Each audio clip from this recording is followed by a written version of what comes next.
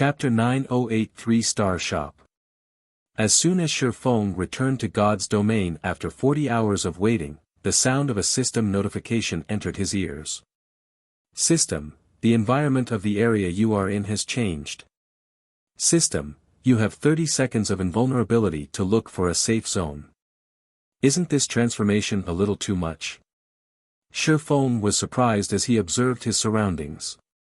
At this moment, the previously lush, green valley was nothing more than scorched earth. He could even faintly see streams of magma flowing nearby. This place had already turned into a volcanic hell. When the waves of hot air blew over Shi Feng, even with his high fire resistance, his skin still registered a burning sensation. The pungent smell in the air was almost unbearable. After God's domain underwent its fourth evolution, the five senses of players had evidently become much more acute. As a result, such severe external environments would have a greater impact on the combat power of players. Likewise, monsters also had their senses heightened. With their enhanced senses, monsters would now have significantly greater perception ranges. This change was extremely disadvantageous for players who grinded at night.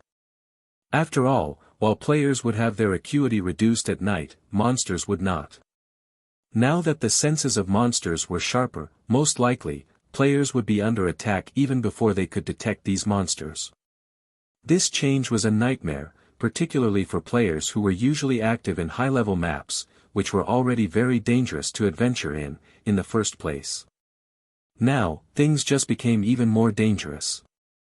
Although Shi Feng had already chosen a safe zone to set up a teleportation point before he logged out, with such drastic changes to the environment, his previously safe zone was now infested with extremely fierce level 40 monsters. If not for the invulnerability provided by the system, he would have long since become dinner for these monsters. He immediately activated Wind Rider and continued searching for a safe zone to set up a teleportation point. After looking for about half an hour or so, he finally found an elevated location for the teleportation point. He also set up a protective barrier using the ancient abyssal book. Aside from the monsters that were originally in the valley, one could also frequently see abyssal monsters flying overhead. These monsters were much higher leveled than those residing in the valley, with the lowest being level 80. To current players, these monsters were practically invincible existences. Without the barrier set up using the ancient abyssal book, any player that came here would only become food for the abyssal monsters. However, it was also thanks to these abyssal monsters that he could get an opportunity to make a fortune. Eventually, he would only need to pay out some magic crystals in order to rake in large sums of coins. After he was done with all of his tasks here, Shi Feng took out a return scroll and left the valley. At White River City, Shi Feng discovered that the city's defensive magic array had already been activated, as soon as he walked out of the teleportation hall. There were also thousands of abyssal monsters hovering about in the air beyond the magic array, with the lowest leveled among them being level 180 and the highest being level 200 Grand Lords. With the appearance of such terrifying monsters, the atmosphere within White River City had become subdued. The players walking around the street all felt extremely stressed, all of them fearing that the defensive magic array in the sky would suddenly crumble. We're doomed this time. With so many monsters here, will our White River City be captured as well? That can't be possible, right? Although White River City is not comparable to the capital, it is still a major city in the kingdom's eastern region. If even White River City falls, won't the surrounding cities fare even worse? When everyone thought about the gigantic monsters flying in the sky above the city, their scalps involuntarily numbed. In this situation, they couldn't grind and level up within the region of White River City. At the same time, the guilds based in the eastern region of Star Moon Kingdom were also holding urgent meetings one after another. The various guilds had initially believed that the Abyss invasion would only affect the Twin Towers Kingdom. They never thought that it would embroil the surrounding countries as well. Now, these guilds had no choice but to decide whether or not they should relocate to another city. However, the consequences of doing so were something that no guild could accept. It had taken them a lot of time and resources to establish themselves in their current respective cities. If they were to leave the city they controlled and choose to start developing all over again in another city, the cost of doing so would be much higher than the first time. The number 2 guild in Star Moon Kingdom's eastern region, Overwhelming Smile, was currently extremely busy. Over 100 people were seated inside its spacious meeting room. These people were all members of Overwhelming Smile's upper echelon, and they were existences that ordinary players would rarely get to meet. Ha ha ha. The timing of these abyssal monsters is simply impeccable. I want to see just how Zero Wing is going to continue strutting around in this situation. Feng Xianyang could not help but smile when he received the latest report. Based on the information from Underworld, the eastern region of Star Moon Kingdom wasn't the only part of the kingdom affected by the Abyss invasion. These abyssal monsters were already showing signs of spreading throughout the entire realm. By the time that happened, it would be relatively dangerous for players to go out and grind. Along with this report, the upper echelon of Underworld had also given the command for Overwhelming Smile to move its elites temporarily to the Black Dragon Empire, which did not receive any harassment from the abyssal monsters. Underworld's influence spread across multiple kingdoms. A pause in its operations in Star Moon Kingdom would not affect the entire organization too significantly. It definitely possessed the ability to transfer its elites to the cities of other kingdoms and empires that were under its control. Small and upstart guilds with no background, on the other hand, did not possess this ability. These guilds generally had their foundations in only one country and could not afford to move their base of operations in a hurry. Even if they did relocate, they would have to start from scratch. However, how could these guilds compete in a foreign city against the entrenched local guilds, which had already developed for months? For Zero Wing, the tyrant of Star Moon Kingdom, things were even more severe. The amount of capital and number of advantages it would lose by migrating its base of operations would be unbearable even for a first-rate guild. With such a loss, Zero Wing's development would no doubt suffer a significant setback. When that happened, it would be nearly impossible for the guild to catch up to the major powers of God's domain. In contrast to Feng Xuanyang's joyful reaction, Yulan currently had a slight frown on her face. Zero Wing is really unlucky, but I guess this is also part of life. Yulan could not help but sigh inwardly. Zero Wing's rise was already a legend in Star Moon Kingdom. Ultimately, however, it couldn't save itself from falling due to external factors. Who could have possibly imagined that the system would play such a trick? This development had thoroughly ruined Zero Wing. Of course, Yulan was also feeling very fortunate about the appearance of the abyssal monsters. This invasion was both a disaster and an opportunity. Currently, due to the abyssal monsters, the players belonging to countries neighboring the Twin Towers kingdoms would definitely shift to other kingdoms and empires. Moreover, the possibility of players migrating to the Black Dragon Empire was the greatest. With so many players swarming into the Black Dragon Empire, the player population of the cities there would naturally soar. Hence, the market there for items would expand in spades. If she could nurture a batch of her own advanced lifestyle players now, her authority in Underworld would surely grow as well. Thinking up to this point, Yulan could not help but wish she could take action sooner. At this time, every minute and second was money. Unfortunately, while today should have been the day they went to the holy city of Titan, due to the system upgrade, the operation had been delayed. While every guild was busy holding meetings and deciding on how they should develop in the future, Shifeng himself arrived at the city hall of White River City. "How may I help you, sir?" the NPC beauty standing behind the VIP counter asked with a smile. In response, he calmly took out a purple gold, diamond-shaped token and said, "I wish to upgrade the Candlelight trading firm into a 3-star shop." Chapter 909, Shocking Star Moon Kingdom.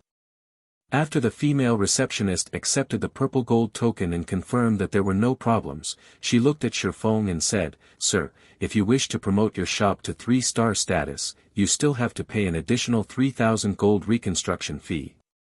Without hesitation, Feng handed 3,000 gold over to the receptionist. Previously, he had been busy with setting up a teleportation point. There had also been the matter of the mutated dragon.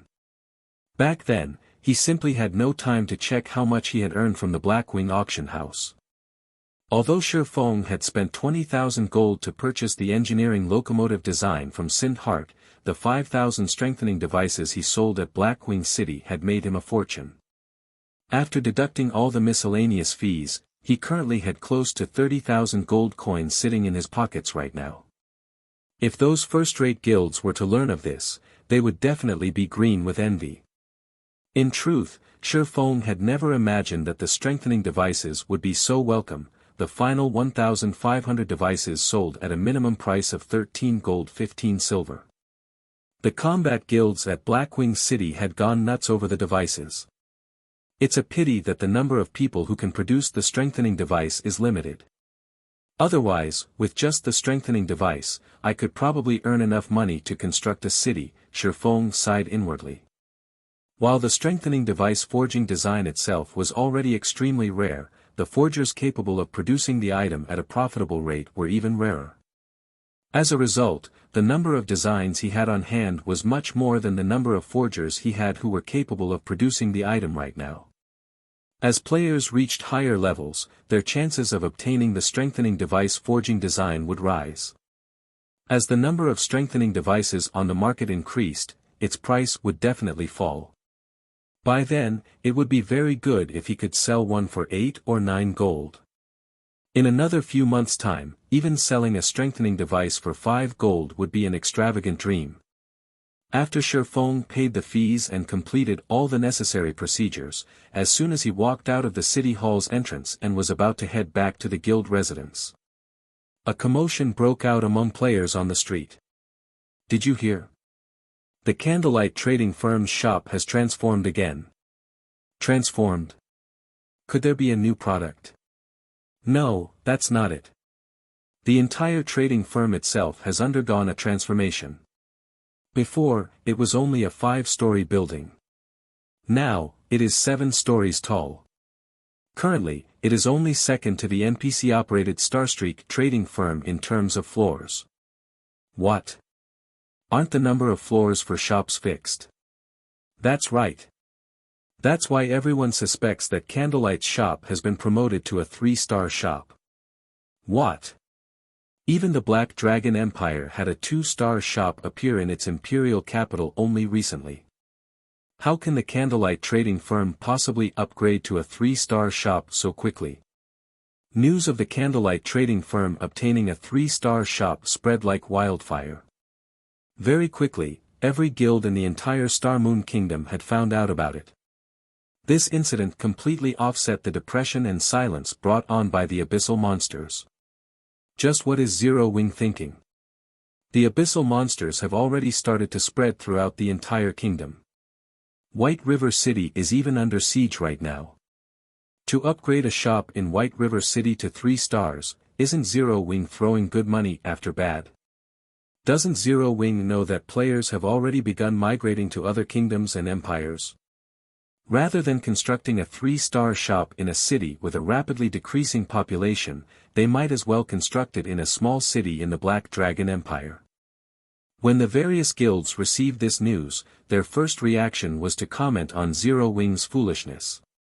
Meanwhile, the guild that was the most excited about this news was naturally Overwhelming Smile, Zero Wing's longtime rival. Some guilds that wished to overtake Zero Wing also got a kick out of this development. Ha ha ha. Zero Wing is done for this time. It won't be able to rise back up even if it wanted to now. Initially, when Feng Xianyang received news of the Candlelight trading firm's promotion, he had been both shocked and envious. Overwhelming Smile had yet to possess even a single 2-star shop up to now, yet the Candlelight trading firm already had a 3-star shop. Shortly after, however, he started gloating over Zero Wing's misfortune. If not for the invasion of the abyssal monsters, the fact that the Candlelight trading firm possessed a 3-star shop would have indeed dealt a heavy blow to Overwhelming Smile's overwhelming trading firm. With the special workshop of 2-star shops as an example, even a fool could imagine just how many more additional benefits a 3-star shop could bring. Even a meager increase in the number of special workshops would still greatly enhance the Candlelight trading firm's ability to nurture lifestyle players. In the current God's domain, economic battles between guilds were becoming increasingly important. This change in trend also led to Feng Xianyang loathing Yulan to the extreme. He deeply regretted not contesting for the rights of the overwhelming trading firm, allowing Yulan to obtain them, instead. Right now, Yulan was already a very important figure in Underworld, even he had to treat her with respect. Before Shi Feng even walked into Zero Wing's residence, he could already hear the merriment coming from inside. Just moments ago, Melancholic Smile had even directly contacted Shi Feng to report every functionality of the Candlelight trading firm's new 3-star shop, her voice bubbling with excitement. Although the building itself had increased by only 2 floors, the difference between the functions of a 2-star shop and 3-star shop made Melancholic Smile think that she was dreaming. That was right, dreaming. In order to develop itself, the Candlelight trading firm had recruited many lifestyle players. Some of the new hires had very good potential. The only thing they lacked was experience. Unfortunately, the Candlelight trading firm had only 5 special workshops. With 3 rooms reserved exclusively for Melancholic Smile, Cream Cocoa, and Roasted Ironheart, only 2 were left for the others to use in turn and increase their production experience. With this, the amount of time allotted for each lifestyle player was not calculated in hours or days, but in minutes. Generally, a lifestyle player with good potential would have roughly 30 minutes to learn and train inside a special workshop, once every several days. Now, they had a total of 12 special workshops. Aside from the 3 reserved, they now had 9 special workshops for those with excellent potential to use. This would increase their efficiency over 4-fold. Finally, there was the basic meditation room, which was what truly shocked Melancholic Smile. Out of curiosity, she had spent 300 magic crystals to activate the room. Although the price was indeed costly, the effects of the room left her speechless. While inside the meditation room, her mind experienced a calm like never before. In that calm state, even the most complicated production procedures became very simple for her.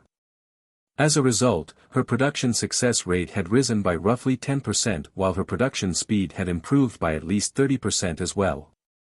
Although this improvement might not seem like much, to lifestyle players like herself who frequently produced items, this improvement was extremely staggering. Currently, items that could raise production success rate by just 1% were selling for astronomical prices, something that could offer an increase of 10% would be priceless. There was also the improvement in production speed. Not to mention spending 300 magic crystals a day, even spending 500 crystals would be worth it, so long as the meditation room was used to produce high-value items. If it were used only for items such as advanced whetstones, they would never be able to make up for the cost of using the room. Shi Feng only gave some simple instructions regarding the meditation rooms and special workshops. At the same time, he also had Melancholic Smile start recruiting more lifestyle players from the general public.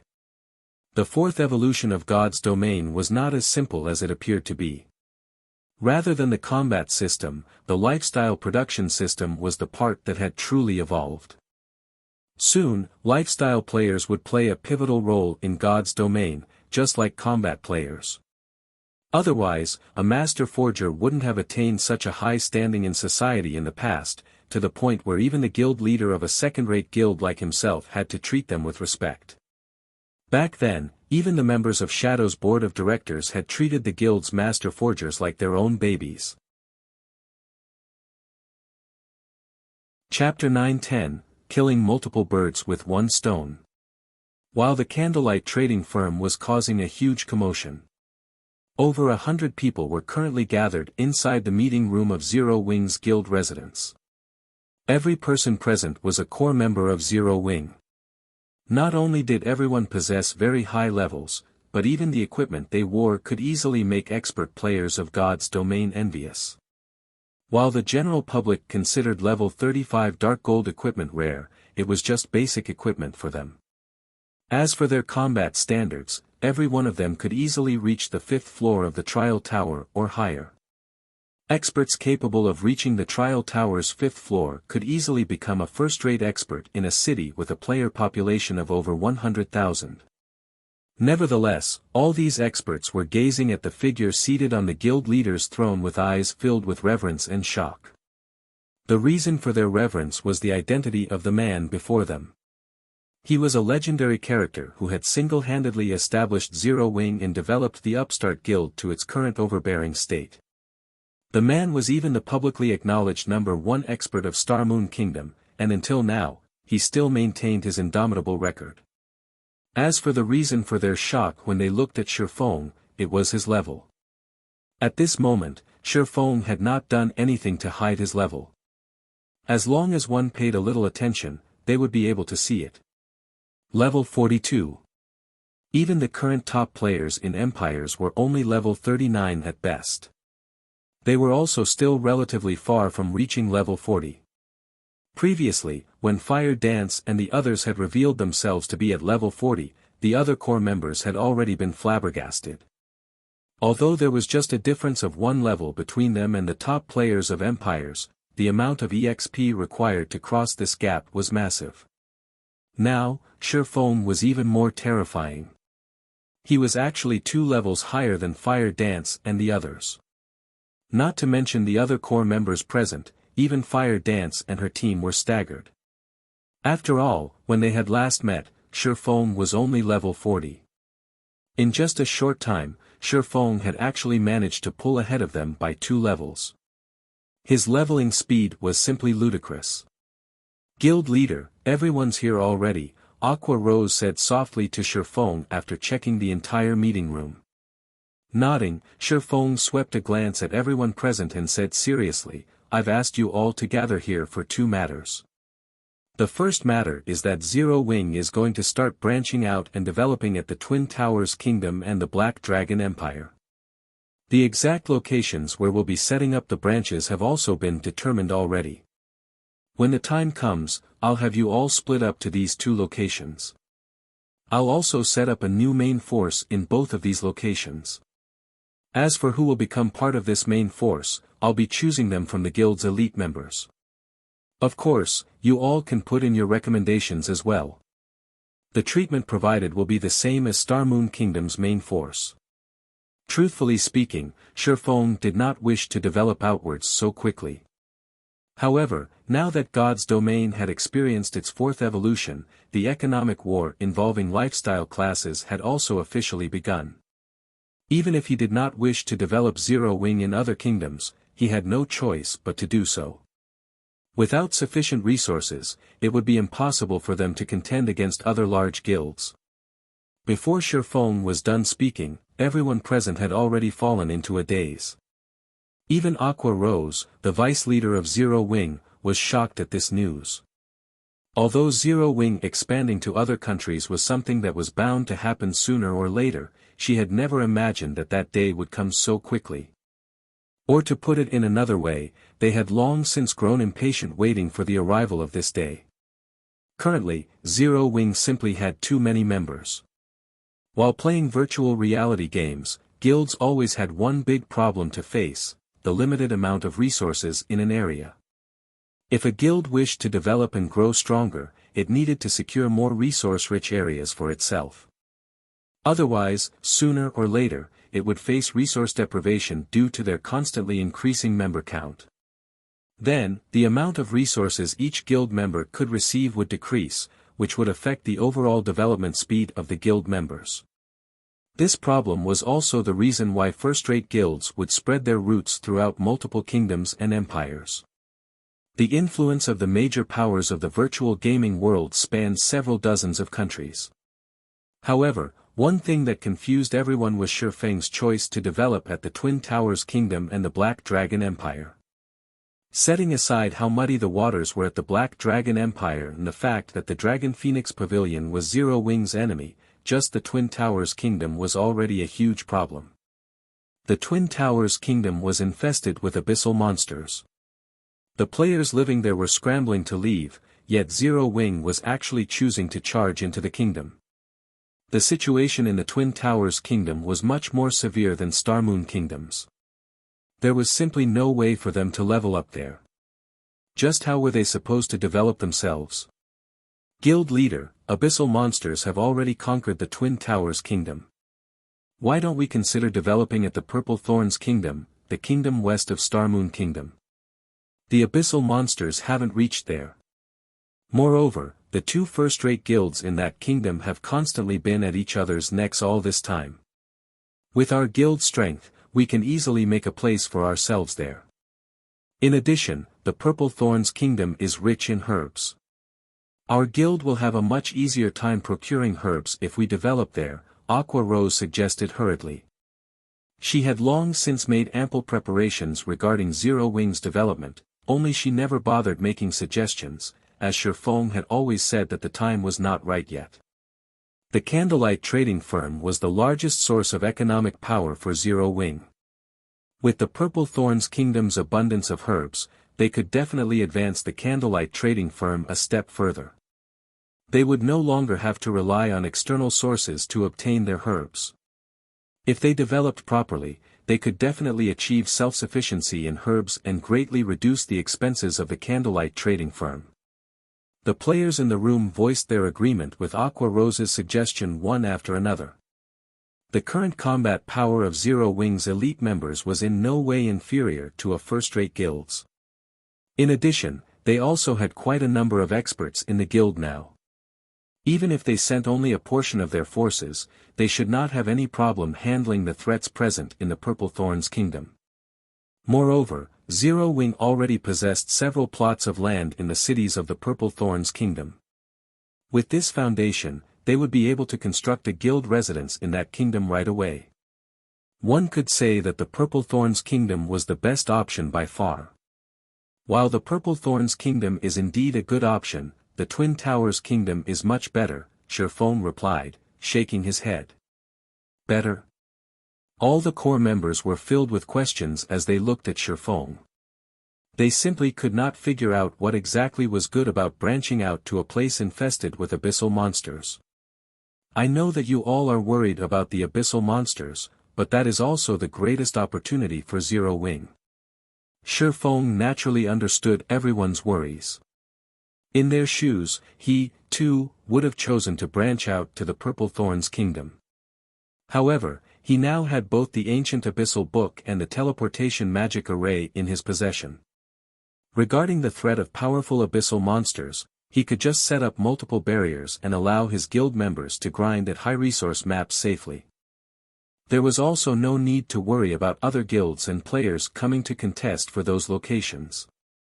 In addition, they could also gain honor points by killing low-level abyssal monsters. Now that the guilds originally residing in the Twin Towers Kingdom had left, although the lands of the kingdom's capital remained in the hands of these guilds, as long as Zero Wing paid some coins, it could still buy 1 or 2 plots of land located near the heart of the city without any difficulty. Had he chosen to branch out to other kingdoms, Zero Wing couldn't even dream of obtaining the central lands of the top 10 major cities in these kingdoms, much less the central lands of the capital city. Nobody would be willing to sell them anything at all.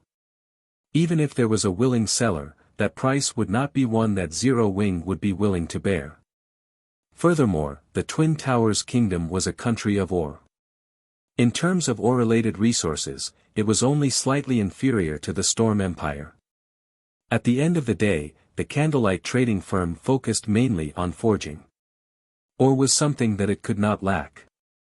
Hence, developing at the Twin Towers Kingdom was akin to killing multiple birds with one stone. Following which, Shifeng cleverly hid the matter of the ancient abyssal book, simply telling everyone that he had discovered many special areas not assaulted by the abyssal monsters. Afterwards, as long as he set up teleportation points at these locations, they would be able to level up without worrying about abyssal monsters or other players, essentially turning those locations into Zero Wing's backyard. When they heard Shifeng's reason, everyone's eyes sparkled, anticipation filling their hearts. Nobody present was a noob. They knew full well just how valuable an uncontested high-resource map was. Otherwise, the various large guilds would not fight over these high-resource maps. However, no one knew that Shifeng had actually concealed another important reason for his choice to develop at the Twin Towers Kingdom. The large-scale regional dungeon, Tower of Time. Chapter 911, Tower of Time. The Twin Towers Kingdom was named such because of its two ancient towers within the kingdom's boundaries. These ancient towers had existed in God's domain for a long time, their age could no longer be verified. Among these two towers, one was the Tower of Time. It was also the Twin Towers Kingdom's sole, large-scale regional dungeon. Like the dungeon in the Stoneclaw Mountains, this dungeon was set to Azura mode. However, the Tower of Time's level was much higher, thus it was more difficult to raid. Meanwhile, the Tower of Time's fame throughout God's domain had not only been due to its abundance of magic crystals, but its bosses also had a chance of dropping the 7 luminaries crystals. The level requirement just to enter the Tower of Time was level 50. In the past, when mainstream players had been around level 50, the mind-space system had not yet launched in God's domain. As a result, everyone had treated the Tower of Time like an ordinary regional dungeon that produced large quantities of magic crystals. Even when people killed the many bosses inside the dungeon and obtained the 7 luminaries crystal, nobody knew their true value. The various large guilds had simply treated as the 7 luminaries crystal as a high-end item to use or trade. Only after the mind-space system launched did everyone realize their blunder. The guilds that used or traded their 7 luminaries crystal had nearly choked to death with anger. Regional dungeons all had level limits that prevented anyone below or above a certain level from entering. When the mind-space system had been introduced, God's domain had been operating for over a year. Players' average level had already been beyond the Tower of Time's limit of level 70.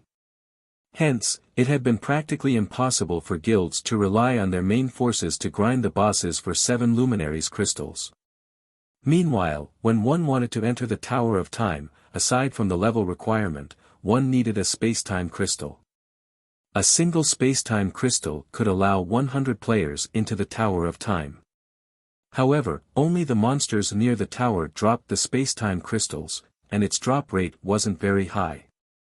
This greatly restricted the number of players who could enter the dungeon. In this life, before everyone knew the importance of the Tower of Time, Shifeng intended to take advantage of the situation and grind for spacetime crystals. Once Zero Wings core members reached level 50, they could get a head start over the other guilds, raiding the Tower of Time. After Shifeng explained his plans for the guild's expansion to everyone, he continued with notifying everyone about Zero Wings' preparation to nurture a large batch of internal experts. Guild leader, if we try to recruit members now, it will be far less effective than our past recruitment campaigns. After all, nobody knows if White River City will hold off the abyssal monsters. Moreover, even if the magic array holds, it is still extremely dangerous for players to go out to level up. On the off chance that one encounters a high-level abyssal monster, a team wipe is practically a guarantee. Based on my investigation, a portion of players have already moved to the Black Dragon Empire. Moreover, many of our guild members are worried about this crisis. This really isn't a good time to recruit members. We would be better off holding a mass recruitment campaign after we secure a foothold in the Black Dragon Empire. It would be more effective to wait. Saying so, Aqua Rose handed Shifeng a statistics report, which clearly displayed White River City's situation. Due to the abyssal monsters, the city's teleportation fee had been temporarily removed. Currently, over 5% of White River City's player population had relocated. Among these players, the majority had migrated to the Black Dragon Empire. As time passed, more players would relocate to continue their development. Don't worry about it. Start preparing for recruitment and assessment work. We will soon make up for those who chose to head elsewhere to develop, Shifeng said as he read the report. The situation was much better than his initial prediction. Make up for. Aqua Rose was slightly confused. However, since Shifeng had already spoken, she did not probe into the matter any further. She trusted Shifeng's judgment.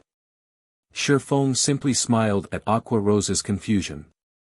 He then issued further instructions regarding the recruitment campaign. Everyone's worries about the abyssal monsters capturing the city were unnecessary. The Abyss Passage had been activated in the Twin Towers Kingdom. The powerful NPCs guarding the border had held back most of the strongest abyssal monsters. As for the remaining powerful abyssal monsters, almost all of them were busy besieging the various major cities. Hence, when the players belonging to the neighboring kingdoms and empires ventured out to level up, they just needed to be a little more careful of their surroundings. Things were not so severe that their livelihoods in their countries had been severed. This was just like an addition of several bosses, which should not be provoked, in everyone's leveling maps. The Abyss invasion was not as severe as everyone thought. On the contrary, due to the temporarily removed teleportation fees in affected cities, players now had more affordable leveling spots to choose from. Moreover, even if everyone failed to notice this, he could stealthily spread the message himself. In addition, there would soon be a teleportation array linked to a grinding area in the Twin Towers Kingdom. By then, the countless players who wanted to change classes would swarm to White River City. They didn't need to worry about a lack of players in the city. Once the teleportation array was set up, they also wouldn't need to worry about lacking development funds. As Shifeng arranged for Blackie to lead the Dark Gods Legion's elites to power level the newcomers from the Big Dipper Dojo, Aqua Rose approached and whispered, "Guild leader, Miss Phoenix Rain has arrived and is waiting in the reception room. She says that she has brought what you requested. She's finally here." Shifeng nodded. He then left the remaining matters to Aqua Rose while he met Phoenix Rain. Inside the elegant, stunning reception room, Phoenix Rain sat quietly by the windowsill, a black cloak draped over her back. When Shifeng entered the room, her gaze promptly moved away from the Zero Wing members walking around the first-floor hall and to Shifeng. Level 42. Phoenix Rain was stunned. Currently, she knew of several people who had reached level 40 in the Empire. However, these people had used special methods to achieve their level. Take herself for example. She was an elementalist. Not only had she learned several AoE attack spells, but she also had a large number of elite members to assist her leveling progress. Her leveling speed was already fast. However, even now, she was over 30% away from reaching level 40, yet Shifeng had already reached level 42. "Phoenix Pavilion Master, may I see the Lakeheart City's deed?" Shifeng asked. He smiled in response to Phoenix Rain's surprise. "Here, take a look." Phoenix Rain quickly recovered her composure and took out a deed for a land in Lakeheart City. "This is the only deed I can give you. Even if you're not satisfied, I cannot change it." Not bad. Although it cannot compare to a golden land, it still has relatively high potential, Shifeng said with satisfaction after examining the deed. With this deed, Zero Wing could secure a foothold in the Black Dragon Empire. What followed next would depend on how things progressed on Melancholic Smile's side. Once they were ready, Zero Wing would officially start pushing its way into the Black Dragon Empire. Elsewhere, a large crowd of players had gathered before the 7-story-tall Candlelight trading firm. It was even more lively than during normal times. While many among the crowd were lifestyle players, the majority consisted of sightseers. After all, nobody had ever seen a 3-star shop before. They were all quite curious about the differences between a 3-star shop and a 2-star shop. This was especially true for lifestyle players. Not long ago, the Candlelight trading firm had published a shocking message. The Candlelight trading firm was currently recruiting lifestyle players, regardless of rank. It did not care if one was an apprentice, who had just started, or someone far along the path of their lifestyle. As long as they could pass the simple entrance test, they could become an official member of the Candlelight trading firm. High achievers would even get the opportunity to improve themselves in the special workshop. This was a benefit that could not be found anywhere else throughout the entire Star Moon Kingdom and even God's domain. After all, special workshops were simply too rare. Most trading firms only allowed their most skilled and trustworthy members to utilize their limited special workshops. Ordinary people had no hope of enjoying this particular benefit. Chapter 9:12, Bottomless Candlelight Trading Firm. The news of the Candlelight trading firm mass recruiting lifestyle players spread like wildfire. It wasn't just limited to White River City. Very quickly, everyone throughout Star Moon Kingdom heard about the opportunity. The official forums buzzed with activity. What? This can't be true, right? The Candlelight trading firm is actually recruiting members without any rank restrictions.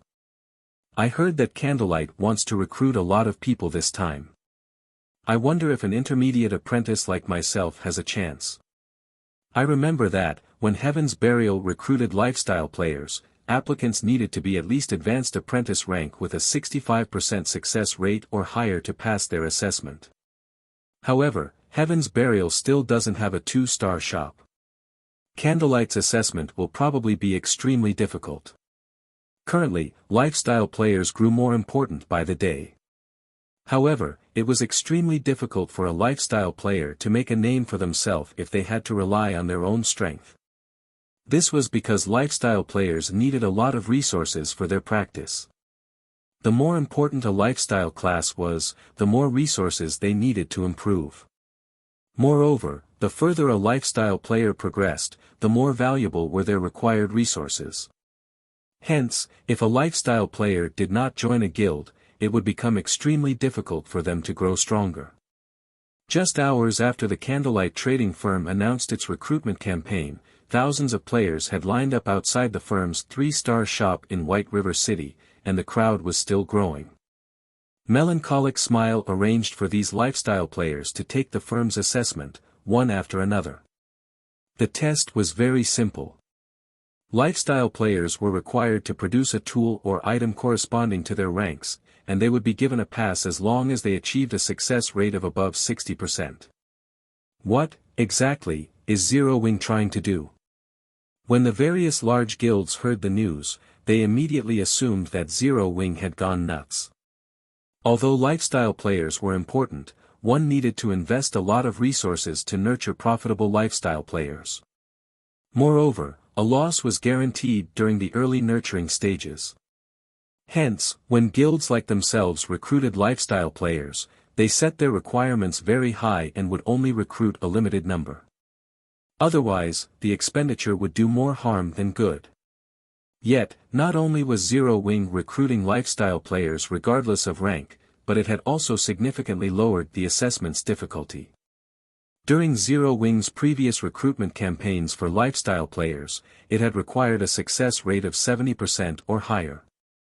In just half an hour, Zero Wing had recruited over 30 lifestyle players. Among them, only 7 were advanced apprentice rank, while the others were below that. This outcome worried the lifestyle players still outside of the Candlelight trading firm. They were afraid that the available slots would be taken up before their turn arrived. Contrary to expectations, however, more lifestyle players were accepted.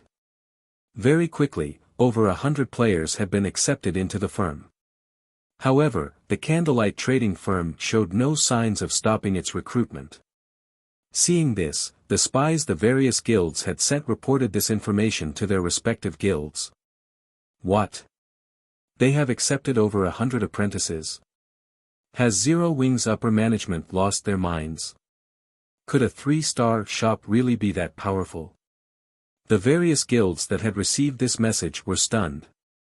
Normally, they would only recruit around 40 lifestyle players when they gained an additional 1-star shop. If they recruited any more, there wouldn't be enough workshops and resources to go around. After the Candlelight trading firm upgraded one of its 2-star shop to 3-star status, the building had only gained 2 floors. Generally, it would be a miracle if they could recruit 200 players.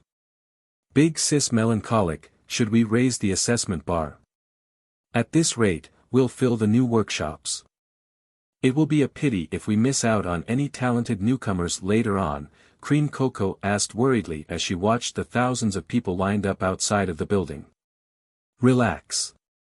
I'm actually concerned that we won't be able to recruit enough people. Melancholic Smile smiled bitterly.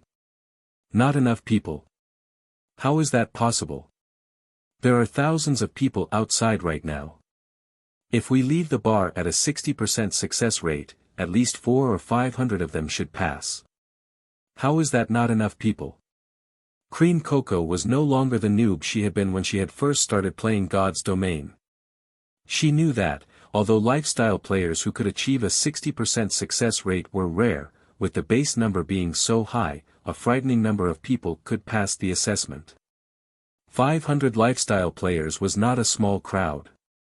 Even an ordinary second-rate guild could not afford to nurture so many. Furthermore, the Candlelight trading firm was already saturated with lifestyle players.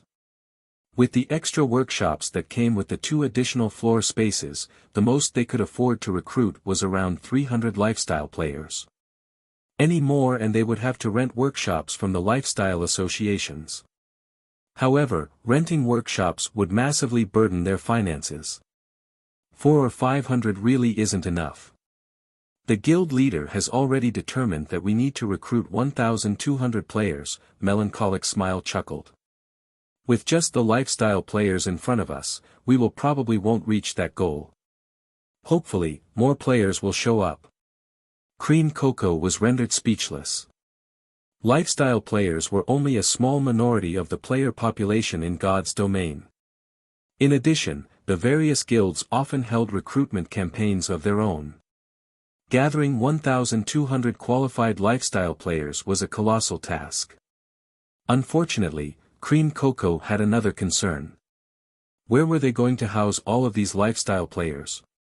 Elsewhere, Shifeng had completed his trade with Phoenix Rain in the city hall and officially gained the deed to a plot of land in Lake Heart City. This is the information we have obtained on the Evil Dragon Battle Team. Take a look. The match is in 2 days. I look forward to the Azura Battle Team's performance, Phoenix Rain said, smiling pleasantly as she handed Shifeng the information she had collected on the enemy battle team and the time, venue, and rules for the next battle. She was in a good mood after obtaining the 10,000 gold from Shifeng. Oh. The Miracle Guild. Shifeng was slightly surprised after a general glance through the information. We have only discovered this after the system upgrade, Phoenix Rain said solemnly. You mustn't underestimate the Miracle Guild. Although it is a super first-rate guild like the Dragon Phoenix Pavilion, Miracle's foundation is much stronger than ours. It can even contend with super guilds. When the time comes, the Evil Dragon Battle Team's roster will undergo a complete change. You best prepare for the match. Although Phoenix Rain had said as much, she did not think that the Azura Battle Team had any chance of winning. After all, the Azura Battle Team had exposed too many of its trump cards. The Miracle Guild would definitely come prepared. If Miracle went all out in this match, the Azura Battle Team would be overwhelmed. After all, the difference between each side's strength was immense. Phoenix Rain only prayed that the Miracle Guild would not take the match too seriously. This way, she could haul in another fortune. Shifeng nodded silently in response to Phoenix Rain's advice. In truth, even without Phoenix Rain's warning, Shifeng knew just how powerful the Miracle Guild was. In his previous life, when a Tier 3 mysterious flame had appeared in God's domain, the various large guilds had employed all sorts of methods to obtain it. In the end, however, a dozen or so experts from the Miracle Guild had secured the flame. Among the guild's experts that had fought for the mysterious flame, 2 other super guilds' top combatants had been present. That battle had become a classic within God's domain. To put it simply, defeating the Miracle Guild-led Evil Dragon Battle Team would be extremely difficult for the Azura Battle Team. As Shifeng hurried towards the Candlelight trading firm, a party of 6 arrived in the teleportation hall in White River City. The instant these players appeared, they became the main focus within the hall. Their equipment was too gorgeous to ignore.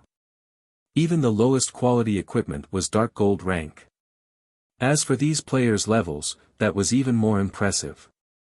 Of the 6 players, 2 were level 40, while the remaining 4 were level 39. Even in an empire, this group would be a force to be reckoned with, much less White River City. So this is White River City. The standard of the players here is quite high. We're not here to sightsee, focus on the task at hand. Let's head over to Zero Wing to have a look. Chapter 9:13, Intermediate Shop. After these 6 players conversed among themselves, they left the teleportation hall and stepped onto the busy street as everyone watched. As soon as the group left the building, the leading white-haired, middle-aged man carrying a black and white spear summoned a giant snow-white wolf. The wolf was even larger than a lion. An assassin, wearing dark gray leather armor with 2 blood-red daggers hanging from his waist, summoned a black warhorse beside the middle-aged man. The warhorse sported silver armor and looked far more majestic than the horses NPC soldiers used. The instant these 2 mounts appeared, they had immediately attracted the attention of every player on the street. Damn, who are those people? Their mounts are definitely not common rank. You're right. I've never seen any common mounts that look that cool. At the very least, they should be bronze, maybe mysterious iron, mounts. To current players, even common mounts were a luxury, not to mention mounts ranked bronze or above. Hence, when the players on the street saw these mounts, both envy and admiration filled their hearts. Some beautiful female players even sent the white-haired man on the giant wolf flirtatious glances. Nowadays, God's Domain was increasingly popular. One frequently saw the game mentioned in the news. Moreover, powerful guilds were offering annual salaries ranging from 500,000 credits to 6 million credits, depending on a player's strength. To ordinary people, this was an astronomical amount of money. Seeing as the white-haired man rode a bronze mount or greater at this stage of the game, his salary must have been in the 7-digit range. Ha ha ha. Boss Blood, I think those beauties are interested in you, an elementalist, who wore a robe embroidered with runic symbols and exuded a refined air, poked fun at the white-haired berserker leading his group. It's a pity that these beauties will never catch Boss Blood's eyes. After all, his heart already belongs to someone. Why won't these beauties look at me instead? A level 39 skinny, male swordsman said as he sighed. Masked, you really should learn a thing or two from the boss. If you put more effort into your improvement, you would have already reached level 40 and could amount to woo those beauties, the male assassin on the black mare snorted. How can I possibly compare to Boss Blood? Even now, I have not passed the test or obtained a title, unlike you, Kirin, who obtained your title half a year ago, the swordsman named Masked Angel said enviously. Alright, that's enough chit-chat. Focus on our task. I will head to Zero Wing with Kirin. The rest of you, catch up with a carriage, the leading berserker named Bloodsucker ordered sternly. Immediately, everyone fell silent and did as they were told. The 4 level 39s rode an advanced horse carriage and followed Bloodsucker and Kirin towards Zero Wing's guild residence. Although the advanced horse carriage was fast, it was still slightly slower than the snow-white wolf and black warhorse. As a result, the gap between the 2 groups gradually increased. The party caused a commotion everywhere they went. Meanwhile, the Candlelight trading firm's entrance was overcrowded. Before anyone knew it, the Candlelight trading firm had recruited over 300 lifestyle players. With this number, everyone could see how powerful the firm's foundations were. The other trading firms in Star Moon Kingdom could not compare to this. Guild leader, we've reached our recruitment limits for the moment. Any more and we'll have to send these people to the lifestyle associations, Melancholic Smile reported worriedly as she looked at the numerous files on the newcomers. 1,200 people, this was already beyond what the Candlelight trading firm could handle. If they really recruited this many people, they would lose money each day, rather than make it. It's fine. Bring all of the information you have on the Candlelight's branch shops, Shifeng instructed, waving his hand dismissively and chuckling. In God's domain, shops were officially categorized by star ranks. However, one could also categorize a shop by its size. Players in his previous life had realized his and summarized the differences. There were a total of 4 categories: basic shop, intermediate shop, advanced shop, and special shop. To begin with, 1-star and 2-star shops fell under the basic shop category. A basic shop could only accommodate a limited number of lifestyle players, and a firm had to rely on numbers to make up for the lack of space. A basic shop's assistance it could provide to lifestyle players was also quite limited. The intermediate shop category included 3-star shops to 5-star shops. In terms of size, intermediate shops were massively different than basic shops. As long as a shop reached 3-star status, it gained far more room than a 2-star shop. Hence, when the various guilds opened their own shops, while it was relatively easy to upgrade a 1-star shop to 2-star status, it was many times more difficult to upgrade a 2-star shop to a 3-star shop. Naturally, upgrading from an intermediate shop to an advanced shop was even more difficult. Meanwhile, the benefits an intermediate shop could provide became more obvious. The basic meditation room was a primary example. After Shifeng's command, Melancholic Smile compiled all of the information she had on every Candlelight's branch shop and handed the files to Shifeng. Not only was the compiled information detailed, but it was also easy to understand. So far, the Candlelight trading firm had a total of 25 shops. Among them, 24 were branch shops. These branch shops covered 22 cities. The fact that the firm had expanded so much was partly due to Phoenix Rain's secret assistance. Her help had allowed the Candlelight trading firm to set up shops in the cities of a few neighboring countries.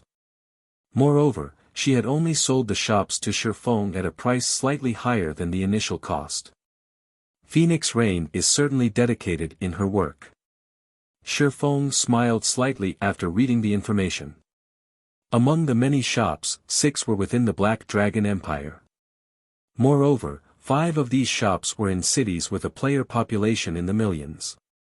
In addition, there were 6 shops in the kingdom's neighboring Starmoon Kingdom. Among them, 4 were in the Purple Thorns Kingdom. All 4 of these shops were in the top 10 most populated cities in the kingdom. As for the remaining 2 branch shops, they were in the Twin Towers Kingdom. Unfortunately, most of the kingdom had fallen into ruin, and only the capital city remained standing. Shifeng had to admit that it was beneficial to cooperate with a major power. Without Phoenix Rain's help, Shifeng would have to exhaust himself to no end to achieve a similar result, and this would have greatly impacted his personal growth. Based on this alone, one could see how frightening the foundations of God's domain's major powers were. Currently, Zero Wing's advantage only lay in the fact that it had a lot of liquid funds. However, this did not mean that the game's major powers were poorer than Zero Wing. Rather, these powers reinvested most of the money they earned into valuable lands. Although Zero Wing had a lot of money on hand, it didn't have anywhere to invest. In terms of capital turnover, the difference between Zero Wing and these major powers was obvious at a glance. I will have to thank Phoenix Rain. I would have had a hard time using up these 5 slots otherwise. Shifeng then chose 5 branch shops and upgraded them to 2-star shops. When upgrading these shops to 2-star status, he saved far more money by using the special rights of a 3-star shop than when he had used a promotion order. Each shop only cost 600 gold to upgrade. With this, he only needed to spend 3,000 gold to obtain 5 2-star shops. Meanwhile, of the 5 shops Shifeng chose, 3 were in the Black Dragon Empire, with one of them in Lake Heart City. As for the remaining 2 slots, he used one on a shop in the Purple Thorns Kingdom, and the other on the shop in the Twin Towers Kingdom's capital.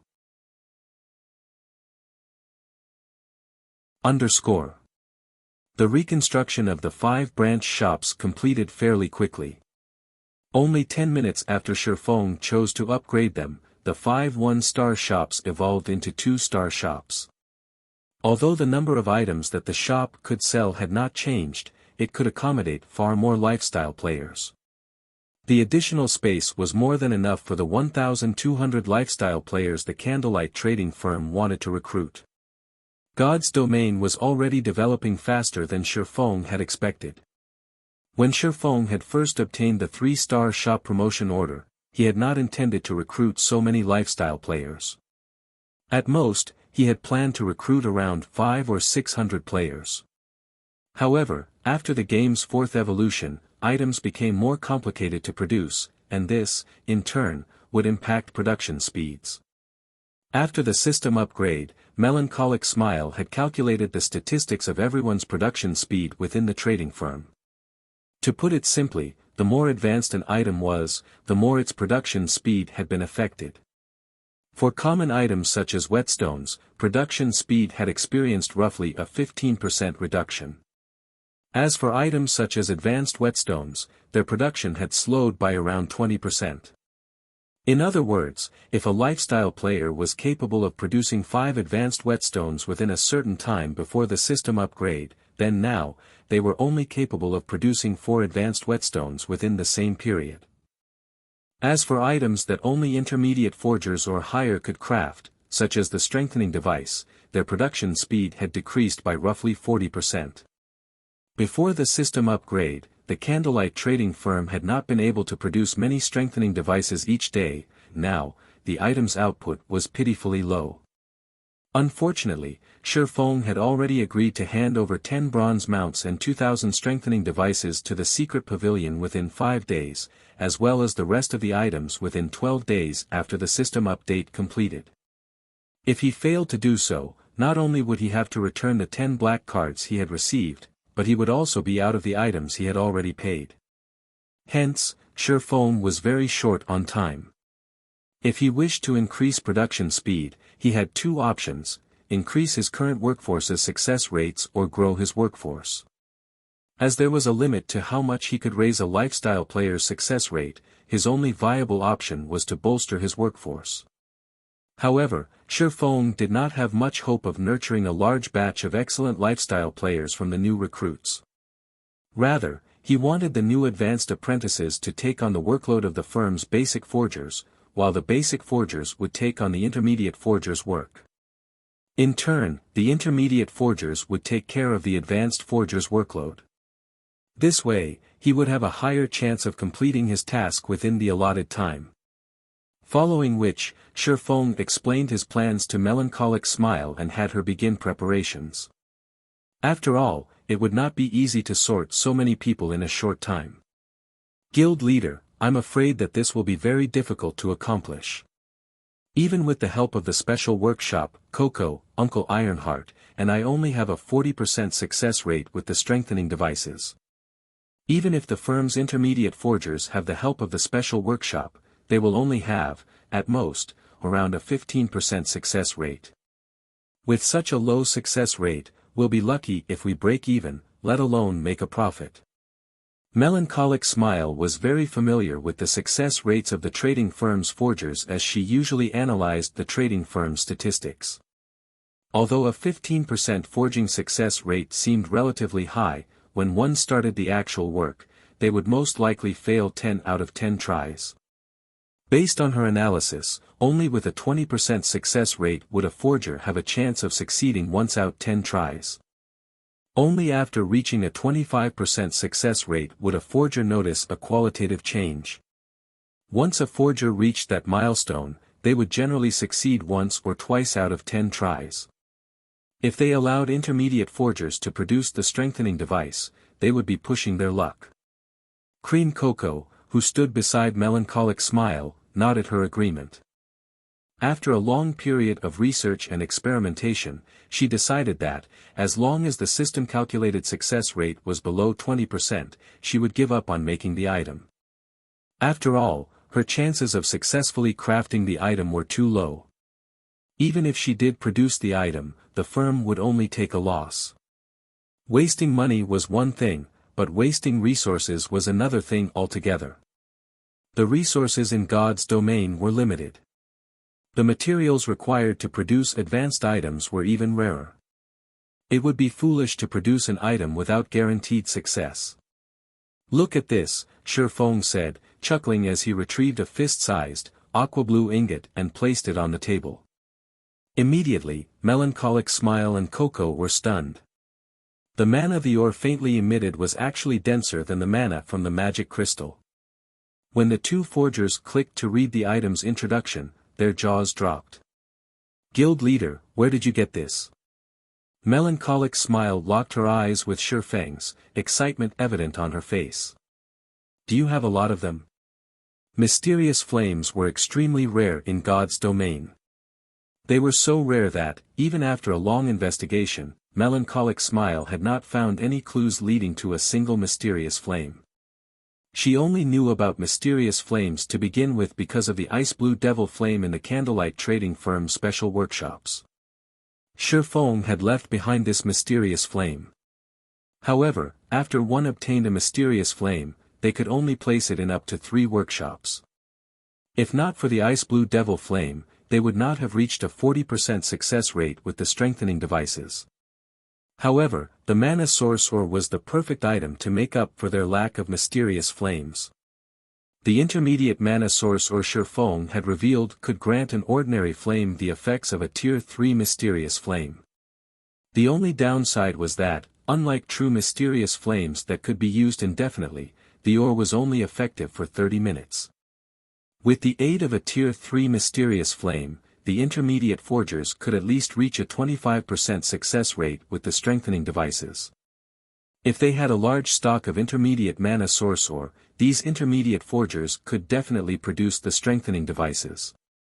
Currently, the Candlelight trading firm had close to 20 intermediate forgers, more than their strengthening device forging designs. If they allowed 3 intermediate forgers with the highest success rates to learn their 3 remaining forging designs, they could double their production team. Meanwhile, if the 3 of them utilized the intermediate mana source ore, their success rate might even exceed 50%. Including the basic meditation room's effects, if they forged strengthening devices non-stop, they might achieve a production volume of more than 700 devices. Rather than suffering a slower production rate due to the system upgrade, they could significantly increase their production. They could absolutely hit the target Feng had requested. "Relax. I have enough for your needs." Feng nodded, laughing. He then took out a table-sized design and unfurled it. This was none other than the bronze engineering locomotive design that he had purchased from Sind Hart. "Melancholic, you're the most familiar with the trading firm's people. Look for a few trustworthy engineers and alchemists and work with them to produce this item." After glancing at the design and its name, Melancholic Smile was thoroughly stupefied. Cream Coco stared at the design as if she were looking at a priceless treasure, her eyes sparkling brightly. Although the design before them was an engineering design, the manufacturing procedure involved 3 classes: engineers, forgers, and alchemists, the 3 major lifestyle classes. Moreover, the manufacturing procedure required a lot of its crafters. The engineering locomotive was far more difficult to manufacture than the strengthening device. One mistake could lead to failure. Chapter 9:15, Difference in Mounts. Mount's importance to players went without saying. Even Melancholic Smile and Cream Coco understood the importance of any mount, not to mention bronze mounts. Currently, God's Domain's elite and expert players moved ever closer to level 40. However, how could common mounts possibly satisfy these experts? Unfortunately, obtaining a bronze mount was easier said than done. Even large guilds could only get their hands on a few, and these mounts were usually reserved for the guild's upper echelons. The other members could only dream of riding one. If it were truly possible to produce bronze mounts, they would sell tens of times better than the strengthening device. However, the engineering locomotive was extremely difficult to manufacture. At the very minimum, they needed an advanced engineer, an advanced forger, and an advanced alchemist to have any possibility of success. Even if they were equipped with a variety of support tools, they'd be lucky if they had even a 30% success rate of producing the locomotive. In addition, manufacturing the engineering locomotive was a tedious process. It would take a very long time just to produce one. Producing one per day would be an impressive feat. Guild leader, this engineering locomotive is too difficult to manufacture. It also requires so many materials. Even if we successfully produce one, the cost will be astounding. Are we really going to make this, regardless of the cost? Melancholic Smile's lips twitched slightly as she read the listed materials recorded on the design. The hardest part of crafting the engineering locomotive would be the power unit. The power unit alone required 30 magic crystals. Other components, such as alchemy arrays, also required magic crystals. After taking all of the miscellaneous components into account, they needed a total of 50 magic crystals to produce one engineering locomotive. In addition, the mount's manufacturing required certain rare materials such as fine steel ingots. A fine steel ingot was the product of refining fine iron with other materials, and one only had a chance of obtaining fine iron from mining hematite Oregon. On the market, a refined steel ingot cost around 30 silver. That was practically the equivalent of a piece of level 30 bronze equipment. However, there were fewer refined steel ingots available on the market than level 30 bronze equipment. Meanwhile, the engineering locomotive required 20 refined iron ingots, a total cost of 6 gold. Based on market value, producing a single bronze engineering locomotive cost roughly 25 gold. In reality, though, as most of the materials could be sourced from their guild, they wouldn't have to spend that much. Even so, the final cost would still be around 20 gold. Based on their current success rate, it could cost anywhere from 100 gold to 160 gold to craft one engineering locomotive. Meanwhile, a single bronze mount currently sold for around 300 gold. It was not nearly as profitable as the strengthening devices. The only advantage the engineering locomotive had was its demand. If they offered the mounts for sale, someone would buy them if the price were reasonable. If they wished to save more money, they would need the help of a master engineer. Although there was only a single rank difference between an advanced engineer and a master engineer, the latter could increase the success rate of producing the engineering locomotive by around 30%. After including the bonuses from various tools, they could achieve a success rate of 60% or higher. With such a high success rate, they could reduce their total cost to 40 gold or lower. They could also produce the mounts much faster. How many advanced engineers do we have right now? Shifeng realized how high the production cost was. However, he had already signed an agreement with the secret pavilion. They had to manufacture the engineering locomotives regardless of the cost. Moreover, producing the engineering locomotive would allow lifestyle classes to rapidly gain proficiency. We only have 2 people at the moment. There are 3 others who are close to reaching the advanced engineer rank, Melancholic Smile replied. 2. Shifeng frowned. Based on their current manufacturing speed, producing 10 engineering locomotives in 5 days would be cutting it very close. Have them begin the process. I'll help to produce some of the components as well. I'll contact them right away, Melancholic Smile said. She was momentarily stunned when she heard that Shifeng would also take part. Hurriedly, she continued, if they find out that our guild leader will be leading this project, they will die from excitement. In Starmoon Kingdom, the majority of players addressed Black Flame by his title as the Sword King. Most had probably forgotten Black Flame's past identity. However, while ordinary players had forgotten his past fame, to lifestyle players, the title of Starmoon Kingdom's chief forger still resounded in their ears. Moreover, Melancholic Smile understood one thing very clearly, Shifeng had been the first to become an advanced forger. Suddenly, Aqua Rose contacted Shifeng and said, Guild leader, 2 people have entered our guild residence. Both are level 40 players. Moreover, their mounts are high quality. They are saying that they have something very important to talk to you about. 2 people with high-ranking mounts. Shifeng was slightly surprised. Reaching level 40 was still very difficult at this stage of the game, much less obtaining high-ranking mounts. Do you know their identities? I've never met either of them. Moreover, they aren't wearing a guild emblem. Although, it is possible that they purposely removed it, Aqua Rose said as she shook her head. She had seen most of God's Domain's mainstream experts at least once. However, she had zero recollection of the 2 people that had arrived. Even after sending her subordinates to investigate, she had not obtained any information on these players. This is interesting. Alright, I'll head over right away. Shifeng could not help his curiosity. After disconnecting the call, he rode the demonic flame tiger back to Zero Wing's residence. In front of Zero Wing's residence. As Zero Wing had announced another mass recruitment, players crowded around the guild's residence. However, there was a clearing within the crowd where players had given 2 people a wide berth. 2 massive mounts rested beside these players. Nobody dared to approach either of them. Who are these people? They look so strong. They aren't here to cause trouble, right? When the players who had come to apply to Zero Wing saw the Berserker Bloodsucker and the Assassin Kirin, they were shocked by the two's auras and equipment. The advanced horse carriage is so slow. When will Masked and the others get here? Kirin exclaimed as he looked at the time, paying no attention to the surrounding crowd.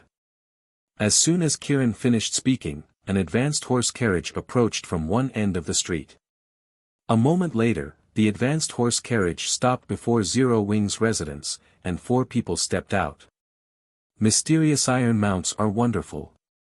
Once I reach level 40, I will have to find one of my own.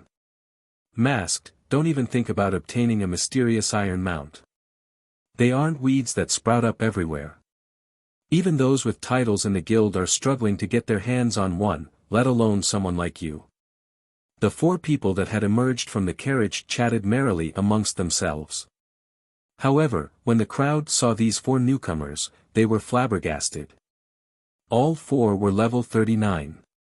Although the pressure these 4 people gave off was not as strong as the 2 that had already arrived, when these 4 players stood together, they felt like 4 ferocious beasts. A single glance from them was enough to give one shivers. This is Zero Wing's residence. It's quite big, but it's rather shabby. The standard of the guild members isn't much to look at, either. Masked Angel gave a rough evaluation after a cursory examination of Zero Wing's residence. The other 3 agreed with Masked Angel. However, the Zero Wing members coming and going were somewhat annoyed when they heard the comment. Zero Wing's residence had cost a lot of gold to build. Even if it did not rank number 1 in Star Moon Kingdom, it ranked near the top. However, these people spoke as if their residence belonged in the slums. These Zero Wing members had intended to argue with these people. However, when they saw a black figure appear at the entrance, they immediately fell silent. Even the independent players lining up outside the residence stared at this figure with admiration. Although the giant, snow-white wolf and pitch-black warhorse in front of the entrance were quite attractive, they were on an entirely different level from the demonic flame tiger that had appeared like lightning. In front of the demonic flame tiger, the wolf and warhorse were practically newborns.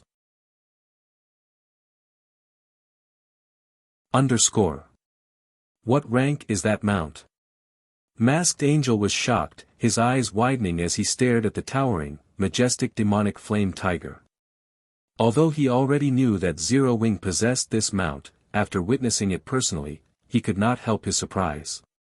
Both Bloodsucker's and Kirin's mounts were mysterious iron mounts. However, when comparing their mounts to the demonic flame tiger, he finally understood something. The difference between their mounts was not just 1 rank. Standing there, he could feel the demonic flame tiger give off a significantly powerful pressure. Generally, he only felt this pressure from chieftain-ranked monsters. Could it be a fine gold mount? This question simultaneously surfaced in Masked Angel and his companions' minds. Even God's Domain's major powers did not have a single fine gold mount. Currently, the best mount they had was of secret silver rank. However, what truly shocked them was Shifeng's level. Shifeng was not currently using the demon mask to disguise himself as Black Flame. He did not even bother hiding his level, so if one paid attention, they would discover that Shifeng had already reached level 42. He was actually 2 levels higher than Bloodsucker and Kirin. There was not a single player with such a high level throughout the various empires. It was hard to imagine that such an expert resided in a kingdom. I am Yifeng, an honorary elder of Zero Wing. Our guild leader has some urgent matters to attend to, so he can't meet with you right now. I can represent Zero Wing in any matters you wish to discuss. May I know what business you have with Zero Wing? Shifeng asked, chuckling as he swept a glance over Bloodsucker and the others as he remained on the demonic flame tiger. Even an elementalist like Phoenix Rain had only reached level 39, yet among these 6 people, not only had 2 surpassed Phoenix Rain, but the other 4 were the same level. Achieving such a high level was impossible without a special method or a powerful team. To Aqua Rose, these players might be strangers. To Shifeng, however, they were extremely familiar. All 6 players were super red names belonging to the dark guild known as Raven.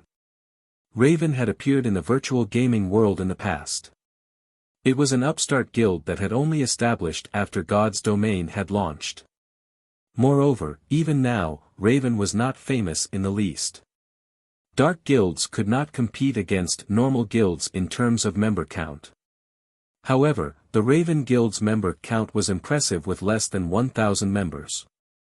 Even a decade after God's Domain had launched, the guild had less than 3,000 members.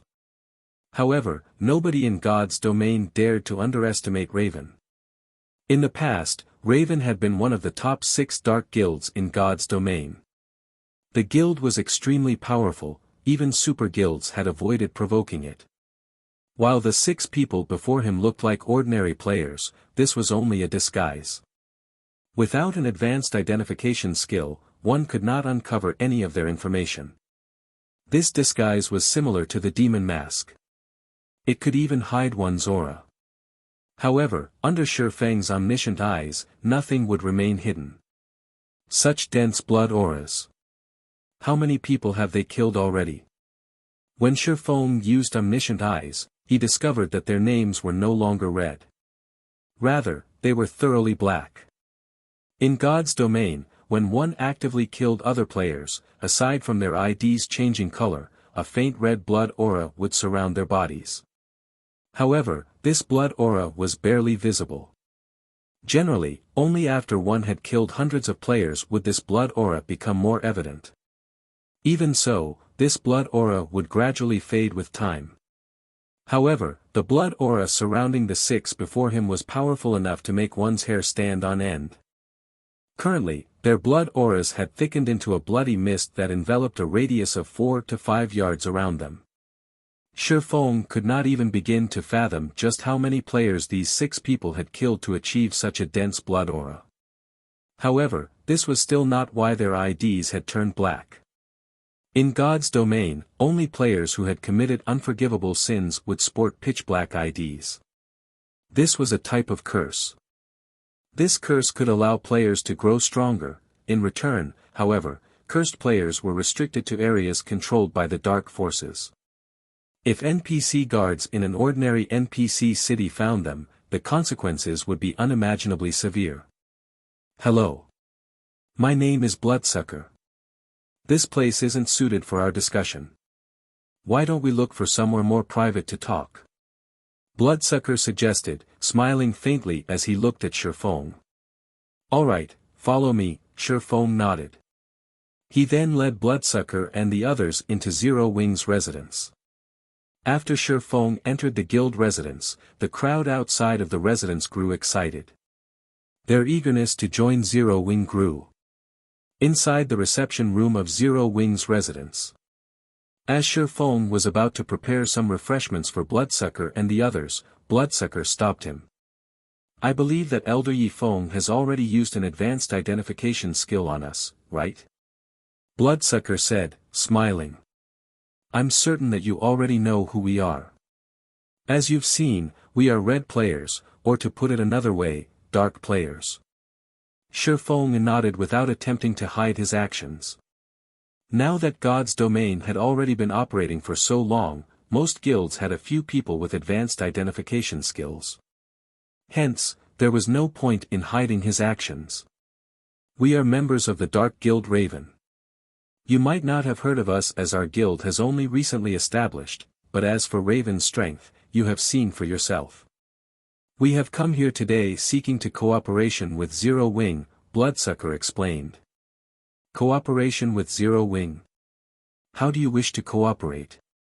Shi Feng asked curiously. Generally, dark guilds and adventure guilds minded their own businesses and tended to avoid each other. Moreover, Raven possessed powerful financial backers. The guild did not have that many members either, so it should be very easy for the guild to develop. Raven shouldn't need to cooperate with any other guild. That's right. We've investigated Zero Wing thoroughly. On the surface, while it might look like Zero Wing has a lot of experts, there are only a few true experts in the guild. If Zero Wing wants to progress in the dark arena, relying on these few experts is not nearly enough.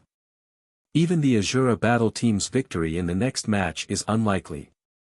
Furthermore, since the system upgrade, the various major powers have begun to invest heavily into the dark arena. It will be very difficult for Zero Wing to earn money there in the future. You've already seen our strengths for yourself. If Zero Wing has Raven's assistance, your guild will have a fighting chance for the position of the Dark Arena's organizer. Not only can Zero Wing earn an astronomical sum of money each day, but you can also gain various rare materials. With these resources, Zero Wing will be able to expand easily and afford to nurture its lifestyle and expert players. I'm sure you can see the benefits of such an outcome. When Bloodsucker finished his proposal, he snapped his fingers. Immediately, several pieces of Bloodsucker and Kirin's equipment revealed the special glowing effect of epic equipment. Bloodsucker and Kirin's weapons, in particular, were epic weapons. With this array of equipment, they could rank at the peak of God's domain. What do you want in return? Shi Feng asked, somewhat interested. Just as Bloodsucker had said, in the eyes of ordinary players, Zero Wing seemed like a guild full of experts. However, in the elite dark arena, Zero Wing was bland. Currently, only he, Fire Dance, and Violet Cloud could reliably win a fight. Unfortunately, Aqua Rose was still a little off the mark. Chapter 9:17, Proof of Strength. The Dark Guild Raven maintained a relatively low profile during the early stages of God's domain. The guild always moved covertly. The guild's desire to maintain a low profile was evident by the lack of guild emblems on Bloodsucker and his companions. If not for Raven trying to display its strength to gain Zero Wing's trust, the group would never act so flamboyantly. Shi Feng had to admit that this was one of the benefits that Zero Wing enjoyed as it moved closer to the top of God's domain. Whenever he had an issue, people would oftentimes take the initiative to offer their cooperation. If Zero Wing were a third-rate guild or an unrated guild, meeting people like Bloodsucker would be impossible, not to mention inspiring these people to find him. Shi Feng's straightforward question had left Bloodsucker slightly stunned. He had initially thought that Shi Feng would play with words, driving him to state his conditions. After all, during negotiations, the side that revealed their terms first would be at a disadvantage. However, he had never imagined that Shi Feng would ask him so blatantly. He wasn't used to this. The guild had sent him, specifically, to negotiate with Zero Wing because he was one of the guild's stronger members. Now, however, all of his subtle arguments he had prepared to persuade Shi Feng in his efforts to show off Kirin and his team's strength had gone to waste. What? You don't have any conditions? Shi Feng chuckled. No, it's just that your straightforwardness surprised me a little. After all, Raven is only a small, unknown guild, Bloodsucker said, shaking his head. Since Elder Yi Feng has said as much, I'll tell you Raven's conditions. In return for Raven assisting the Azura battle team, we want 50% of the income you gain from the Dark Arena. You guys sure are ballsy. 50% is too much. I can offer you 20% at most. Shifeng instantly rejected Bloodsucker's offer. He was already splitting the income from the Dark Arena with Phoenix Rain. If the Raven Guild took another 50%, Zero Wing would be left with nothing. I'm guessing that you don't fully understand Raven's strength. How about we prove ourselves first? We can negotiate afterward. Bloodsucker frowned when he heard Shifeng's offer. However, he was not surprised by it. Their guild had remained in the shadows. As of now, practically nobody knew how terrifying Raven was. If not for the resources the recently launched Mind Space System required, they would not have sought out Zero Wing for cooperation. In his opinion, Shifeng had only offered such a low percentage because he didn't know Raven's true power. However, once they showed Shifeng that, with Raven's assistance, Zero Wing's chances of becoming the Dark Arena's organizer would improve, he would agree to 50%. After all, this was a sure profit exchange. Proof. Shifeng understood Bloodsucker's train of thought. However, he really could not afford to lose 50%. As Shifeng considered rejecting Bloodsucker's offer, he suddenly had a good idea. Previously, his head had ached over the lack of experts. Now that he had a chance to gain the help of 6 top-tier experts, it would be a waste not to put them to good use. Following which, he nodded and smiled, saying, if Raven wants to prove its strength, I just happen to have a very difficult quest that I need some expert help with. If you can show me that you are sufficiently powerful during this quest, there might be room for further negotiations. Of course, I'll pay you for your help. No problem. You can leave this quest to Raven. As for the remuneration, there's no need. Consider this Raven's gift to Zero Wing, Bloodsucker confidently stated. From the beginning, proving Raven's strength had been their goal in coming here. When the time came, they would shock Zero Wing's members. I still need to prepare. It'll take around 3 hours. You should do the same. This quest is very difficult. I just need you to send a party of 6 experts, Shifeng said. No need. The 6 of us will be enough, Bloodsucker assured. Seeing Bloodsucker's determination, Shifeng ended the conversation. After leaving the reception room, he contacted Yulan, telling her that they could challenge the Holy City of Titan's entrance trial immediately. Both sides would send 50 experts each, and Zero Wing would lead the team. Yulan agreed upon receiving Shifeng's message. Her original plan had been to challenge the entrance trial in 3 days. However, the system upgrade had wasted nearly 2 days, so they had no choice but to delay the operation by 2 more. However, after the system upgrade, lifestyle players' production speed had slowed significantly. As a result, the various large guilds now urgently needed a batch of advanced lifestyle players. Naturally, the sooner she got her hands on Titan City slots, the better. After confirming the plan with Yulan, Shifeng contacted White Knight, having him send 14 of their experts over. Zero Wing's members would fill the remaining 30 slots. Although Shifeng did not know what kind of experts Yulan would dispatch, he had a true gathering of experts. With these experts' combat power, they had a very high chance of clearing Titan City's trial as long as everyone followed his commands.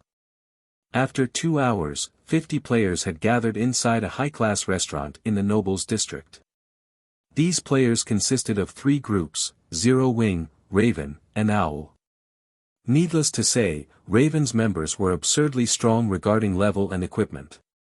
However, Owl's members had shocked both Zero Wing and Raven.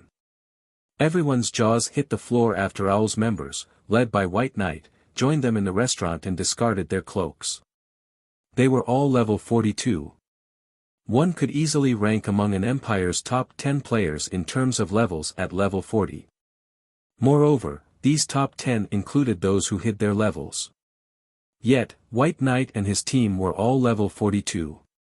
Aside from their high levels, every member of White Knight's team wore absurdly powerful equipment. Among them, 4 possessed equipment on par with Bloodsucker and Kirin. As for White Knight, the group's leader, his equipment surpassed Bloodsucker's. The Ranger's aura was also incomparably sharp. Due to this, Bloodsucker felt pressured. Who are these people? Bloodsucker watched White Knight and the others, shock filling his heart. Are they Zero Wing's hidden experts? Kirin and the others also felt immense pressure from Owl's members. Previously, they had felt nervous when they met Fire Dance and Zero Wing's other top-tier experts. Now, an even more frightening group had arrived. Their hearts, which had brimmed with confidence, now faltered. Theoretically, level 40 players should stand at the very forefront of God's domain, yet so many level 42 experts stood before them. They even began to wonder if there had been a flaw in the reports they had received. Shortly after White Knight and the others had arrived, Yulan led a large group of players into the high-class restaurant. Chapter 9:18, Holy City of Titan. _ The high-class restaurants in the Nobles District were famed for their luxury. Even large guilds' elite members were reluctant to dine in these restaurants. These players would rather have a few drinks at a bar or eat their fill of ordinary food to get more bang for their buck. Upon joining Shifeng and the others in the restaurant, Yulan glanced at the various players. Immediately, she was shocked. How does Zero Wing have so many experts? Yulan had already thoroughly investigated Zero Wing, so she was very aware of Zero Wing's current combat power. She had never imagined that Zero Wing still had secrets. Owls and Ravens members were the source of her surprise. Even the lowest among them was level 39, with the majority having reached level 42. Zero Wing's team composition overwhelmed the team she had struggled to establish. Among her players, the highest was only level 39, while the others were level 38. Although there was only a difference of 2 or 3 levels, the gap between level 39 and level 40 was like the difference between heaven and earth. Unless one had equipment that could reduce level requirements, otherwise, they could only wear level 40 equipment upon reaching level 40. However, such equipment was extremely rare. Generally, only epic items had such an attribute. There was a huge difference in terms of basic attributes between level 35 and level 40 equipment. If they had so many high-level experts working together, clearing Titan City's entrance trial would be much easier. Moreover, Yulan could tell that, even if White Knight and Bloodsucker were members of super guilds, they would be considered apex experts. It would be very difficult to find an expert in Underworld that could contend with these two. Big Brother Wolf, do you know that Ranger and Berserker? Yulan asked War Wolf quietly. The pressure she felt from White Knight and Bloodsucker was extremely powerful. They were like beacons in absolute darkness. Even if she fought it, it would be hard not to notice them. Among the information she had on God's domain's experts, nothing had been recorded on these two individuals. Although she did not know who these two were, War Wolf might know them. After all, War Wolf had once shone brightly in the virtual gaming world. Although he had later stepped away, he knew far more hidden experts than she did. I don't know them. However, I am sure that both of them are martial artists. Extremely powerful ones at that, War Wolf replied, his thoughts a little complex as he examined Shifeng's team. A few months ago, Zero Wing had merely been an unknown, upstart guild in White River City. Even Zero Wing's experts at that time weren't worth his attention, yet now, the guild had several people on par with him in terms of combat standards. As for White Knight and Bloodsucker, who he had never seen before, even he had to admit that he was weaker than them. War Wolf could not help but wonder what kind of charm an upstart guild like Zero Wing had to attract so many experts. Even first-rate gods weren't capable of this feat. It really makes you wonder just where the guild leader has found so many experts. Overwhelming Smiles members must be scared stiff right about now. Blackie giggled when he saw Yulan and her Overwhelming Smile team's shock. The rest of Zero Wings members agreed with Blackie. When White Knight's group had arrived, even they were surprised. Shifeng stepped forward and said, "Miss Yulan, now that everyone is here, should we reform the team?" "All right. Everyone, leave your teams," Yulan nodded as she pinned Shifeng with a penetrating gaze. Although she had already known that Yifeng would lead the expedition to Titan City, she had been somewhat surprised to receive this news. She thought that Black Flame would lead this expedition. This was not because she doubted Yifeng's strength. However, Black Flame was far more experienced with commanding a team. It was of the utmost importance that they cleared Titan City's entrance trial. After all, once they could enter the holy city of Titan, they could rapidly nurture advanced lifestyle players. In the future, they would have a greater advantage when competing with other trading firms. "I'll start dividing the workload. I want everyone to send me a list of your skills," Shifeng instructed Yulan and the others after inviting them to his team. "That is a guild secret. How can we just reveal that information to an outsider?" Overwhelming Smiles members immediately complained. All guilds kept their players' basic attributes and skills secret. It was especially true for guild experts. If others discovered this information, it would be very easy to exploit their weaknesses. Shifeng then looked towards Yulan and said seriously, "I believe you know how difficult Titan City's entrance trial is. If I don't know everyone's abilities, I can't guarantee our success." After giving it some thought, Yulan nodded and said, "It's all right. Tell him. Titan City's entrance trial was much harder than a 100-man Hell Mode team dungeon. If the team leader did not even know what skills his members possessed, it would be hard for him to issue effective commands." After receiving Yulan's instructions, Overwhelming Smiles members sent their skill lists to Shifeng, albeit reluctantly. As for the skills Owls and Ravens members possessed, the two groups had long since notified Shifeng. Owls members had not held back in the least. However, Shifeng was certain that Ravens members had held back some information. Regardless, though, it would not affect the overall situation. After Shifeng examined the skills of Overwhelming Smiles members, he was a little surprised. 23 of these players wielded berserk skills. Among them, Yulan had learned a large-scale destruction spell and a large-scale buff spell. This would be of great help to the team. "Before we enter Titan City, I'll give everyone certain responsibilities. Make sure you understand your tasks. When the time comes, you just need to do your part." Shifeng then called up his system interface and split everyone into groups. Shifeng had split the team of 100 players into 5 teams of 20. Among them, one team would serve as the main force while the remaining 4 would serve as support. Raiding Titan City's entrance trial was different from raiding a 100-man team dungeon, where players only had to deal with one boss at a time. The entrance trial resembled a field battle. Only, the team would face far more danger. In the entrance trial, one could encounter a powerful boss at any time. It was even possible for multiple bosses to appear at once. It would not come as a surprise if one mistake led to a team wipe. Hence, they needed to prepare before they challenged the trial. There was only one MT on the main team, Kola. This decision confused Yulan and the others. Kola was only level 40, while the Guardian Knight White Knight had brought was level 42. In terms of techniques, the Guardian Knight was also much stronger than Kola. No matter how they looked at it, Kola should not be the main team's MT. Even if Shifeng placed Kola on the main team, he should include another MT. How was a single MT going to tank a boss? However, Shifeng did not bother to explain his decision.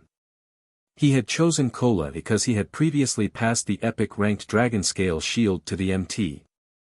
With this shield alone, none of the other MTs could compete with Kola.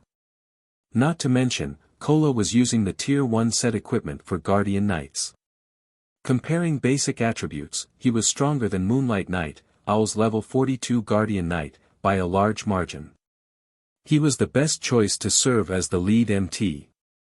After the various tasks had been distributed, Yulan took out a golden key and began to chant an incantation. In the next moment, a pair of tightly shut, black stone doors appeared in the hall. The stone doors towered over 3 meters high, and there were countless magical runes carved into the door's stone. As the thick, heavy doors slowly parted, a terrifying aura surged out, and everyone immediately felt a powerful mental suppression weigh on them. This mental suppression could rival that of Grand Lords. However, every player here was an expert. Even if the mental suppression affected them, the effects were minimal. After everyone calmed their nerves, Shifeng took the lead and stepped through the doors. One after another, the other players followed him. Chapter 919, Titan's Legend. _ The holy city of Titan was buried in God's domains underground. Complex terrain surrounded Titan City, forming a natural maze. Players could easily get lost within the maze as they searched for Titan City. Although Titan City was underground, crystals that radiated a bright, blue glow covered the cavern's ceiling. Hence, visibility was not an issue. After Shifeng and the others entered the transfer gate, they had been teleported to this maze's entrance. This place is spectacular. As this was Aqua Rose and Zero Wing's other members' first time here, they were captivated. Even experts like White Knight and Bloodsucker found the scene awe-inspiring. Aside from the spectacular scenery, 10 towering statues of Titans loomed at the entrance. All 10 radiated a boundless aura. In front of these statues, players like themselves were no more significant than insects.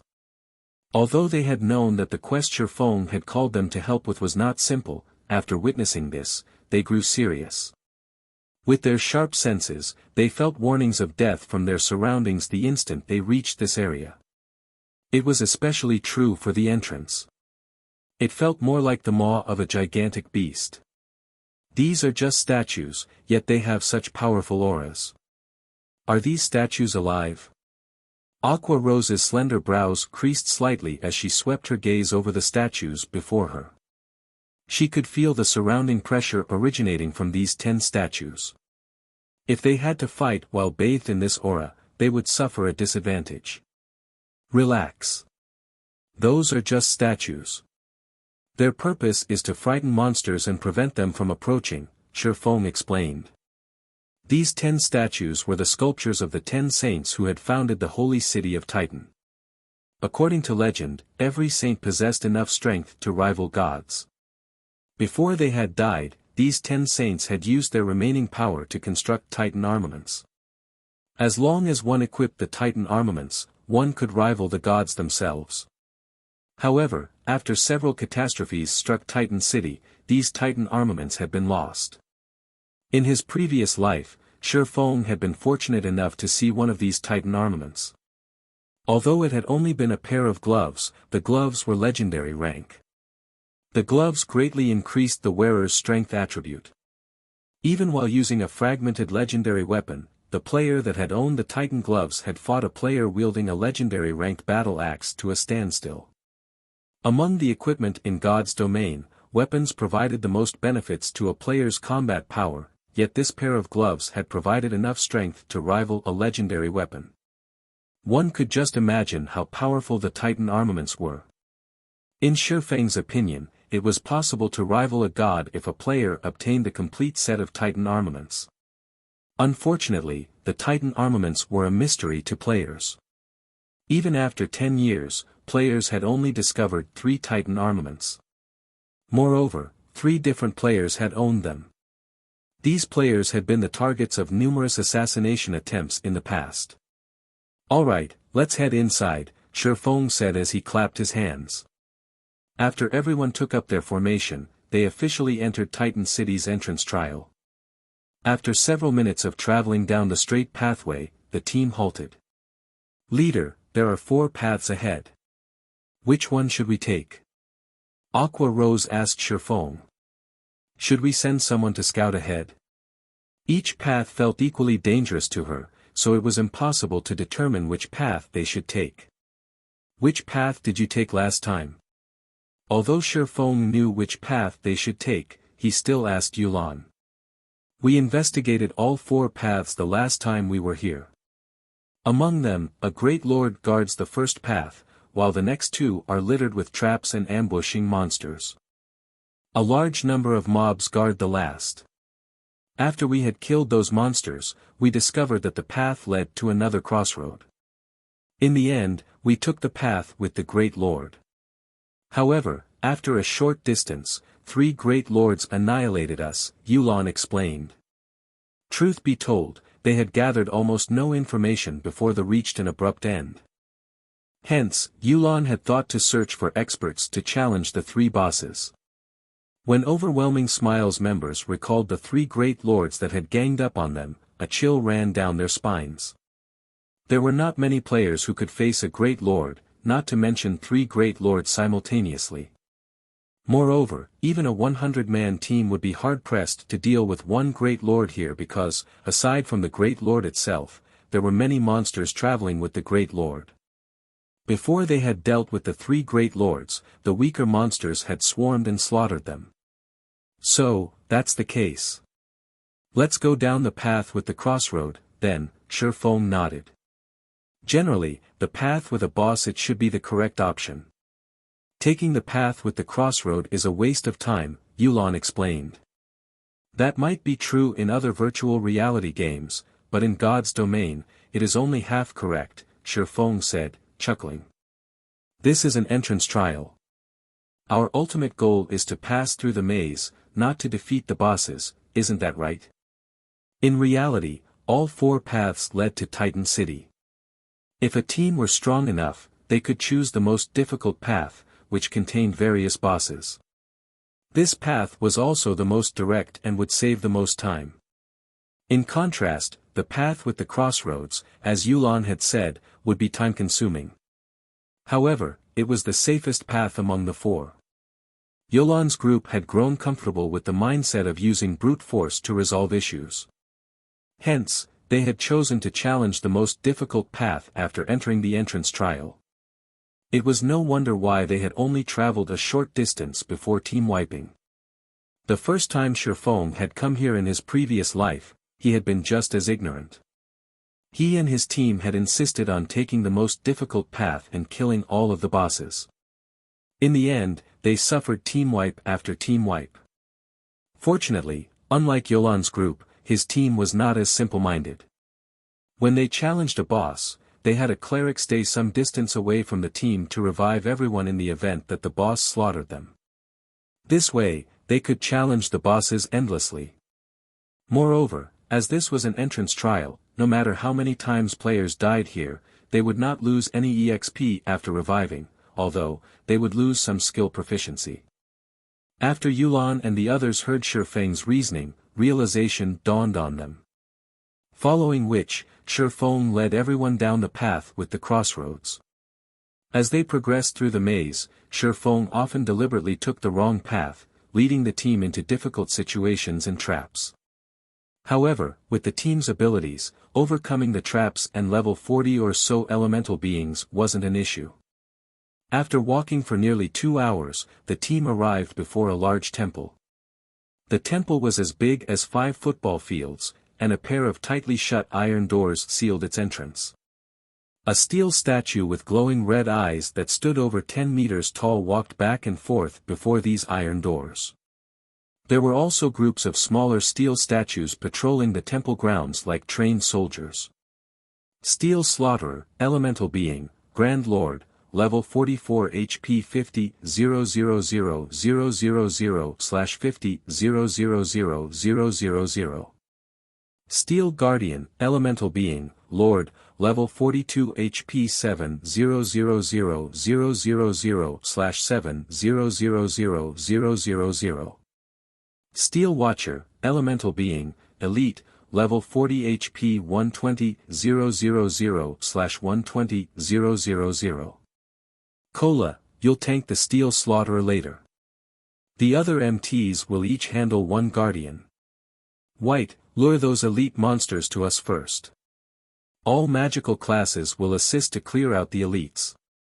Go. Chapter 920, Epic Shields Effects. Sister Yulan, should we go? Why is a Grand Lord here? It's stronger than any of the bosses we faced before. Trying to fight that is suicidal. Shi Feng's commands had left Overwhelming Smile's members speechless. Although Shi Feng's orders sounded simple, carrying them out would be very difficult. Monsters surrounded the temple. There were at least over 400 steel watchers. Moreover, there were as many as 6 steel guardians. Any 20-man elite team would struggle against a lord-ranked monster. Just luring a fraction of the steel watchers would be a challenge. These monsters stood too close to each other. If they attacked one of these monsters, they would alarm them all. Over 400 watchers would chase them down. Everyone, get ready. Yulan understood exactly what Shi Feng was trying to do.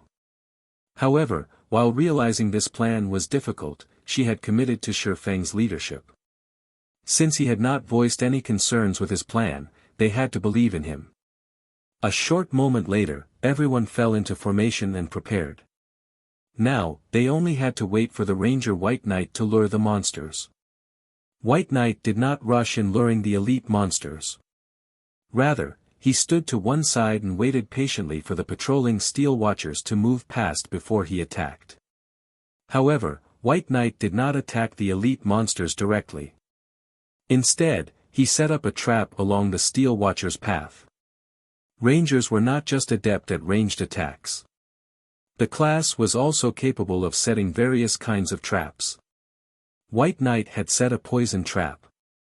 When a monster stumbled into it, it would suffer a poison debuff and lose some HP every 3 seconds for 15 seconds. Traps were not limited by range, but by time. Even if a player were 100 yards away from their trap, it would still trigger. After setting up a series of traps, White Knight distanced himself from the temple and waited for the patrol of steel watchers to return. After another few minutes, the steel watchers came back along their previous path. Without any suspense, one of the steel watchers triggered White Knight's trap, and its entire body took on a dark green hue. Although the remaining 19 watchers noticed the abnormality, White Knight was outside of their perception range. Hence, the 19 steel watchers stood there ignorantly as they searched for the enemy. However, the poisoned steel watcher was different. Not only had the trap inflicted damage, but it also now suffered a debuff. It charged towards White Knight immediately. Traps were like curses. When a monster fell into a trap, it would detect its target after a certain amount of time regardless of how far the target was from it. Only, this period wasn't long. After the time passed, the monster would similarly lose its target if the player were still outside its perception range. However, once the poisoned steel watcher had moved 10 yards closer to White Knight and just before the allotted time passed, it triggered another poison trap. As a result, the steel watcher confirmed White Knight's whereabouts and continued to charge towards the ranger. In such a way, the steel watcher triggered a series of 3 traps, the traps luring it roughly 30 yards away from its companions. When the other steel watchers saw this, they cautiously followed the poisoned watcher. Moreover, because of this steel watcher, 4 nearby patrol squads of steel watchers also began converging on White Knight's position. However, after a dozen or so yards, they abandoned their advance. After all, these monsters couldn't detect an enemy. Without a clear target, these steel watchers could not react properly. As for the steel guardians and steel slaughterer, they ignored the incident. Damn, that's possible. Minor Wind was stunned upon seeing this method. Minor Wind wasn't the only person present surprised. Yulan and the others also wore shocked expressions. With a single move, White Knight had lured the elite monsters away from the troublesome lords and Grand Lord. With this, they didn't have to fear pulling the boss's aggro while they wiped out the elite monsters. Dealing with the bosses afterward would be much easier. After moving into the Watcher's perception range, White Knight knocked his arrows and fired 3 frost arrows at the poisoned steel watcher. The 3 arrows sped through the air and struck the poisoned elite. Minus 6,618. Minus 6,627. Minus 13,216. Not only did the poisoned Steel Watcher instantly lose a large portion of its HP, but its movement speed and attack speed had also been reduced. Just before the poisoned Steel Watcher reached White Knight, the Ranger had depleted its 120,000 HP, and its heavy body fell to the ground with a loud boom. As for the Steel Watchers following closely behind, at Shi Feng's command, the team's ranged classes bombarded the monsters with AoE attack and control skills. After a moment, every Steel Watcher died without any need for an MT, granting everyone EXP. After dealing with the first wave of Steel Watchers, the following waves became much easier. Once the team had cleared over half of the Steel Watchers around the temple, the Steel Slaughterer and Guardians could no longer remain idle as they charged towards the team. Unlike the low-intelligent Steel Watchers, however, the Grand Lord and Lords immediately targeted the healers. Kola, intercept the Grand Lord. Other MTs, lead the Guardians away. Shi Feng hurriedly shouted.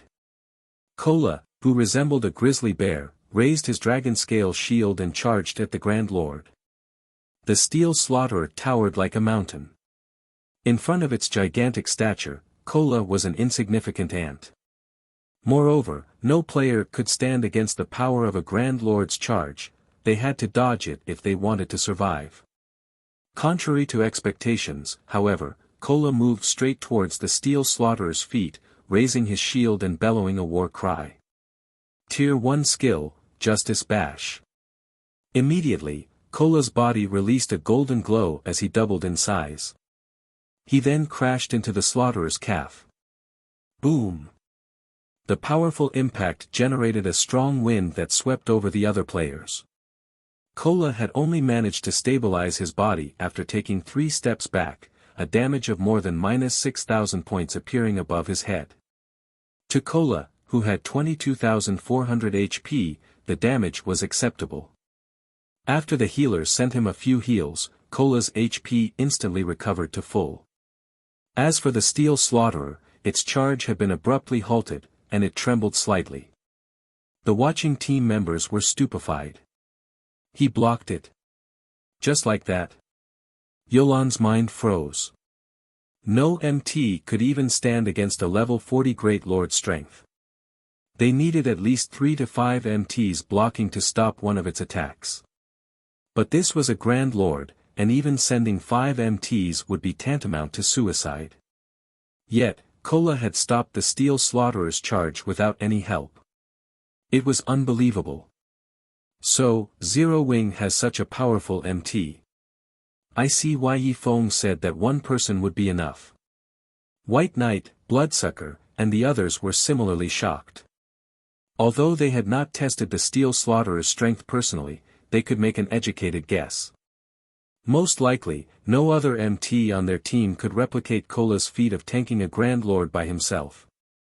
This epic shield is the best. Kola was ecstatic as he looked at the shield in his hand. Initially, he had been prepared to be thrown when he charged at the Steel Slaughterer. In the end, however, he was only forced back by 3 steps. However, Kola quickly regained his focus and proceeded to use Shield of Vengeance against the Steel Slaughterer calf, causing minus 3,475 damage. Shield of Vengeance came with a shock effect. Although its damage was not particularly high, the skill felt powerful to others and would draw a monster's attention to the skill's user. In the blink of an eye, the Steel Slaughterer switched focus to Kola. Chapter 921, Frightening Team. With Kola tanking the Steel Slaughterer, the pressure on the team lessened significantly. Kola only needed 3 healers to stabilize his HP, so everyone else could deal with the 6 Steel Guardians and the remaining Steel Watchers without needing to push themselves too much. To ordinary players, the level 42 Lord-ranked Steel Guardians might be a nightmare, but to Shi Feng's team of top-tier experts, they weren't a problem. Any MT on the team could tank a Lord effortlessly on their own. Moreover, they only needed one healer to maintain their HPs. After the MTs stabilized their aggro on the bosses, the rest of the team dealt with the remaining 100 or so elite-ranked Steel Watchers. An ordinary expert player could defeat 2 or 3 elite monsters of the same level easily. As for this team, even the weakest among them could hold their own against a chieftain of the same level for a long time. Some were even capable of killing chieftains or resisting a lord of the same level by themselves. If not for the threat of the Grand Lord, the team would have only needed a dozen or so players to deal with the 100+ elite monsters. At this moment, Yulan finally experienced what it felt like to have a powerful MT on the team. With a powerful MT, even a headache-inducing problem could be easily resolved. Zero Wings MT is amazing. Even without using a life-saving skill, he only took around -15,000 damage after the Slaughterer skill hit him. Even Boss Wolf might have died instantly if he didn't activate a life-saving skill in time. How high is his defense? His HP is so high. It should be at least over 20,000. Many of Overwhelming Smile's members were stunned by Cola's performance. Although Zero Wing is much stronger than we had expected, Raven is more capable than this. Bloodsucker had no intention of letting Zero Wing continue to occupy the spotlight. After all, their goal in coming here was to show Shifeng their guild strength. Following which, Bloodsucker led his party to attack a Steel Guardian. Generally, dealing with a Lord-ranked monster required a 20-man team of the same level. However, now that Turtledove single-handedly pinned down the Steel Guardian, Bloodsucker and his group of damage dealers could launch their attacks without holding back. Bloodsucker instantly appeared behind the Steel Guardian and used Chop on the Lord, his spear thrusting into the Lord's leg joint. Fully displaying the boundless strength of Berserkers, Bloodsucker's attack forced the Steel Guardian to one knee, a damage of over -8,000 points appearing above the Lord's head. Bloodsucker's attack had put an end to the Steel Guardian's offensive. Following which, the Berserker used Whirlwind Slash, his spear striking the Steel Guardian's other leg joint, dealing over -6,000 damage and causing the Lord to fall, face first, to the ground. Suddenly, a black figure appeared above the Steel Guardian's head. This figure was none other than Raven's Kirin. Kirin's daggers rapidly sliced the Steel Guardian's head as he descended, leaving 6 deep cuts, each causing over -2,000 damage or over -4,000 damage with a critical hit. Once Kirin landed, he spun and used Absolute Strike on the back of the Lord's head. Instantly, a black streak of light pierced through the back of the Steel Guardian's head, exiting between its brows and devouring over 13,000 HP. The other Raven members joined the fray, bombarding the Steel Guardian with attacks. Overall, Raven's Steel Guardian lost HP far faster than the Steel Guardian that Overwhelming Smile dealt with. Moreover, Raven's members disabled the Guardian with every attack. As a result, Turtledove had an easy time tanking the Lord, so much so that she no longer required the help of a healer. However, Owl did not lag behind Raven in the least. The adventurer team's 14 members fought 2 Steel Guardians simultaneously. White Knight's Steel Guardian, in particular, lost HP faster than Raven's target. White Knight's normal arrow attacks could deal over -3,000 damage to the Steel Guardian. When he used skills such as Burst Arrow, his attacks easily dealt over -10,000 damage, over -20,000 damage if it were a critical hit. Moreover, his attack speed was on par with an assassin's. With Owl and Raven's members taking action, 3 Steel Guardians were dealt with. As for Zero Wing's members, they focused on the Steel Slaughterer. The situation left Yulan speechless. Shifeng's side had dealt with 80% of the battle, leaving her side with very little room to display their strength. Her side only needed to deal with 3 Steel Guardians and the remaining Watchers. Yulan even began to suspect that, even if her team of 50 stood idle, Shifeng's side could finish the battle by themselves. In less than 10 minutes, all 6 Steel Guardians and the 100+ Steel Watchers were dead. In contrast, Shifeng's entire team was also alive and well. Now, only the Steel Slaughterer remained. As the team began to think that they would easily pass this stage, the steel slaughterer stomped its feet. With a loud boom, the ground shattered. The following impact sent everyone flying. Although the players only received between -1,000 and -4,000 damage, they were all thrown 50 yards away from the Grand Lord. The steel slaughterer then raised its hands. A gigantic, blue magic array formed in the sky, countless arcs of lightning gathering at the slaughterer's hands. Anything these blue arcs touched instantly turned into ash. As if Armageddon had arrived, the team could feel a deathly aura loom over them. The boss is going to activate a team wipe skill. All MTs, stand at the forefront and activate your life-saving skills. Everyone else, stand behind the MTs. Drink a magic resistance potion. Guardian Knights, activate your magic resistance aura. Shifeng ordered, showing no signs of panic. After the monsters around the steel slaughterer died, the Grand Lord would activate a powerful AoE skill called Thunder Destruction. The skill's range covered the temple and its grounds, so it was impossible to dodge. Their only option was to survive it. On the other hand, if a team focused on the steel slaughterer without finishing off the other monsters, when the Grand Lord's HP fell below 70%, it would still use this move. After receiving this skill, the team would either be dead or crippled. Facing the lords and elites after that would only end with their deaths. Hearing Shifeng's command, everyone flew into action. All 10 MTs stood in front of the team and activated either shield wall or protection blessing. As for the clerics and oracles standing at the rear, they cast their respective shields on the MTs. Simultaneously, everyone drank a basic magic resistance potion. Although the potion did not provide much magic resistance, it was better than none at all. Suddenly, the steel slaughteler's fists hammered the ground. Immediately, blue ripples spread out from the Grand Lord. The collision from a single blue ripple forced the MTs back by 5 or 6 steps, shattering the support barriers around them and dealing around -8,000 damage to each. As for the others, the attack sent them flying. However, they received much less damage, only around -4,000. Quickly, heal everyone. Shifeng shouted. The steel slaughteler's attack would only happen once, but multiple times. As soon as the healers finished casting the first wave of heals, the second shockwave struck, followed by the third, fourth, fifth, and sixth. Only after the sixth shockwave did the slaughteler's attack end. However, because of this shockwave attack, nearly half of the team members had died. As for the MTs standing on the front line, only 5 of the 10 were still alive. At this moment, everyone finally realized that they had greatly underestimated Grand Lords.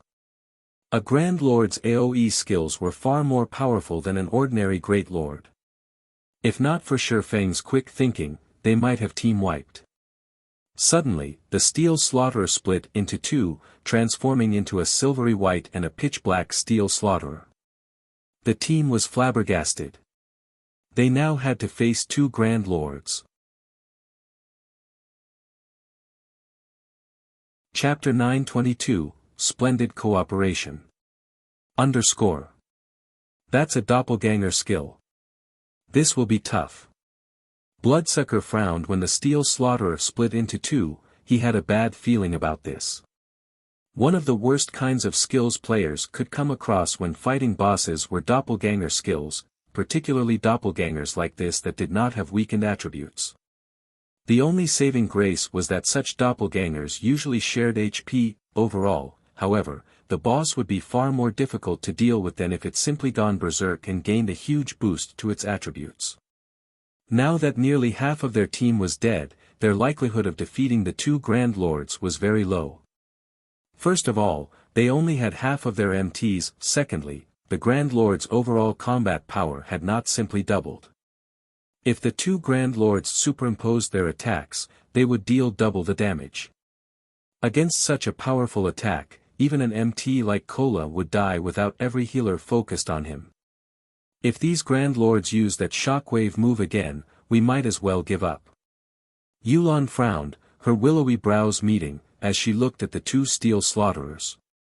She had never imagined that this Grand Lord would be so difficult to deal with. Guild leader, what should we do? Should we activate our berserk skills? Aqua Rose sent Surefoam a whisper.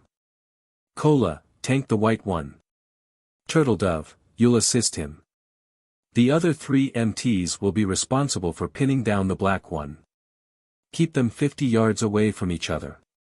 All healers, stand in a triangular position to the 2 bosses and stand as far away as you can to heal the MTs, Surefoam commanded calmly. The Steel Slaughterer was an important stage boss. The system would not allow players to clear the entrance trial so easily. Moreover, as Yulan had guessed, when the Steel Slaughterer's HP fell below 30%, both Grand Lords would still use Thunder Destruction again. The skill wouldn't be any weaker than the previous attack either. In the past, before players had discovered an appropriate countermeasure, many expert teams had fallen to this move. Although nobody knew the reason behind Shifeng's command, they moved according to his orders without hesitation. After all, it was only thanks to Shifeng's guidance that they had come this far. Very quickly, everyone fell into position. Cola still had a relatively easy time dealing with the White Steel Slaughterer, receiving only 5,000 or 6,000 damage from each of the Grand Lord's normal attacks. Even when a skill struck him, he only lost around 15,000 HP. When he had the buffs from Clerics and Oracle's shields when he received an attack, he received even less damage. On the Black Steel Slaughter's side, however, Moonlight Knight, the lead MT for that doppelganger, teetered between life and death. Moonlight Knight lost over 8,000 HP due to a normal attack. Unfortunately, the Guardian Knight only had slightly over 19,000 HP, that was close to 3,000 points less than Cola. If he received one of the Grand Lord's skills without any buffs, he would die instantly. Although Moonlight Knight relied on his techniques and positioning to evade the Black Steel Slaughterer's attacks, the Grand Lord's speed and strength was overwhelming. Moreover, the boss's attacks covered a wide area. It was very difficult to bridge the gap with techniques and positioning alone. After all, the Guardian Knight class did not boast high agility. It was mainly a meat shield. Fortunately, with 3 MTs taking turns tanking the boss, they could, somehow, avoid fatalities. Everyone, focus your attacks on the white boss. Shifeng shouted. Under Shifeng's command, the team launched their skills at the White Steel Slaughterer. However, the Grand Lord's defense was quite high. Its innate magic resistance was also high due to it being an elemental being. The majority of the team members only dealt around -2,000 damage, -4,000 with critical hits. Even Bloodsucker and Kirin, powerful DPS players who wielded epic weapons, only dealt around -4,000 to -5,000 damage with their skills. As for White Knight, his overall damage was slightly higher than Bloodsucker. However, compared to White Knight and Bloodsucker, Shifeng's and Fire Dance's damages were shocking. Epic weapon wielders like White Knight and Bloodsucker already dealt awe-inspiring damage, yet Shifeng and Fire Dance surpassed them by a large margin. Upon arriving behind the Steel Slaughterer, Shifeng brandished Killing Ray. Immediately, damages of over -6,000 points appeared above the boss's head, one after another. Moreover, every hit was a critical normal attack. When Shifeng used a skill, his damage soared to 10 or 20,000. His performance was dazzling. The various players wouldn't be terribly surprised if only Shifeng's performance were so magnificent, yet Fire Dance, who fought beside him, also resembled a humanoid lord. With an overwhelming lead, these two occupied the first and second place in the boss's damage rankings. Among them, Shifeng only held first place with a small lead. Although Fire Dance possessed the fragmented legendary weapon Thousand Transformations, Shifeng's Abyssal Blade and Heavenly Dragon's Breath had both improved. Including the gap between their techniques and skills, Fire Dance had no advantage over Shifeng. Moreover, they both possessed extremely high strength attributes. When the two of them attacked, they matched their attacks to strike a single location. One person's strength might not cause a significant impact, but with their strengths combined, their attacks affected the Steel Slaughterer. Unfortunately, such combination attacks were difficult to achieve. If both individuals had not reached a certain combat standard, accomplishing such a feat was practically impossible. Overall, Shifeng and Fire Dance's occasional combination attacks against the Steel Slaughterer's joints had greatly lessened the burden on Cola and Turtledove. The healers could now split their concentration and focus more on the MTs on the other side. How are they accomplishing this? Am I seeing things? They can actually combine their attacks to shake such a powerful Grand Lord. Everyone was dumbfounded as they watched Shifeng and Fire Dance's attack rhythms, which closely resembled each other's. They had never imagined that players could use this method to deal with bosses. Although they, as experts, could also match their attack rhythms with others, Shifeng and Fire Dance's achievement was not that simple. These two were even capable of accurately striking the same position as if they had discussed this beforehand. In addition, they were fought impressively fast, which increased the feat's difficulty exponentially. The intricate control required to combine two sources of strength could easily cause an expert to go mad. This was no longer a lack of techniques. This feat required two people to possess a relatively high synchronization rate with each other. However, what everyone did not know was that, during their daytime training sessions in the real world, Shifeng often sparred with Fire Dance. Hence, they were very familiar with each other's attack patterns. Otherwise, they wouldn't be able to cooperate this seamlessly. How high are their attributes? Bloodsucker and White Knight had not only noticed the two players' perfect coordination. They were actually more curious about Shifeng and Fire Dance's basic attributes. Without sufficient strength, even if Shifeng and Fire Dance could combine their attacks, they would not shake the Steel Slaughterer. Previously, Bloodsucker had thought that Shifeng and Fire Dance was only slightly stronger than him in terms of attributes. After witnessing this, however, he finally understood just how wide the gap was between them. As for White Knight, he was curious about the Guild Zero Wing. After witnessing Black Flame's performance, he had already begun to re-evaluate his opinion of the upstart guild, yet another two monsters had emerged from Zero Wing. Feng Xianyang has truly doomed Underworld. Yolan's eyes twitched as she watched the team's damage statistics against the boss. Even now, Feng Xianyang wanted to annihilate Zero Wing and replace it as White River City's overlord. After watching this, however, Yulan realized how foolish the man's actions were. Previously, she had not had a clear grasp of Zero Wing's top experts. Now, she understood.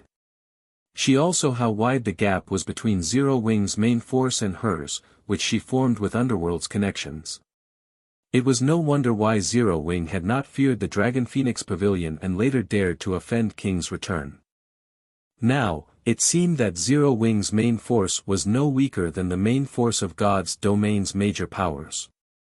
One would even be hard-pressed to find frightening damage dealers such as Shifeng and Fire Dance on those teams, not to mention a powerful MT like Cola.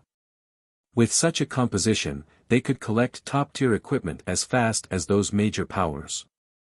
Following which, the Steel Slaughterer's HP decreased at a rate visible to the naked eye. Very quickly, its HP fell to 30%. Suddenly, the Steel Slaughterers on both sides stomped the ground, forcing the players away. We're doomed. Everyone knew that the battle was over when they saw the Grand Lords prepare to use Thunder Destruction simultaneously. One boss using this skill had already left them standing at death's door. If both bosses used this skill simultaneously, the stacked damage would undoubtedly blast them through that door. Everyone, hide beside the white boss. Moonlight, you three hide beside the black boss. You'll be responsible for tanking the boss. Blackie, give Moonlight Night Guardian of Light. Cola, activate Dragon Scale Body. Shifeng shouted. Guardian of Light could reduce the damage the target received as well as heal the target. Meanwhile, Dragon Scale Body would increase Cola's defense by 200%, HP by 300% and recovery ability by 500%. After activating Protection Blessing as well, Kola could even survive without any healing. The Black Steel Slaughterer was simply too far away. It was impossible for the other 3 MTs to reach the White Slaughterer in time. Hence, he had to leave the MTs with Moonlight Knight to fend for themselves. Fortunately, they had a skill like Guardian of Light, so they could save at least one of them. Otherwise, without anybody tanking the Black Steel Slaughterer, the 2 Grand Lords would obliterate the team. After Shifeng issued his orders, everyone burst into action. Shortly after, both Steel Slaughterers activated Thunder Destruction. The power their skills contained was no weaker than the last time. The only difference was that each Steel Slaughterer only launched 3 shockwave attacks instead of 6. Huh? What's going on? Everyone was confused when they noticed that no one had died. They should have received 6 damages. This time, however, they had only suffered 3. Moreover, none of the Black Slaughterer's shockwaves had hit them. As for Moonlight Knight's side, all 3 MTs had survived. Did the shockwaves offset each other? Yulan suddenly thought of their positions. They just so happened to be standing in line with the 2 Steel Slaughterers. With this, the shockwaves the Black Slaughterer had released had been offset by the White Slaughterers before any had reached them. They hadn't suffered any damage from the Black Slaughterer's attacks. Yulan wasn't the only one who had realized what had just happened. Bloodsucker and White Knight had reached the same conclusion. They all turned to Shifeng, who was reorganizing the team's formations, every one of them wondering just how smart Shifeng was to think of such a solution so quickly. If they had been in charge, they would have only been able to wait for their deaths. After the Steel Slaughterer's attacks, the 2 Grand Lords did not use any powerful AoE skills. In less than 10 minutes, both bosses died by Shifeng's hands, granting everyone an abundance of EXP. Even after they shared the EXP, several of Overwhelming Smile's level 38 members rose to level 39. Shifeng's experience bar had also risen by nearly 6%. Compared to killing an ordinary Grand Lord, the Steel Slaughterer provided far more EXP. Meanwhile, due to divine providence, the Steel Slaughterer dropped over a dozen items. Chapter 923, Steel Crown. As the Steel Slaughterers crumbled into a pile of scrap metal, the temple's locked iron doors opened. It's finally dead. I was nearly out of mana. We won. Just like that. This is so awesome. Nobody will believe us when we tell them we defeated a level 44 Grand Lord. This was not the first time Zero Wings members had faced down a Grand Lord.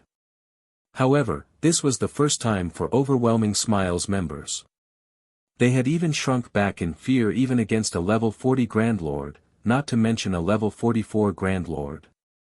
Hence, how could they contain their excitement?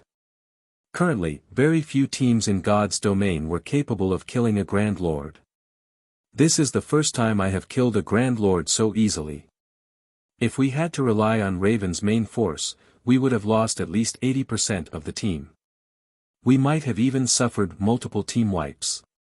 Masked Angel sighed in amazement as he sat on the ground. Raven's other members nodded their agreement. Although they had killed Grand Lords before, they usually paid a high price to do so. Generally, they suffered multiple team wipes before finally succeeding.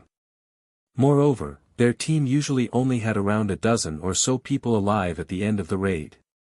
This was the first time they had killed a great lord so easily. Bloodsucker's gaze drifted towards Shifeng, who was occupied with picking up the loot, and he smiled bitterly. Originally, he had wanted to prove Raven's strength to Zero Wing. In the end, he and Kirin were the only members of their guild to rank within the top 10 on the team's damage stats against the boss. He ranked 6th, while Kirin ranked 10th. As for everyone else in their party of 6, they ranked beyond the 20th place. It was difficult to boast about such results. With his DPS statistics, he could rank within the top 5 among Raven's main force, yet he only ranked 6th on this team, showing that there were 5 people stronger than himself. The most laughable aspect was the massive gap between 2nd and 3rd place. White Knight, who ranked 3rd among the team, had only dealt slightly over half of Fire Dance's total damage. Aside from them, Aqua Rose ranked 4th on the team, while one of Owl's female elementalist named Frozen Dream ranked 5th. With such an outcome, just how was he supposed to negotiate for a better deal with Shifeng?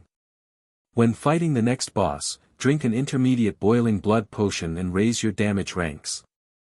I don't want to be at a disadvantage during out-negotiations, Bloodsucker whispered to his party members. The intermediate blood boiling potion could increase a player's damage by 20% for 10 minutes.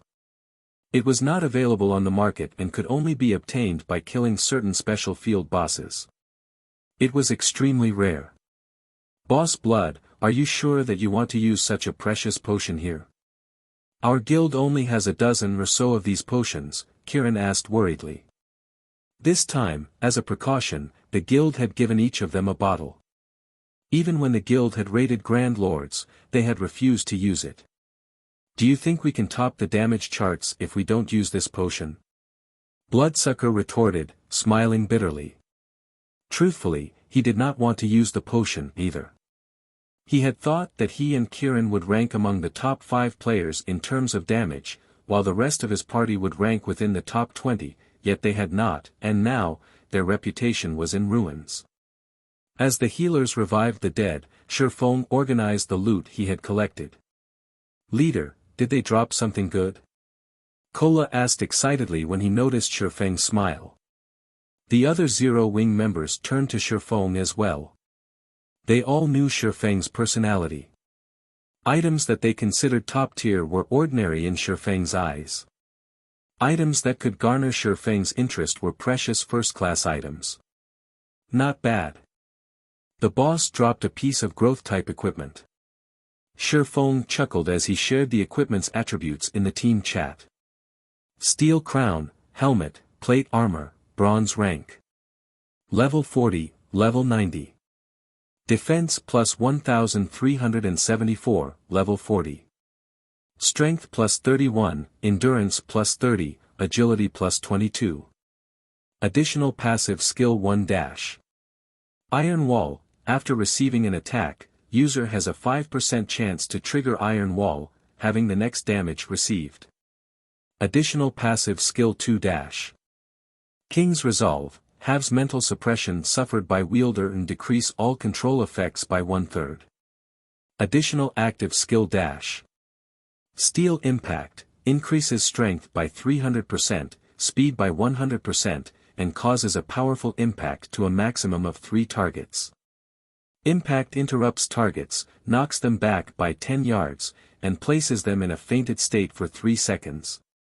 Cooldown, 1 minute 30 seconds. This crown was crafted by Titan craftsman Phyros. However, the crown's power has been severely weakened due to evil power pollution. To purify this evil power, one needs a large number of magic crystals and EXP. Can be purified 5 times. First purification requires 100 magic crystals and 200 million EXP. Every member of the team unconsciously gasped when they saw the steel crown's attributes. The crown was a treasure for MTs. The item's 2 passive skills could significantly reduce the burden on MTs when facing bosses. As for the Steel Impact skill, it could be useful during crucial moments to prolong or interrupt a boss's channeling before it executed a powerful skill.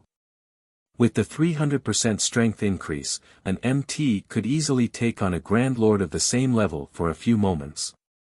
Furthermore, as the Steel Crown was growth-type equipment, both the crown's basic attributes and the skills would improve as the crown was purified. This helmet can practically rival epic equipment. Masked Angel drooled as he gazed at the Steel Crown. The Steel Crown did not have a class restriction. Any plate-wearing class could use it. However, it was most suited for an MT. This item was fully capable of raising an MT's standards to a whole new level. The team's 10 MTs stared at the Steel Crown in Shifeng's hands. However, Feng had already discussed the matter of the boss's loot. Among Zero Wing's side, Raven's members had opted out of the loot. As for Owl's members, as they were returning a favor, Feng would pay them with coins. Beyond that, Feng and Yulan had agreed to take turns choosing items from the loot. The team with the highest damage would choose first. Now that Zero Wing's group had an absolute lead in terms of damage, Feng got the first pick. Overwhelming Smile's members could only watch on with envy. However, Yulan did not find this outcome unfair. After all, they had relied on Zero Wing to kill the Steel Slaughterer.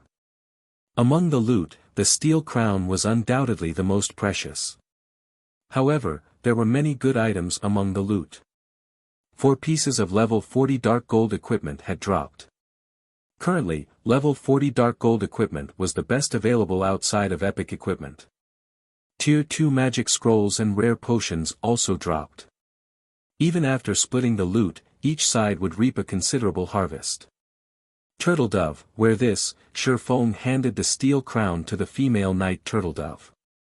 Me. Turtledove was somewhat hesitant. Among the guild's MTs, both Kola and Yi Wumian were stronger than her. Logically, one of them should have received the crown. She already wore a pair of epic-ranked boots. If she received another piece of growth-type equipment now, it would be somewhat unfair to Kola and Yi Wumian. Those two are using sets, so they can't wear the crown. Moreover, the steel crown is only bronze rank right now. Although your attributes will decrease slightly after equipping it, you will improve overall. You'll have an easier time dealing with the bosses later on, Feng said, chuckling. That's right. Turtledove, just take it. Both Kola and Yi Wumian nodded in agreement. In reality, Turtledove's techniques were already quite impressive. She was definitely the third-ranking MT in the guild. She just had slightly weaker equipment. If Turtledove improved her equipment, tanking bosses would become much easier. Alright, then. After some thought, Turtledove accepted Feng's offer. She was moved as well, and she inwardly swore not to let anyone down. Chapter 924, An Extraordinary Item's Hidden Effects. Chapter 924, An Extraordinary Item's Hidden Effects.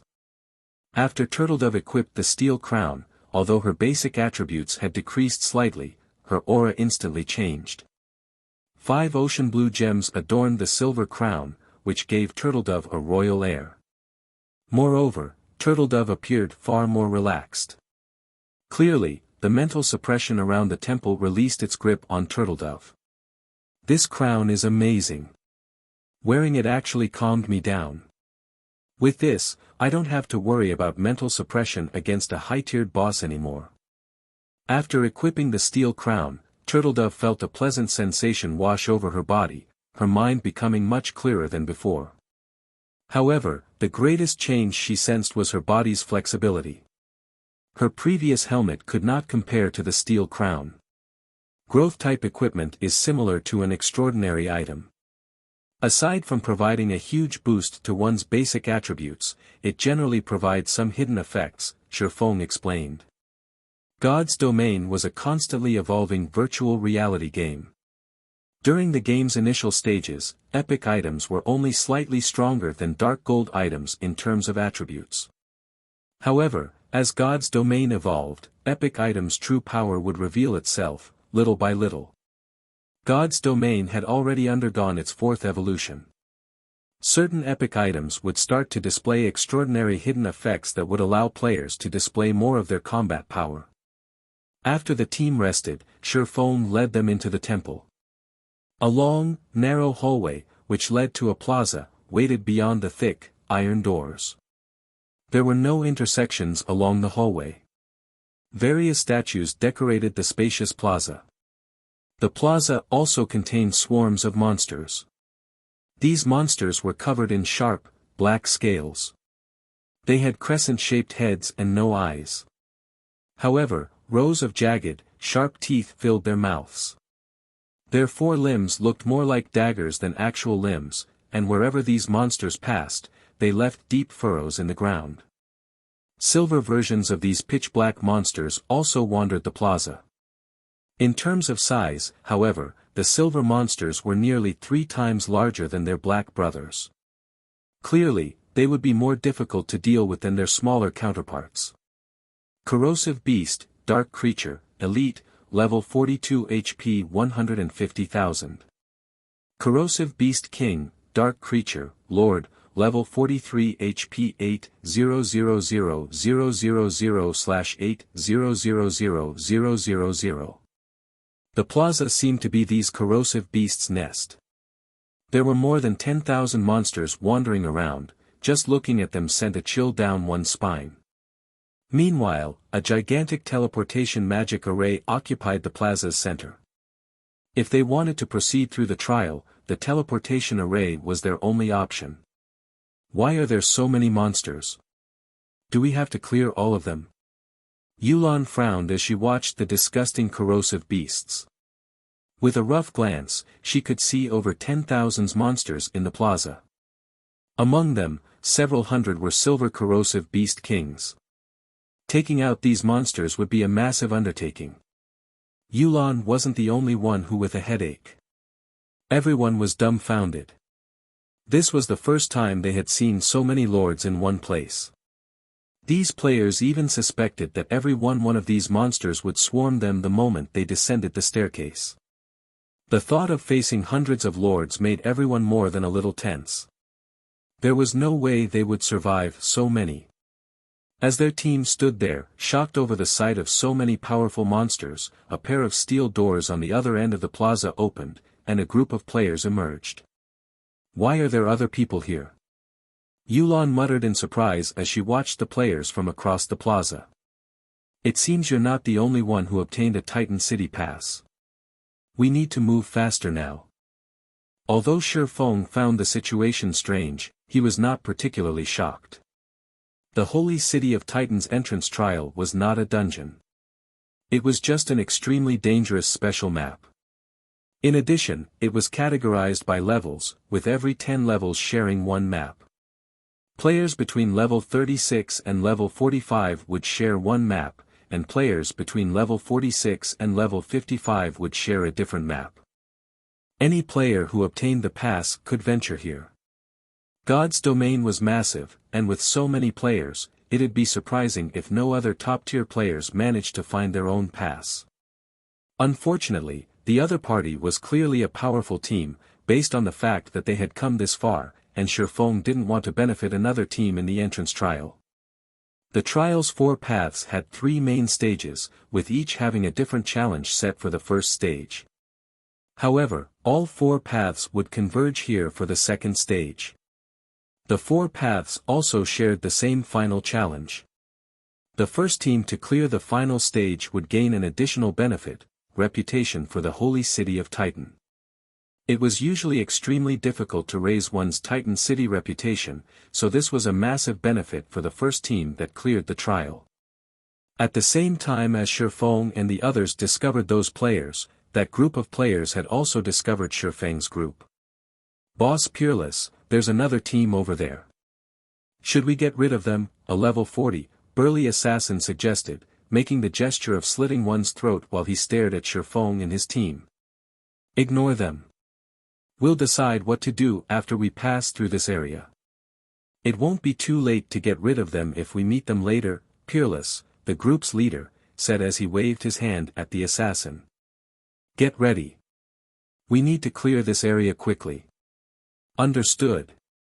As if this were not their first time here, the team burst into action. Leader, the other team is making its move. Aqua Rose asked softly, should we watch them for a moment first? Naturally, Shifeng understood Aqua Rose's concern. With their team's strength, taking on 7 or 8 lords at once might be easy, but against several hundred lords, even Shifeng felt powerless. Hence, their best option was to observe the other group as they cleared this stage. This way, they would increase their chances of clearing the stage as well. However, Shifeng had no intentions of letting the other side get ahead of him. Titan City's reputation was on the line, and he must have it. Although there were a lot of monsters in the plaza, their numbers weren't the largest cause for his headache. The corrosive beasts had an extremely abominable ability which could rapidly deplete players' durability. With this ability, it was impossible to defeat them all before their equipment broke. MTs and plate armor classes, gather around me, Shifeng said. He then revealed a large number of strengthening devices. Each of you, take 2 of these strengthening devices. After using them, 30 of you will form a protective circle while the other melees will serve as replacements when needed. All ranged DPS and healers will stand in the middle. We'll charge for the teleportation array. As soon as Shifeng said so, everyone understood his plan. They didn't actually need to kill all of these monsters. Rather, they needed to reach the teleportation magic array. Unfortunately, while this task might be easy for MTs, it was very difficult for melee classes. There were also countless corrosive beasts. They were all bound to receive some damage. If the healers only had to focus on a few MTs, they could bear it. However, they had to keep as many as 30 people alive. There was also a fairly long distance between the staircase and the plaza's center. If their healing failed to keep up with the damage the melee classes received, everyone would die before reaching the teleportation array. Shifeng's decision was definitely risky. However, Yulan and the others could not think of a better plan. Hence, they had to put their faith in Shifeng once more. Moreover, 2 groups of players were charging into the plaza. This would reduce the number of monsters they had to deal with. If they started moving after the other side had cleared the stage, it would be far more difficult to succeed. By the time everyone finished preparing, Shifeng had noticed that the other team had begun to move. Immediately, he shouted, "Move out." Chapter 925, King of Corrosion. The instant the team rushed down the staircase, the nearby corrosive beasts noticed them. The monsters turned their heads towards Shifeng's group one after another, and quickly, they swarmed towards the group like a tidal wave. The corrosive beasts were different from ordinary elite monsters. A layer of corrosive fluid coated their bodies. The corrosive fluid would reduce the durability of anything that touched it, whether it be weapons or equipment. If the equipment were secret silver rank or below, it would be rendered useless after receiving a few of the corrosive beast's hits. Even fine gold equipment would only last a few more hits, and only dark gold rank items could last any length of time. Now that they had entered the plaza, there was no turning back. Against the tidal wave of corrosive beasts, the team's only option was to reach the teleportation array within the shortest time possible. Shortly after the team met the corrosive beast army, although the elite monsters did not break through the team's defensive formation, after several bouts, everyone wore grim expressions. My weapon. My equipment. What are these monsters? Many of the players cried out in shock when they noticed their equipment and weapons' durability. Even after a brief moment of contact with the corrosive beasts, their dark gold weapons' durability had instantly decreased by 1 point. An ordinary dark gold weapon only had around 120 or so durability. Their dark gold equipment fared even worse. After receiving a few hits, their strengthening device's durability decreased by 1 point as well. It was obvious that, without the protection of the strengthening devices, their equipment would only last for a short time. Leader, look at that team. It seems that they came prepared, Fire Dance said as she pointed at the other team. As she was not standing in the other ring, attacking with her throwing knives, she could focus on their distant competition. That's a smart move. Shifeng was slightly surprised when he turned to watch the other team. Instead of using a circular defensive formation as they had, the other team employed a V-shaped formation. Their most durable MTs served as the spearhead while the others followed closely behind. When the other team attacked, they would try to push the corrosive beast standing before them away, forcing these monsters into the corrosive beasts behind them and buying some time. During this short period, the team pulled away from these monsters, with neither side having the opportunity to clash. In addition, the magical classes in the middle of the formation used one Tier 2 magic scroll after another. The magic scrolls they used all contained AoE spells. Whenever a corrosive beast king charged at the team, these magical classes used a series of magic scrolls to knock back the oncoming corrosive beasts and beast kings, allowing the team to move faster. Despite both sides starting towards the teleportation magic array at the same time, the other team was much faster. Boss Peerless, your method is really effective. We'll reach the teleportation array in half the time of our previous attempt. That's right. Boss Peerless is the best. We'll definitely clear the entrance trial. That team is pretty stupid. At this rate, we won't have to worry about them. Ha ha ha. I hope they can clear this stage, though. The fact that they reached this stage shows that their weapons and equipment are excellent. We might be able to earn some top-tier equipment. Everyone on Peerless' team chatted cheerfully among themselves. As both teams were fairly far apart, they couldn't tell who the other team was. However, as they had experienced the first stage's difficulty personal, they knew that the other team must possess high-quality weapons and equipment. Otherwise, reaching the second stage would have been impossible. Team leader Yifeng, we can't continue like this. These corrosive beasts are wearing out our equipment too quickly. Yulan said anxiously after examining the team's situation. Why don't we start using magic scrolls as well? The monster's corrosive ability was much stronger than she had expected. If not for the strengthening devices, their equipment would have long since broken. However, there was still a long distance to the teleportation array. Moreover, more corrosive beast kings approached. In the beginning, they only had to deal with one or two at a time. Now, over a dozen attacked simultaneously. They weren't even a third of the way, yet so many lords bombarded their team. Soon, they may have to face dozens of corrosive beast kings. The corrosive beast kings were many times stronger than the corrosive beasts. Not only were they stronger in terms of attributes, but their corrosive abilities were also stronger by a large margin. Even Kola, who used an epic shield, was having a difficult time against these lords.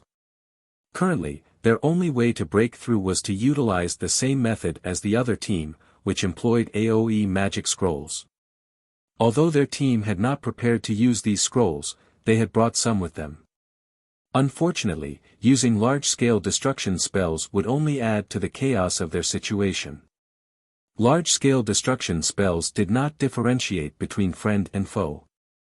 Even if they cleared out the monsters in an area with the spell, they would have to wait until the spell's effects were over before proceeding. In the end, the monsters they had left behind would catch up while they wasted time. No rush. We'll use them after we reach the halfway point. Shifeng rejected Yulan's suggestion. Using magic scrolls with impact effects was certainly a method that many teams had employed in Shifeng's previous life. However, the second stage had another hidden mechanism. When two or more teams were halfway to the plaza's center, they would awaken the slumbering king of corrosion, Seilu Taiban. Now that the other team had passed the midway point, Shifeng did not want to do the same too soon. At the very least, they should wait until the other team completed 2/3 of their journey. This way, the king of corrosion would target that team rather than theirs, which had just entered the king's domain. Hearing Shifeng's rejection, Yulan was momentarily speechless. However, since Shifeng's leadership had already proven successful, it would not be wise to oppose his commands now. As time passed, more corrosive beast kings converged on both teams. In the blink of an eye, each team faced over 100 lords. Even Peerless' team began to slow due to the large number of monsters. However, when Peerless' team was a quarter of a distance away from the teleportation array, Shifeng and the others reached the halfway point. Immediately, a pillar of green light rose from the center of the plaza, releasing a dense, green fog. As this fog passed over the area, everything it touched heavily corroded, eroding hundreds and thousands of little holes across the ground. The scene sent chills down everyone's spines.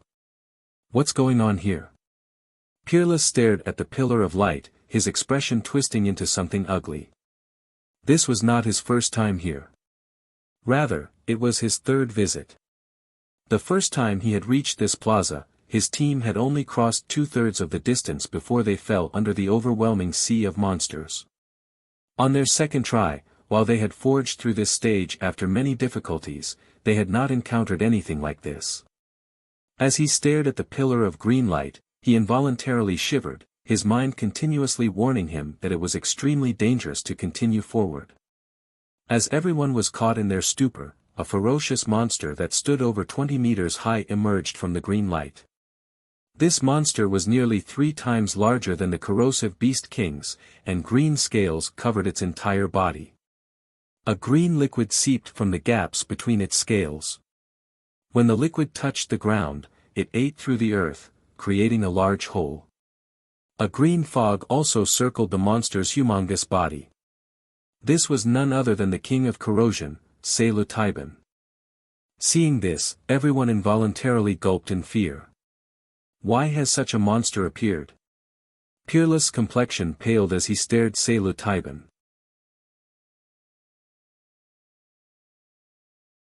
Chapter 926, Archaic Species. The King of Corrosion's sudden appearance cast a dark cloud over the two teams. Damn it! We must have triggered this monster because there are 2 teams here. Rage flared in Peerless' eyes as he turned to Zero Wing's team on the other side of the plaza, killing intent welling within him. However, it was too late to change anything. He had thought of taking care of Shifeng and his team after they had reached the 3rd stage, earning some weapons and equipment. However, he now regretted his decision to delay. The King of Corrosion did not give the players any time to consider their situation. After examining its surroundings, it charged towards Peerless' team like a Mack truck. The ground trembled with each of Splendid's steps. As it moved, the corrosive fluid from its body ate large craters in the ground. Seeing these craters sent shivers down everyone's spines. Splendid, King of Corrosion, Dark Creature, Grand Lord, Level 45 HP 80-000/80-000-000. Splendid's massive frame spoke of its immense power. However, after witnessing its exact strength, everyone was shocked. Splendid's attributes were far higher than the first stage's boss. No matter how they looked at it, the King of Corrosion possessed higher attributes than what any level 45 Grand Lord should have. Leader, what should we do? Should we continue forward? Aqua Rose began to despair after seeing the massive King of Corrosion. Splendid was just too strong. It was definitely the strongest boss within the level 40 range that she had ever seen. Is this a joke? Why does this stage have such a powerful boss? Bloodsucker's expression was particularly grim. Among the team, only White Knight and the other members of Owl remained relatively calm. After all, they had faced a dragon not long ago. The King of Corrosion was slightly weaker than the Tier 2 mutated dragon had been. However, they had only defeated the mutated dragon thanks to a monster like Black Flame. Without such a monster, defeating this boss was unlikely. At this time, Shifeng issued his commands in the team chat: Fire Dance, use the frost grenades to stop the corrosive beasts. Blackie, use stars of light to clear a path ahead. Everyone else, if you have AoE attack or control skills, now is the time to use them. While Splendid might not be a dragon, it was an archaic species. To put it simply, it was the descendant of ferocious beasts. Ferocious beasts were from the same life order as dragons, capable of killing gods. Although the blood of ferocious beasts flowing through Splendid's veins had been diluted over several generations, making the Grand Lord far weaker than a ferocious beast, ordinary monsters couldn't compete with its power. Tier 1 players could not take this boss down. At the very least, they needed Tier 2 players to have any chance against Splendid. Fortunately, defeating Splendid wasn't necessary to proceed to the next stage. Under Shifeng's command, the team began to move like a well-oiled machine. Fire Dance and the other melee classes who were not fighting in the defensive ring threw one intermediate grenade after another, freezing the distant lords and elites before them. Blackie then used Stars of Light while Sherfong used Firestorm. Yulon contributed as well as she used Thunder Beast's Descent. When the three large-scale destruction spells struck, light, flame, and lightning descended upon the plaza, looking as if doomsday were upon them. For a time, damages in the tens of thousands appeared above the frozen monsters' heads. In a few short seconds, over 1,000 corrosive beasts died, and a clearing appeared before Sherfang's team. Everyone's experience bar soared rapidly, a few of the team's level 38 players reaching level 39. Some of Zero Wing's level 39 players rose level 40 as well. Due to the Frost Grenade's freezing effect, the monsters that were fortunate enough to be outside the AoE spell's range remained frozen. For a short time, no other corrosive beasts could fill the new clearing, which allowed Sherfong and the others to proceed any resistance. Shortly after, the magical class players began to use magic scrolls to repel the incoming corrosive beasts. Not only did this speed up the team's advance, but it also significantly reduced their weapons and equipment's durability consumption. As Sherfang's team began to spring, the other team grew desperate. Everyone, prepare for battle. Blade, get ready to use that tier 3 magic scroll. No matter what, don't let that monster near us. Peerless knew that there was no point in regret now. He needed to deal with the problem before them quickly. If they could hold on until they reached the teleportation array, victory would be theirs. Boss, we had prepared that magic scroll for the third stage. If we use it now, a summoner in his mid-20s voiced his concern. Just use it. Fortunately, it isn't our only trump card for the third stage, Peerless growled as he gnashed his teeth. He didn't want to use the tier 3 magic scroll either. Just before Sailor Titan reached their team, the summoner named Blade used the tier 3 magic scroll he held. Suddenly, a golden magic array appeared above them. A gigantic beast then descended from the array, knocking away the surrounding corrosive beasts. Blade, use the golden lion to lure the boss away. Peerless ordered. The king of corrosion was simply too dangerous. Even if it simply stood still and did nothing, the corrosive mist around it could claim their lives. They could only rely on the tier 3 great lord they had summoned to hold it off. The golden lion, which stood over 10 meters tall, then pounced on Sailor Tiban. However, before it crashed into the king of corrosion, Sailor Tiban swiped its claws at the lion. Ping! The attack sent the lion flying, its massive frame crashing into a crowd of corrosive beasts. What? Everyone's jaws dropped. A single hit had sent a level 55, tier 3 great lord flying. The golden lion was actually 10 levels higher than Sailor Tiban. Even if it weren't a match for the level 45 grand lord strength, there should not be too much of a difference. Yet, the one attack had thrown the golden lion over 30 yards. This was unbelievable. Fortunately, the golden lion had attracted Sailor Tiban's attention. Rather than stomping towards Peerless' team, the king of corrosion approached the fallen lion, one step at a time. Seeing the boss change targets, Peerless and his team released a sigh of relief. Taking this opportunity, they made a mad dash for the teleportation array.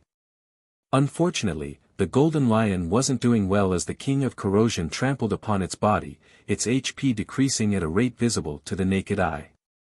Peerless and his companions shuddered in fear as they watched.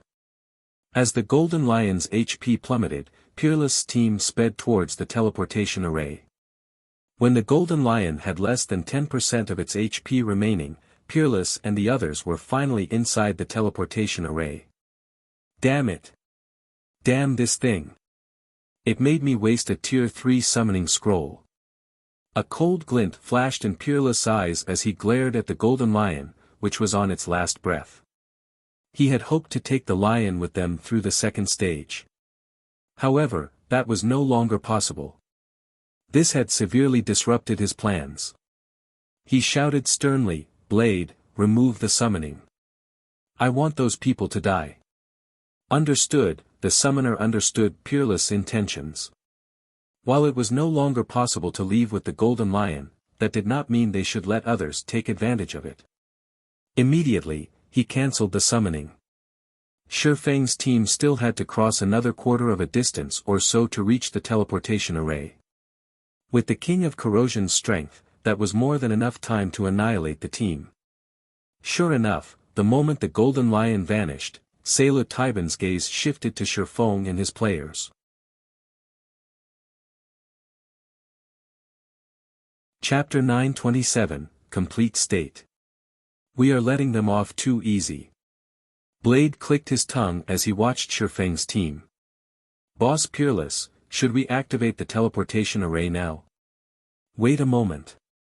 I want to watch the King of Corrosion kill them.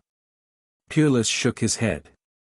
The entrance trial's third stage was not any easier than the second. It would be far more difficult to proceed without the Tier 3 summoning scroll. He wanted to kill Shi Feng and his companions himself. However, he was satisfied with the knowledge that the King of Corrosion would massacre them. Sailor Taiban's corrosive fluid could cause a tremendous amount of damage to one's equipment. It might even destroy the other team's weapons and equipment. This was a better outcome than killing them and taking a single item from each. Hearing Peerless' words, his people turned to watch Shi Feng's team with anticipation. Sailor Taiban's movement speed was very high. Before Shi Feng and the others had crossed 100 yards, the King of Corrosion was less than 50 yards away from the team. They couldn't help their panic as the boss approached. The Grand Lord's pummeling of a level 55 Great Lord was still fresh in their minds. If even a Tier 3 Great Lord could not hold off this boss, players such as themselves had no hope. Even if all 10 of their MTs worked together, they couldn't defend against the King of Corrosion's attacks. I'll deal with him. Everyone else, hurry. Shi Feng's lips hooked up into a smile as he watched the incoming Sailor Taiban. Others might not know the King of Corrosion's power, but he did. Although Sailor Taiban was an archaic species, it had a fatal weakness. It couldn't respond to sudden changes very well. Even a slight turn required it to waste roughly 2 seconds. Expert players would have plenty of time to dodge its attacks. However, they first had to draw the King of Corrosion's aggro. Shi Feng instantly appeared before the King of Corrosion. Seeing this, Sailor Taiban swiped its claws at Shi Feng. However, Shi Feng easily evaded its attack using silent steps, instantly appearing behind the King of Corrosion. Dragon Breath. Suddenly, a massive white beam bombarded the back of Sailor Taiban's neck. Minus 23,187. So tough. Shi Feng clicked his tongue. Dragon Breath multiplied his damage by 10, yet when the skill struck one of the King of Corrosion's vulnerable spots, it only dealt around 20,000 damage. If an ordinary expert attacked the Grand Lord, they would probably only deal a few hundred damage. Shi Feng's attack immediately drew Sailor Taiban's attention. Following which, the King of Corrosion tried to turn to attack Shi Feng. However, Sailor Taiban was very slow when turning, shifting its body step by step.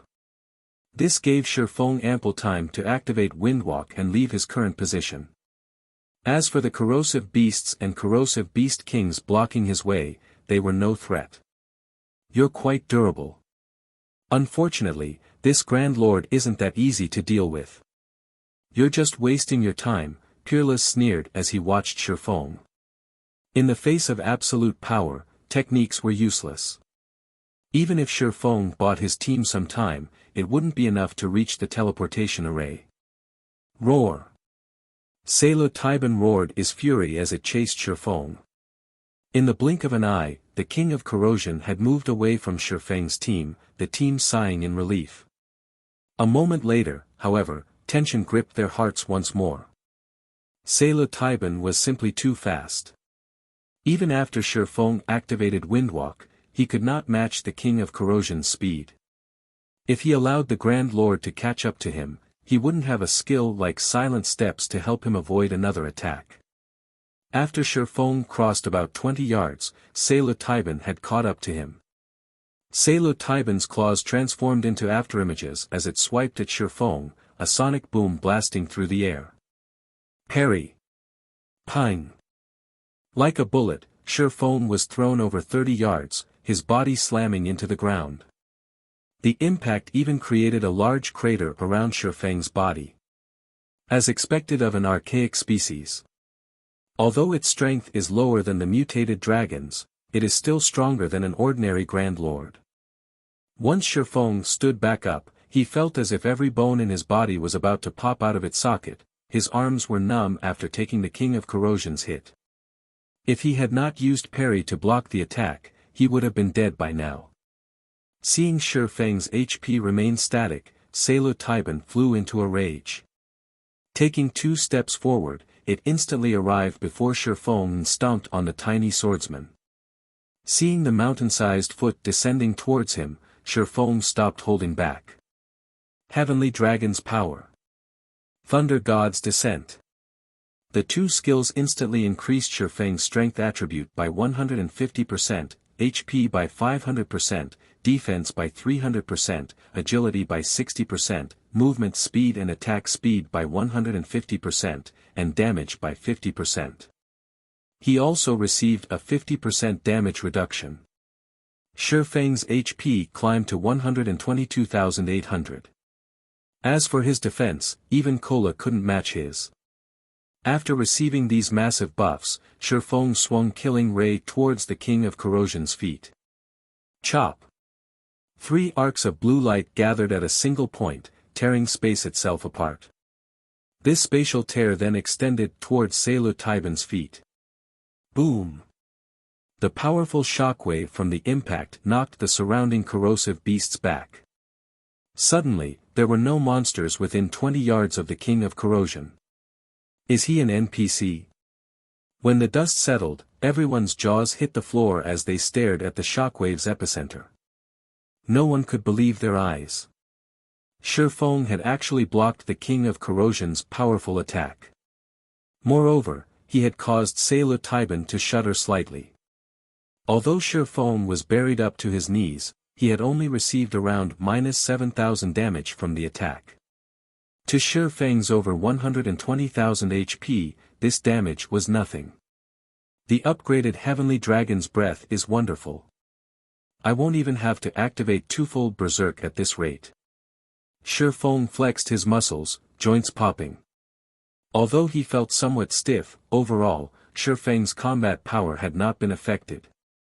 When he had faced the mutated dragon, he had been suffering a weakened soul state, reducing his attributes by nearly half. He had relied on dragon's domination to overcome the mutant. Now that his soul had recovered, although his strength was still not a match for the King of Corrosion even after activating Heavenly Dragon's power, the gap was not as wide as it had been. In addition, with his extremely high skill completion rate, he wouldn't have a problem defending against the Grand Lord's normal attacks. However, his sacred sword, Killing Ray, was the main reason that he could contend with Taiban. Killing Ray increased his damage by 100% against dark creatures. However, just after Shifeng pulled his legs out of the ground, the enraged King of Corrosion swung its claws at him once more as if it were trying to swat a fly. Just in time. Let's see how you fare against this. Shifeng did not dodge the attack. Instead, he used his sure-kill skill, Flame Burst. A miniature sun then collided with Taiban's claws.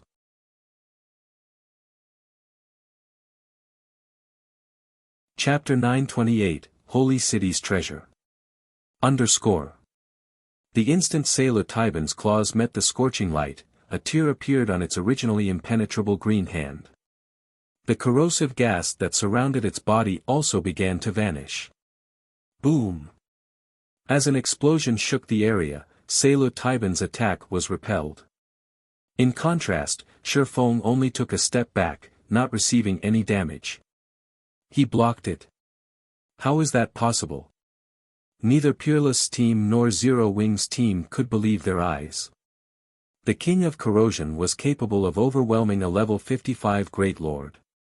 Moreover, the last time Shifeng had blocked the Grand Lord's attack, he had received quite a bit of damage. Now, however, he actually stood there unscathed. They felt as if they had just watched someone block an oncoming train with one hand. Boss Blood, I don't even think Guild Leader Blood Fang is a match for Yi Feng's strength, Kirin said in shock as he stared at Shifeng. Indeed. Purely in terms of strength, he has surpassed our guild leader, Bloodsucker said with a serious glint in his gaze. The strength zero wing displayed before them had already surpassed the information they had on the guild. After Shifeng successfully repelled one of Selu Taiban's attacks, the King of Corrosion launched a series of attacks. Shifeng used Killing Ray once more to repel the Grand Lord's attacks. Boom! Boom! Boom! Shifeng blocked every one of Selu Taiban's attacks. The combination of fire and the sacred sword is amazing. Shifeng smiled. Aside from its slow turning speed, Selu Taiban had another small weakness: fire. Fire attacks would deal double the damage against the Grand Lord. As a result, the combination of both bonuses allowed Shifeng to match the King of Corrosion's strength. Unfortunately, Flame Burst's uses were limited. He could not stand against the King of Corrosion for long. However, Shifeng had no intentions waiting for his death. He had deliberately caused the King of Corrosion to appear. If he had wanted to play it safe, he could have allowed Peerless' team to reach the third stage first. Selu Taiban was the only reason he had not. In the past, many teams had reached the entrance trial's second stage. Many teams often challenged the trial at the same time. Initially, when players encountered the King of Corrosion, they had treated it as if it were undefeatable. They only attempted to shake the boss off and proceed to the next stage. However, as players reached higher levels and obtained better equipment, they started to raid the King of Corrosion for its loot. In the end, when a team of players finally killed Selu Taiban, the Grand Lord had dropped a treasure that nobody had expected. The Holy City's emblem. Every guild in God's domain had treasured this item. Even after 10 years, the Holy City of Titans passes were extremely rare. Countless guilds had sought the pass as players could not enter Titan City without it. However, the Holy City's emblem could also transfer players to Titan City. Unfortunately, it could only transfer 10 players. However, unlike the Titan City Pass, the Holy City's emblem was not a consumable, it could be used indefinitely. Moreover, the emblem could send players to the Holy City directly. They didn't need to challenge the entrance trial. Now that there were 2 teams in the second stage, Shifeng wouldn't pass up this opportunity. The King of Corrosion was not undefeatable. In the past, through countless teams' experimentation, players finally discovered an effective way to defeat Selu Taiban. With his current team's strength, if they used that method, they could do the same. Following which, Shifeng activated Wind Rider and flew towards the teleportation magic array. Realizing where Shifeng was flying to, Selu Taiban also dashed towards the teleportation array. "Boss, that person's flying towards us. We need to leave. If that monster charges over here, it'll be difficult to escape," Blade hurriedly advised. Although corrosive beasts would not approach the teleportation array, there was no guarantee that the King of Corrosion would not. On the off chance that it entered the teleportation array, the consequences would be unimaginable. Peerless gnashed his teeth. However, he still gave the command to leave, saying, "Let's go." Although he was reluctant, he had to admit that Shifeng and his team were far stronger than he had expected. If they clashed, they might fail the trial again. This was their final chance. There was no room for failure. Following which, Peerless and his team activated the teleportation magic array, transforming into a beam of light and disappearing from the plaza. Shortly after Peerless' team left, Shifeng entered the teleportation array as well. Just as Peerless had guessed, the enraged King of Corrosion ignored the teleportation array and charged onto the platform. However, before Sailor Taiban reached the array's center where Shifeng stood, Shifeng reversed the flow of mana in the teleportation array. The teleportation array instantly transformed into a magic barrier. The green mist around Sailor Taiban began to scatter. Its basic attributes also plummeted. The Grand Lord's HP, which had been 80 million, fell to 60 million. In the past, nobody had thought that the teleportation array in the plaza's center could do such a thing. Everyone had only thought of using brute strength to kill the King of Corrosion. As long as the magic barrier was active, the King of Corrosion could not leave the area. Of course, players couldn't use the teleportation array either. This was the equivalent of sealing off their own path of retreat, and unless they defeated the King of Corrosion, there was no way to proceed to the third stage. Now that the King of Corrosion had been weakened, even without Flame Burst, Shifeng only received around -3,000 damage from clashing with the Grand Lord. However, Shifeng no longer faced Sailor Taiban's attacks head-on. Rather, he evaded the boss's normal attacks. After the Heavenly Dragon's power ended, Shifeng activated the Power of Darkness, increasing his attributes by 60%. He then used the Aura of Water's activatable skill, Life Bloom. With the skill's powerful healing, he could last against the King of Corrosion until his entire team had entered the magic barrier. Cola, activate the Power of Darkness and tank it. Everyone else, add support from the sides. Once Cola's Berserk skill ends, Yi Wumian, activate yours and replace Cola. Turtledove will be next. Shifeng issued his commands once his team had entered the barrier. Yulan, use your large-scale buff spell. Everyone else, watch the boss's tail. On Shifeng's command, before they could even catch a breather, they began to move once more. Cola immediately activated the Power of Darkness and used Justice Bash on the King of Corrosion's feet. He followed up with a Shield of Vengeance, drawing Sailor Taiban's aggro. Yulan also utilized her large-scale buff spell, Angel's Blessing. Suddenly, a harp-wielding, golden angel appeared in the sky. As the angel began to sing, a golden barrier enveloped every member of the team.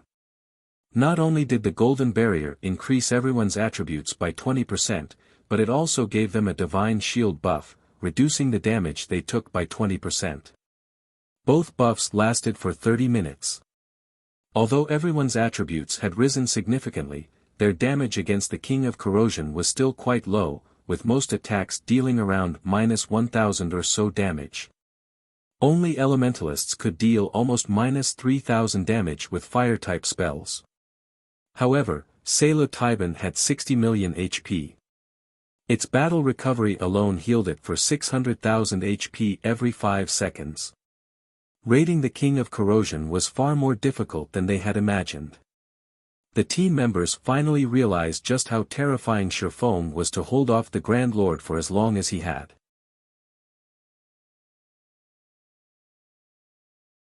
Chapter 929, Clear. Even after Sailor Taiban had been weakened, it dealt over -10,000 damage to Cola despite the Guardian Knight's active Berserk skill. Fortunately, Cola now had 40,000 HP. Without the Berserk skill, the single attack would have dropped his HP to a critical state. If it had been a critical hit, he would have died instantly. Skill incoming. Melee players, move back. Cola, focus on your positioning. Shifeng warned the MT when he saw the King of Corrosion's raised claws release a green glow. Although Shifeng had warned his team the moment he noticed the Grand Lord prepare the skill, Sailor Taiban didn't need long to launch it. When the Grand Lord's claws descended, many were still within 10 yards of it. Boom! The earth shattered. Everyone within 20 yards was thrown into a fainted state. In addition, green mist surfaced from the affected area. All players within the green mist lost 10,000 HP every second. Although some players had dispelled their fainted debuff immediately, they had failed to escape the area in time. In the blink of an eye, the mist claimed 3 lives. What a powerful skill! Although 5 healers focused on him, Kola only had around 14,000 HP by the time he broke through the green mist. Even the healers couldn't keep up with his diminishing HP. Meanwhile, his strengthening device's durability had fallen by 20 points. The mist's corrosive power was staggering. After Taiban finished executing its skill, it searched for a new target. Its eyes then fell upon one of the healers standing in the rear. It started to turn and tried to charge towards the healer. The boss is changing targets. MTs, block it. Shifeng shouted. Every so often, the King of Corrosion would choose a random target within 50 yards to attack, and for 4 seconds, it would become immune to aggro-pulling skills such as Mach. During these 4 seconds, players could only do their best to hinder the Grand Lord. Although 4 seconds might seem like a short time, to Taiban, it was more than enough to cross 50 yards. After Shifeng issued his orders, Turtledove executed Steel Impact and smashed her shield into the King of Corrosion. Ping! After a 300% boost to her strength attribute surpassed even Shifeng's while the swordsman had Heavenly Dragon's power active. As a result, the attack forced the King of Corrosion back by 2 steps, a damage of over -10,000 points appearing above its head. Shock and admiration filled the team when they saw the Grand Lord stumble back. This move had delayed Taiban for 2 seconds. After including the 10 MT's blockade, the team foiled the King of Corrosion's attempt to eliminate one of the healers. Taking this opportunity, everyone bombarded the Grand Lord with attacks. Multiple damages appeared above Taiban's head. However, the King of Corrosion's defense was simply too high.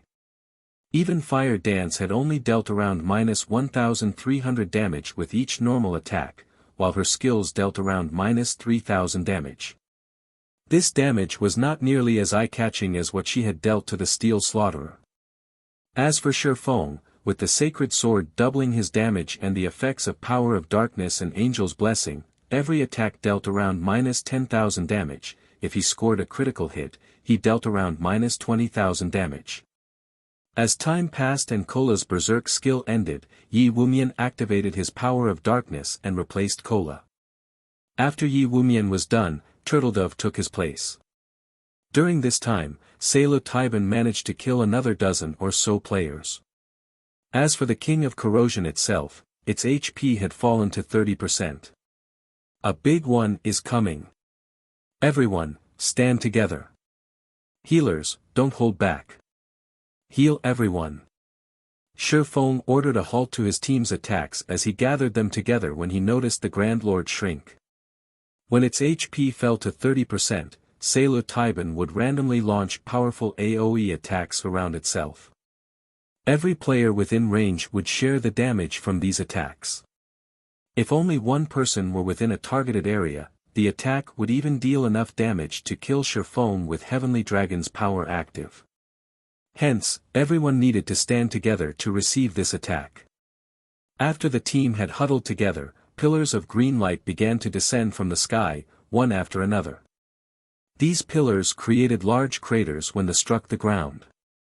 It was clear that these players would die if they were stuck. In the blink of an eye, Shifeng's team received a blast. Everyone lost over 10,000 HP on the spot. Before the healers could restore their HP, another pillar struck the team. The players lost another 10,000 HP. The pillars of light descended for over 20 seconds. Throughout this time, a total of 5 pillars bombarded Shifeng's team. Many had died partway. In the end, less than 50 people remained.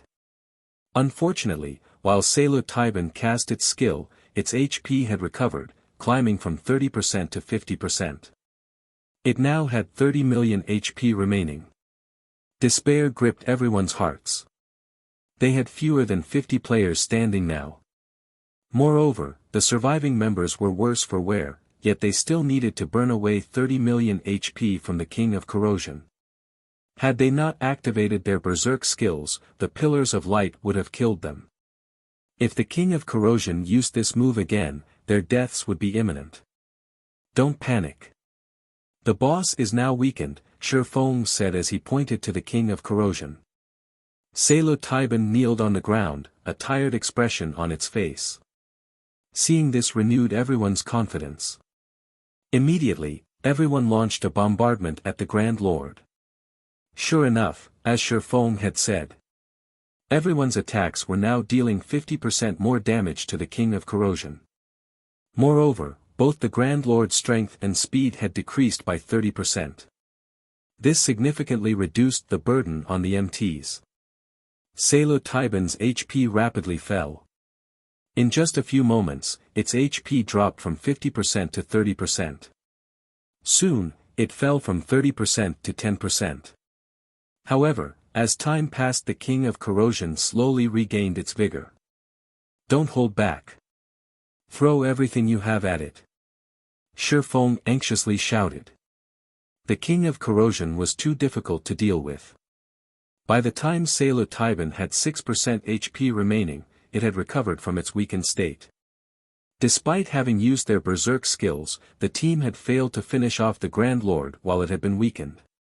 Now that their berserk skills were no longer an option, it was practically impossible to defeat the recovered King of Corrosion. Suddenly, Kola activated Dragon Scale Body and ran in for a final bout. Feng also activated Blade Liberation, his attributes instantly doubling. With the Sacred Sword's effect, each of his attacks dealt over -20,000 damage. The others began to activate all sorts of magic scrolls as well, bombarding the King of Corrosion with various spells. Once Salo Taiban's HP fell to 5%, it started to attack players randomly. To make things worse, none of their aggro-pulling skills were effective. As a result, the team rapidly lost players. When there were only 20 or so players remaining, Salo Taiban's HP finally reached 1%. Die.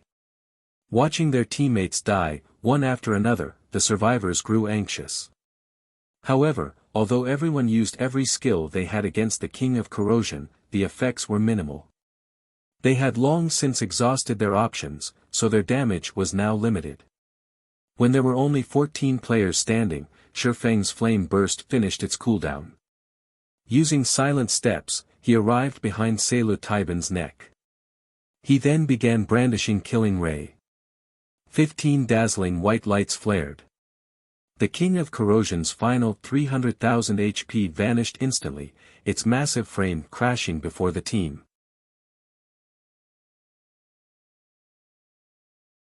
Chapter 930, Siege Tool. Seeing the King of Corrosion fall to the ground, the survivors released a sigh of relief. A moment later, everyone burst into cheers. Salo Taiban's death allowed the survivors' levels to increase rapidly. For example, Fire Dance and Aqua Rose, who were level 40, reached level 42. Yulan also climbed from level 39 to level 42. As for Feng, White Knight, and Frozen Dream, they shot from level 42 to level 43. So much EXP.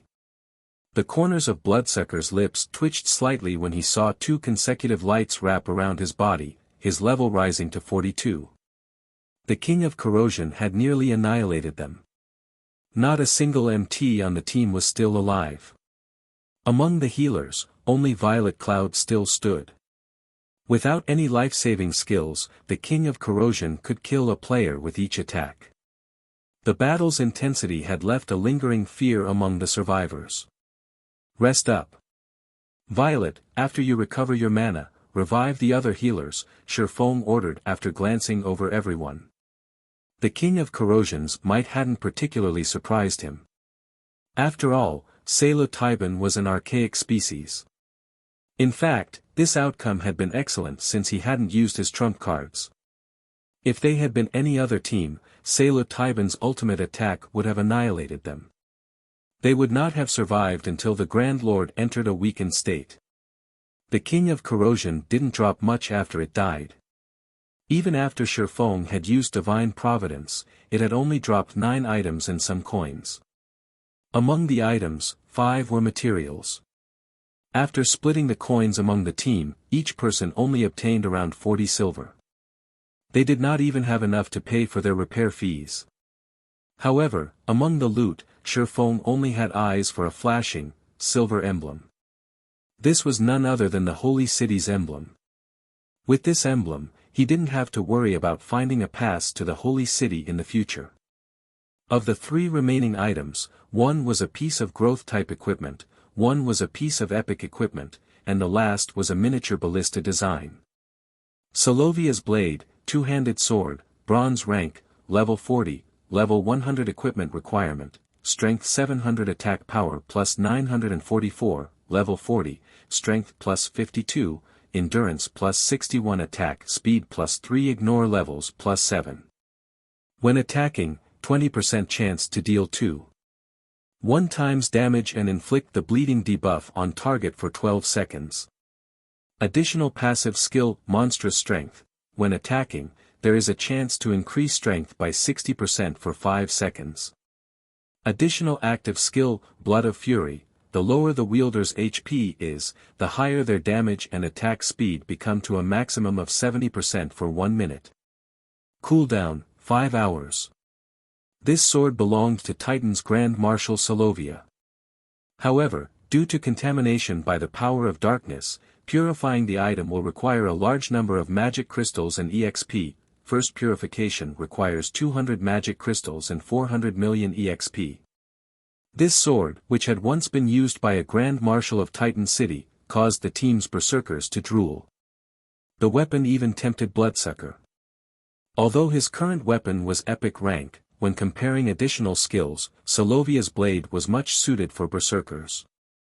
Solovia's blade was almost tailor-made for the class.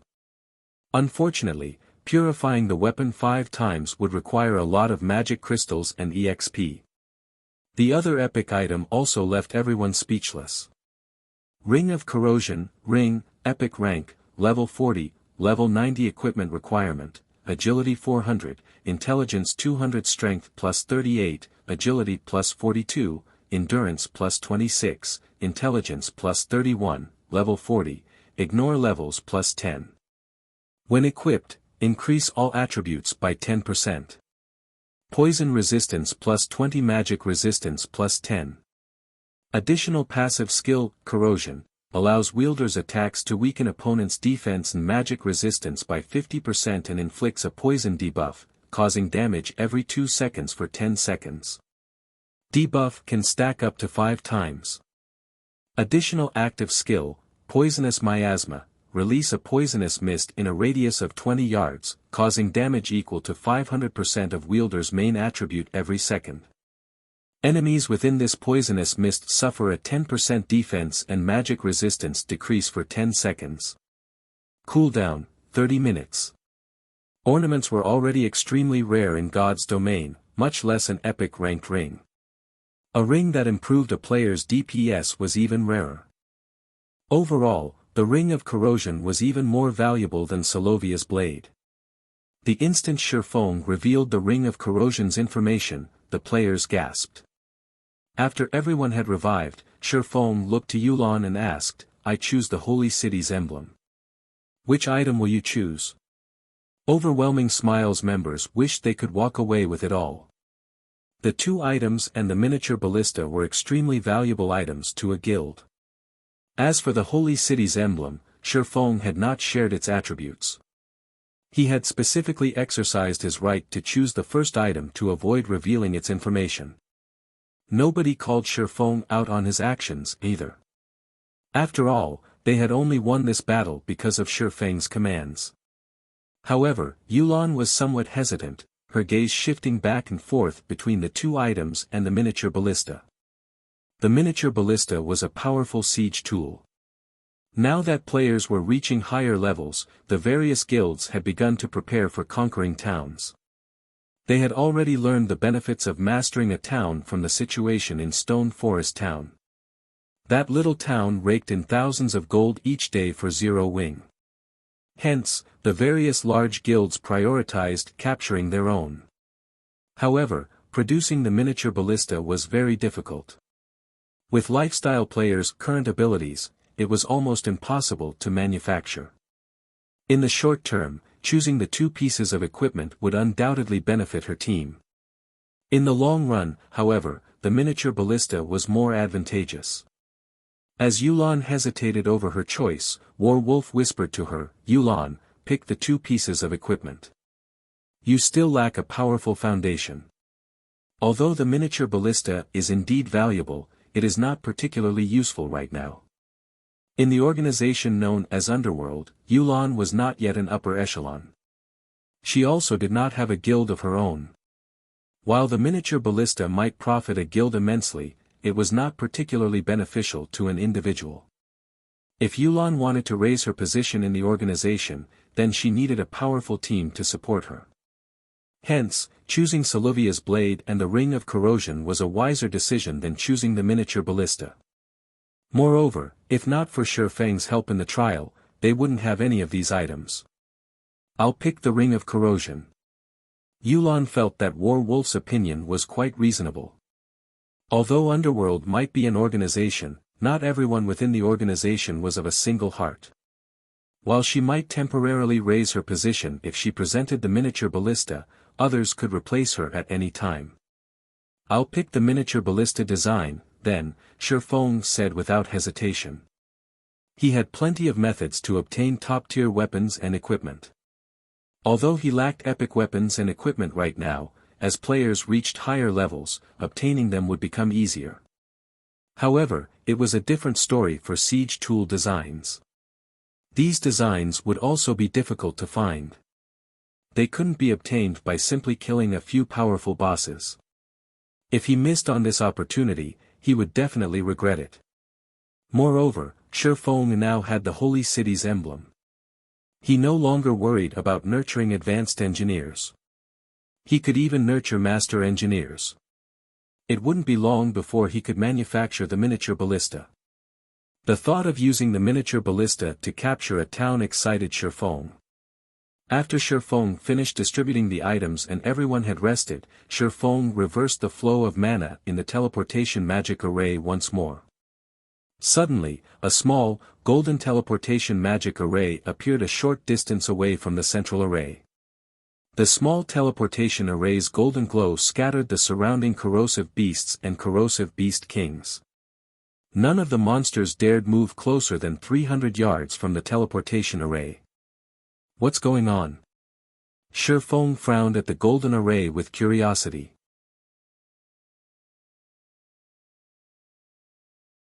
Chapter 931, Titan Library. As far as Shifeng knew, there should have only been one exit leading to the entrance trial's third stage. The golden teleportation array that had suddenly appeared was much stronger than the array in the center of the plaza. The mana density around each teleportation array made that obvious. With this new development, the team turned to Shifeng and asked, "Leader, should we go over and take a look?" Previously, they had watched Peerless' team use the central teleportation array to leave the plaza.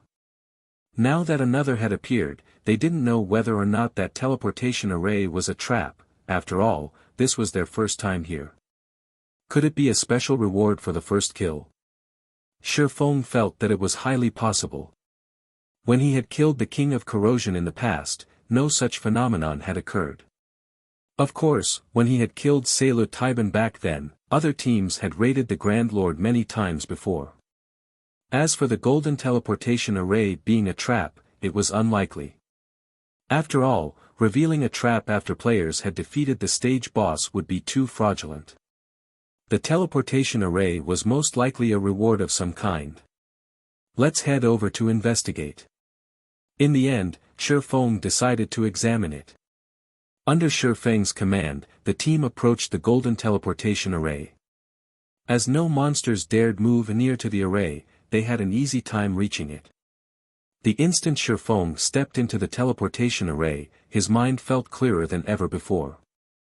Moreover, a brimming with energy buff had appeared in his status window. The sound of a system notification suddenly reached his ears. "System, you have discovered the teleportation magic array to Titan Library." Sure enough, it's the first kill reward. Shifeng was ecstatic when he heard the system notification. There were two main benefits to visiting Titan City. The first was that lifestyle players could use the Titan workshops to improve their skills. The other was the Titan Library, which all players dreamed of exploring.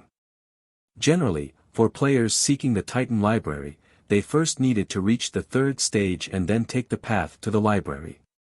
However, while that path would also eventually lead players to Titan City, it was significantly more difficult than the path that led to Titan City directly. Players usually chose the latter option to ensure their Titan City entrance slots. Shifeng had never imagined that obtaining the King of Corrosion's first kill would garner such a benefit as well. Following which, Shifeng walked towards the teleportation array's center and activated it.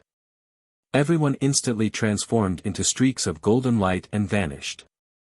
After the team disappeared, the golden teleportation array faded as well, silence returning to the spacious plaza. The entrance trial's third stage consisted of narrow pathways. Barely 3 people could walk, side by side, down the pathways. Meanwhile, bottomless pits lined each pathway on either side. If a player fell off the pathway, it wouldn't even be possible to revive them. They would be instantly disqualified from the entrance trial. Aside from this dangerous pathway, there were large groups of bat monsters flying through the air that frequently screeched soundwave attacks. If players were not careful and failed to avoid these attacks, they may plunge to their deaths. When Peerless' team arrived here, they were immediately thrown into a bitter battle.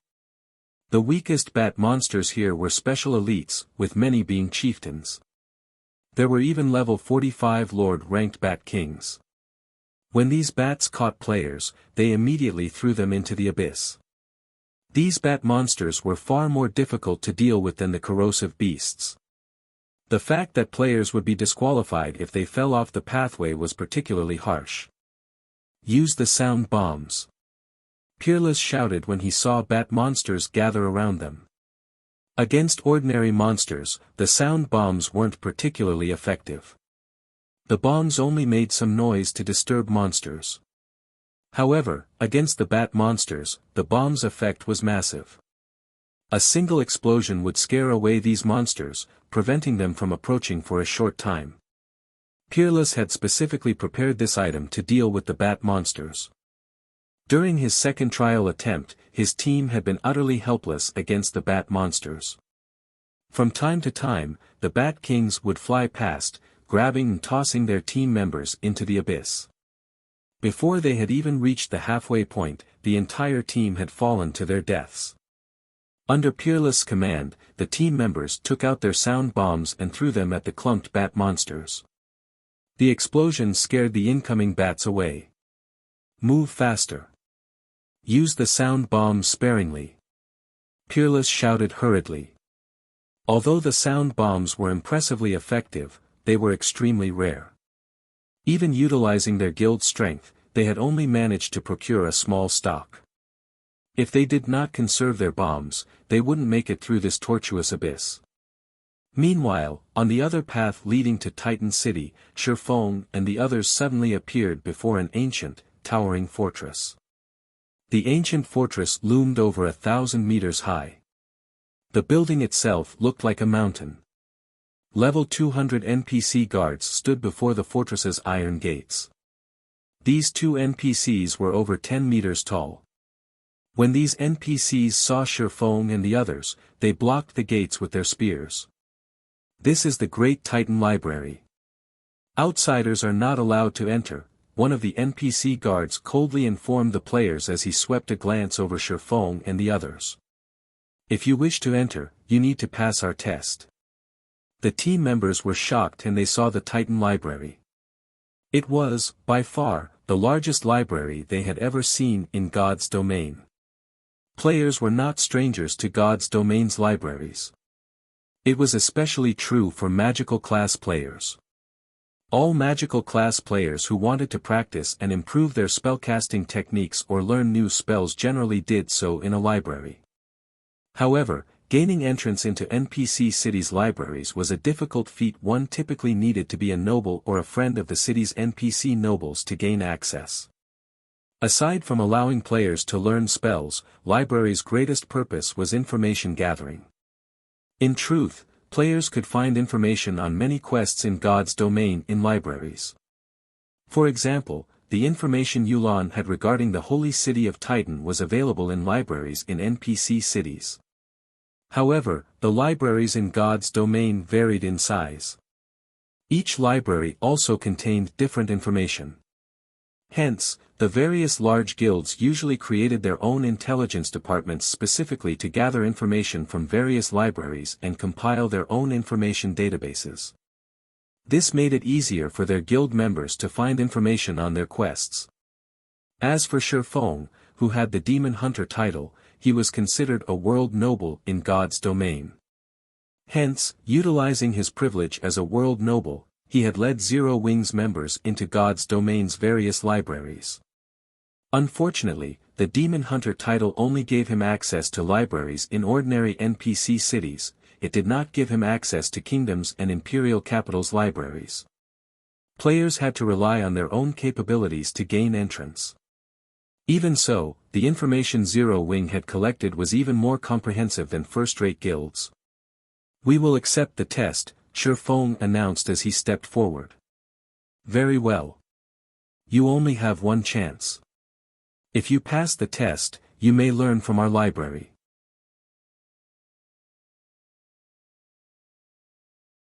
Chapter 932, Advantage of Tier 1 Players.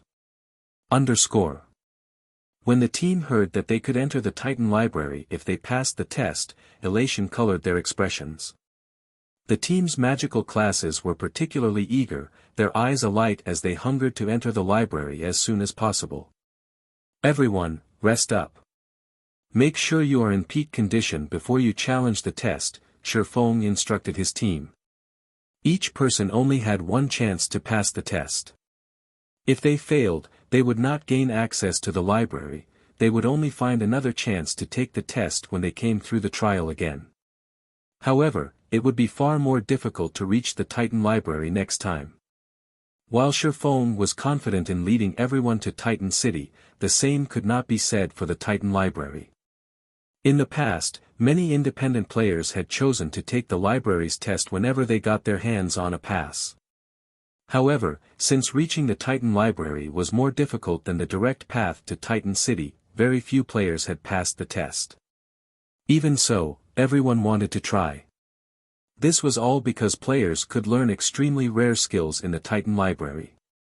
These rare skills could improve a player's combat power significantly. For example, Shifeng's Flame Burst was one such rare skill. Moreover, these skills generally did not require proficiency to level, only EXP. Hence, a player could dump a large sum of EXP into leveling these skills during a crucial moment with the hope of turning the situation around. Your test is simple. Because you are all Tier 1 classes, you just need to kill a chieftain of the same level within a certain time.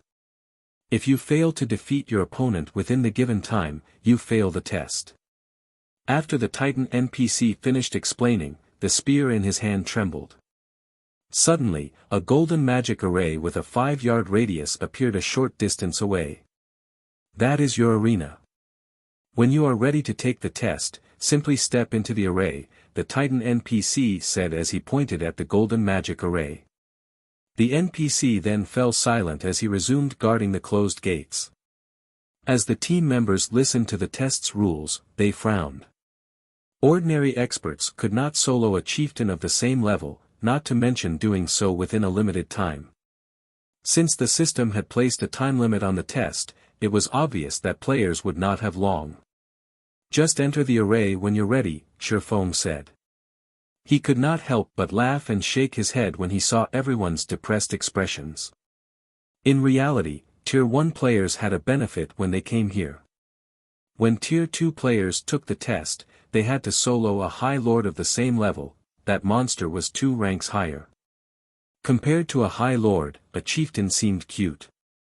After saying so, Shifeng entered the magic array. He then transformed into a streak of golden light and disappeared. After watching Shifeng enter the test, the rest of the team stepped into the magic array as well. Even if they were not confident of succeeding, they had to try. After players entered the golden magic array, they were transported to a peculiar space. When Shifeng opened his eyes, he discovered that he had teleported to a wide, open prairie with no end in sight. Meanwhile, 200 yards away from him lay a flaming rhinoceros that was over 5 meters tall. Crimson Rhinoceros, Elemental Being, Chieftain, Level 43 HP 400,000/400,000. The library's test monster had far less HP than an ordinary chieftain. The point of this test was to see if players could face these monsters head-on. As Shifeng prepared to approach the rhinoceros, he heard the sound of a system notification. System, you have 10 minutes to complete the battle. If you cannot finish the battle within the allotted time, you will be automatically transferred out of this instance. The system's giving players 10 minutes. It sure is favoring Tier 1 players. Shifeng could not help but sigh. When Tier 2 players challenged the test, they only had 20 minutes. However, their monster was a High Lord. Wasting no time, Shifeng walked towards the Crimson Rhinoceros. When Shifeng was only 70 yards away from the Crimson Rhinoceros, the chieftain discovered his presence. Immediately, it snorted scorching flames from its nostrils and stomped the ground angrily. It then charged at Shifeng. When it moved, it thundered like a speeding truck. Seeing this, Shifeng activated Flame Burst. With light steps, he easily evaded the Crimson Rhinoceros's charge and slashed the chieftain's back. Pang! The attack sent the rhinoceros flying over a dozen yards. When it slammed into the ground, it released a pained cry. A damage of -28,167 points appeared above its head. Shifeng then activated Silent Steps and appeared behind the Crimson Rhinoceros. He brandished his swords at the chieftain, every slash leaving a deep cut. Suddenly, Shifeng's attack triggered Killing Ray's lightning effect. Combined with Flame Burst's effect, the attack dealt -67,846 damage. Before Shifeng had used all of Flame Burst's attack counts, the Crimson Rhinoceros burst into flames, disappearing from the prairie and leaving behind a black iron token. The token was the required proof he needed to enter the Titan Library. System, congratulations. You have killed the Crimson Rhinoceros. Time remaining, 9 minutes 52 seconds. System, you will return in 5 seconds. Please prepare.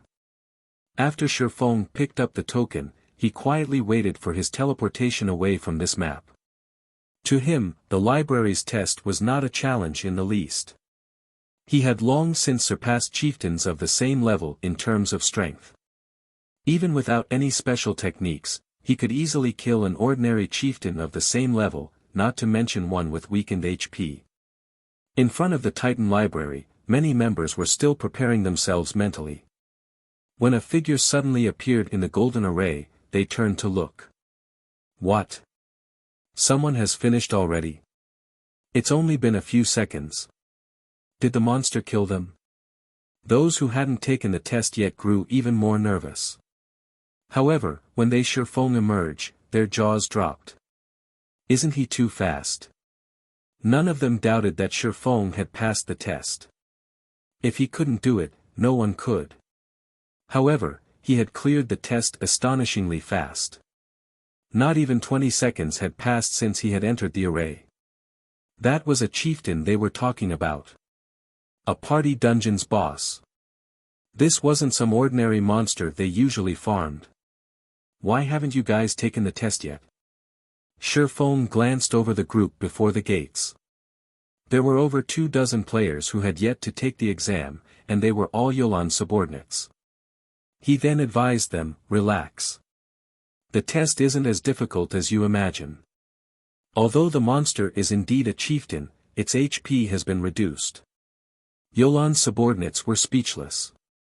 Even with reduced HP, a chieftain was still a chieftain, yet Shifeng talked as if it was some random mob that was too easy to slaughter. Shortly after Shifeng had returned, Fire Dance stepped out of the magic array as well. Following which, one player after another emerged. Why are there so many people ahead of me?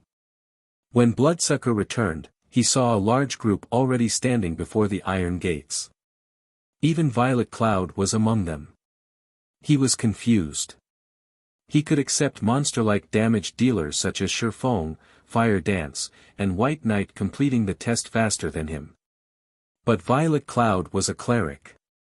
She was a mere healer.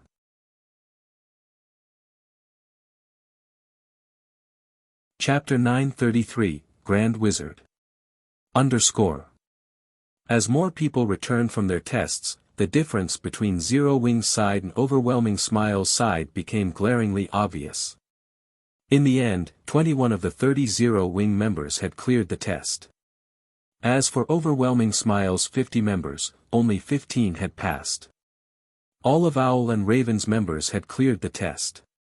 Why does Zero Wing have so many experts? Yulan was shocked when she saw how many players from Zero Wing's side had passed. Although she knew that there was a huge gap between their teams, she had not realized how massive that gap was. Yulan wasn't the only person caught by surprise. Even an expert like War Wolf was astonished. They had formed their team by poaching experts from various sources. Overall, their team could rival even first-rate guilds' main forces. On the other hand, Zero Wing had only developed in Star Moon Kingdom, yet regarding the quality and quantity of experts, Zero Wing's team was far greatly superior to theirs. Since everyone has finished the test, those who did not pass will wait by the entrance. Those who passed can head inside, Shifeng said as looked over the team. He had sensed Yulan and her group's confusion. However, he simply smiled at their actions. He then arranged for everyone to enter the library. Naturally, it was impossible for Zero Wing to surpass first-rate guilds in terms of quantity of experts. First-rate guilds had been developing in the virtual gaming world for a long time. In addition, these guilds weren't limited to developing in just one country, but multiple. In terms of member count, they exceeded Zero Wing by many times. Zero Wing was no match for them. Zero Wing's only advantage over these guilds was their number of top-tier experts. This was also why Shifeng wanted to develop in other countries. There were only so many top-tier experts in Star Moon Kingdom. Unless they nurtured their own, they couldn't continue to build their forces of top-tier experts. Furthermore, they needed to recruit far more elite and ordinary expert players. Following which, under Shifeng's lead, all those who passed their tests began entering the Titan Library one after another.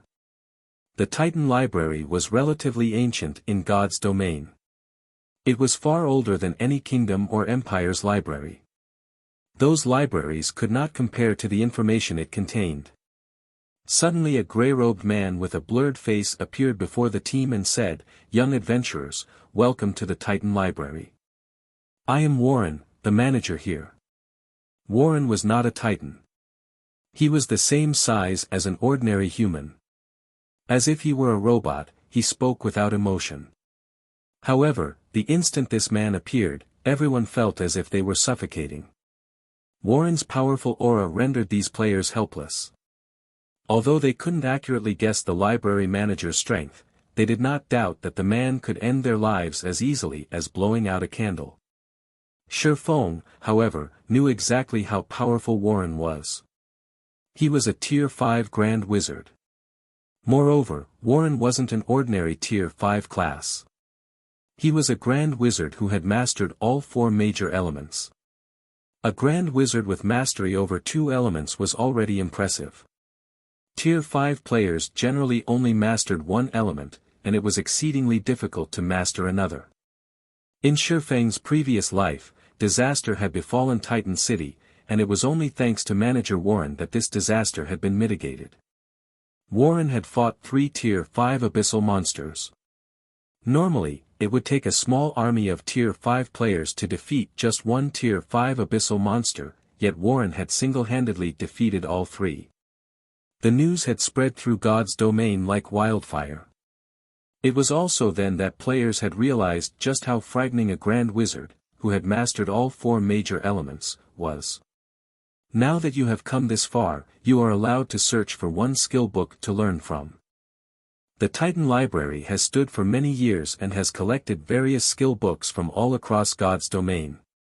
One can even find legendary Tier 6 skill books on these shelves. However, you only have 3 hours to find a skill book, and you only have 3 opportunities to learn from this library throughout your lifetime. There are also various restrictions in the library. The stronger the skill book is, the stronger the restriction will be. What kind of skill book you obtain will depend on your own abilities. Do not waste time out of greed over a powerful skill, Warren explained slowly. Hearing this, the player's eyes lit up with excitement. In God's domain, a skill's rarity increased with levels and tiers. Currently, even Tier 2 skill books were beyond players, let alone Tier 6. Only someone like Shifeng understood how precious a Tier 6 skill book was. Its value could even rival that of a fragmented legendary item. Tier 5 skills and spells weren't easy to obtain either. One had to be lucky to find one. Even after reaching Tier 4 and 5, many players in the past had only possessed a few skills or spells of the same tier. Meanwhile, Titan Library just happened to allow players access to these rare skills and spells. Hence, players constantly fought to challenge the Titan Library's test. Unfortunately, very few players had ever come this far. This opportunity to grasp a high-tiered skill or spell was far more valuable than an epic weapon. Warren had vanished after he finished his explanation of the library. Without wasting any time, Shifeng and the others split up to search for their own skill books. The Titan Library was colossal and had many sections. Finding a suitable high-tiered skill book within 3 hours would not be easy. Hence, they needed to cherish every second they had. Following which, Shifeng dashed towards the section for melee skills. In the Titan Library, skill and spell books were not categorized by class. Rather, they fell into 4 main groups: melee skills, ranged skills, healing spells, and destruction spells. Melee players like Shifeng had to head towards the melee skill section. Of course, one could also choose a skill from the ranged skill section. Once Shifeng reached the melee skill section, he delved deeper into the section. Every library section was divided further into 4 areas: the outer area, the inner area, the central area, and the core. There were thousands of skill books in the outer area. Shifeng could waste his 3 hours just skimming through those books. Meanwhile, as one ventured closer to each section center, they would find fewer and higher quality skill books. However, based on what Shifeng had heard in his previous life, even the core housed over 100 skill books. The Titan Library's wealth of information would shock any player. As Shifeng left the outer area and approached the inner area, a barrier appeared, blocking his path.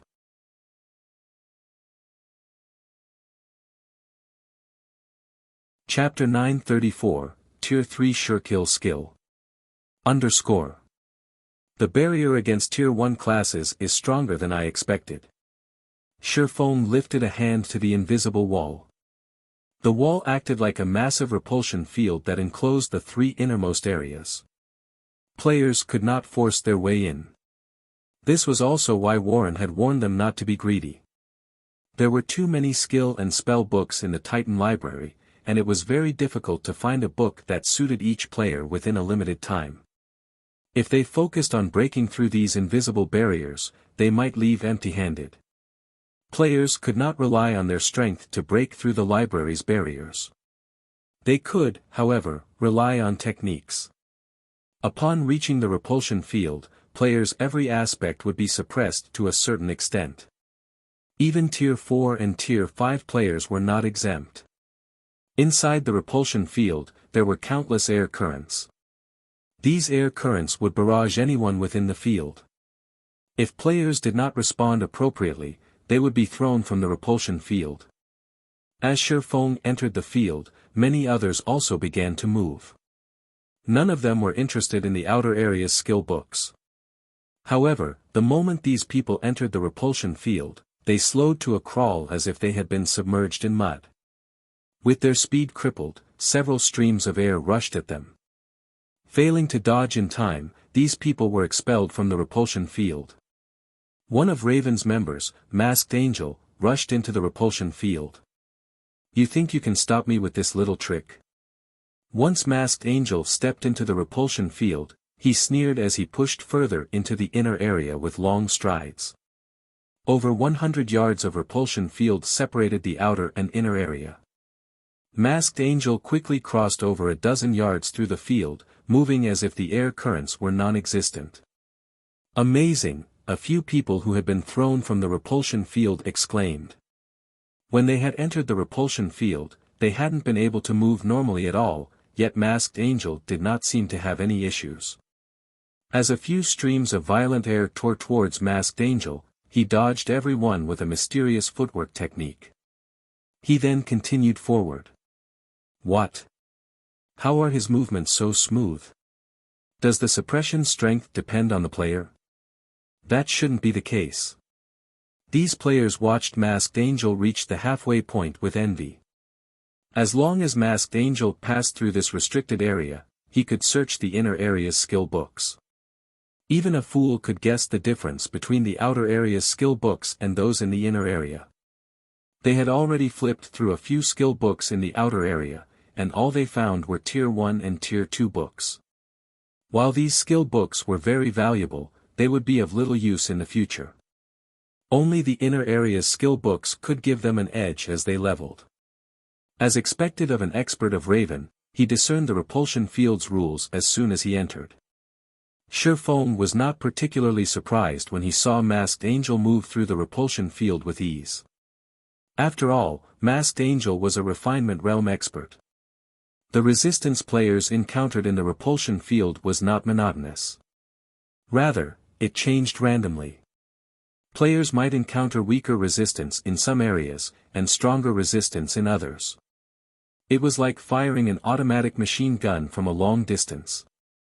One or multiple bullets might cross some areas, while others wouldn't see any bullets. If someone attempted to charge through the repulsion field while ignoring this fact, they would quickly be expelled to the outer area. However, if one knew where the bullets would fly, traversing the repulsion field would be a simple matter. Unfortunately, adapting to the various resistances wasn't so simple. Once Masked Angel had ventured over 50 yards through the repulsion field, his expression darkened. He also began to stiffen. More air currents began to assault him simultaneously, going from the initial 3 to 5, to 7 or 8. The repulsion field began to grow more difficult. Finally, when Masked Angel was 70 yards deep, an air current struck him and threw him from the field. The spectating players in the outer area were dumbfounded. Masked Angel had been doing fine up until this point. Why had he been suddenly thrown from the field? Why did the difficulty increase so dramatically? Masked Angel's expression had twisted into something ugly. Do they even want us to pass through this thing? Others might not have realized what had just happened, but he was very aware. The moment he reached the 50-yard mark, the repulsion field rapidly grew stronger, going from strong to weak and weak to strong more quickly. Even Masked Angel found it difficult to cope with the changes. Furthermore, he faced far more attacks, making it more difficult to follow the resistance change. In the end, even after drastic evasive maneuvers, he had been removed from the field. After Masked Angel had been thrown out, Shifeng entered the repulsion field. To others, it might be difficult to cope with the constantly changing resistance, but to Shifeng, it was a walk in the park. He didn't even need to employ any techniques to avoid the incoming currents. Impossible. Masked Angel was momentarily stunned. It looked as if Shifeng strolled casually down a road. Even after the 50-yard mark, Shifeng continued comfortably. After a short moment, he had left the repulsion field behind and reached the inner area. What Masked Angel did not know, however, was that neither the resistance's strength nor the air current's attacks were effective against Shifeng's perception.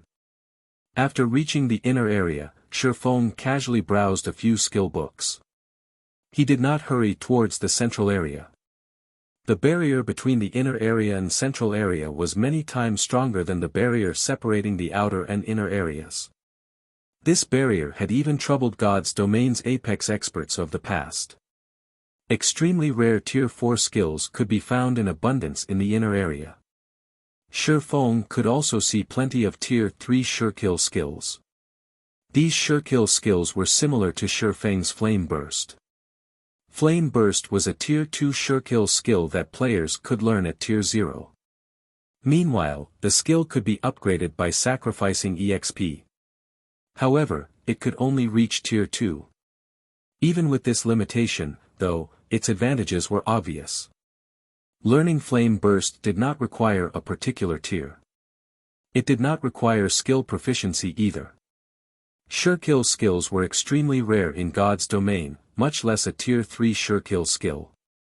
In the auction house, it would sell for more than an epic item. After all, many players in God's domain would hit their limit after reaching Tier 3. It was incredibly difficult to advance.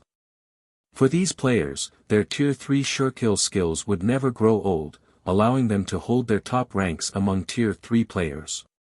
However, this would not satisfy Shi Feng. He still had plenty of time.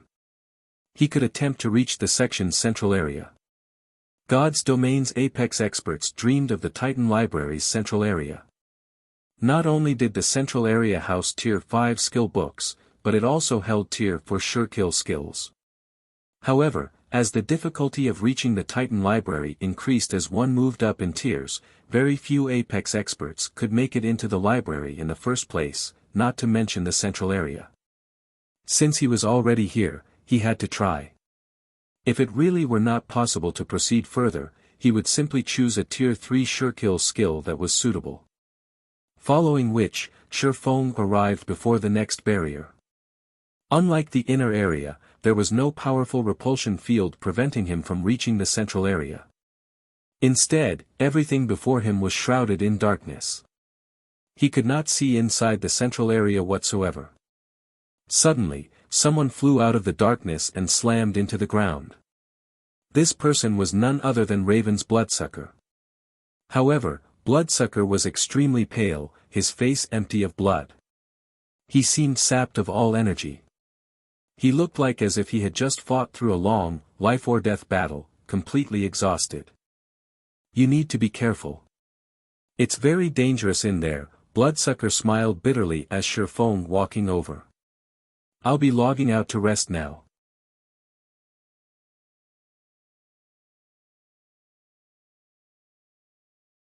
Chapter 935, Sword Trajectory. As soon as Bloodsucker finished speaking, he logged out of the game. Is the mental burden really so heavy? Shi Feng frowned as he watched Bloodsucker vanish. After having observed Bloodsucker for a time, Shi Feng was certain that the man was a Void Realm expert. Even in a super guild, he would be an apex existence. This was also why Bloodsucker had been so confident when he had promoted his skills.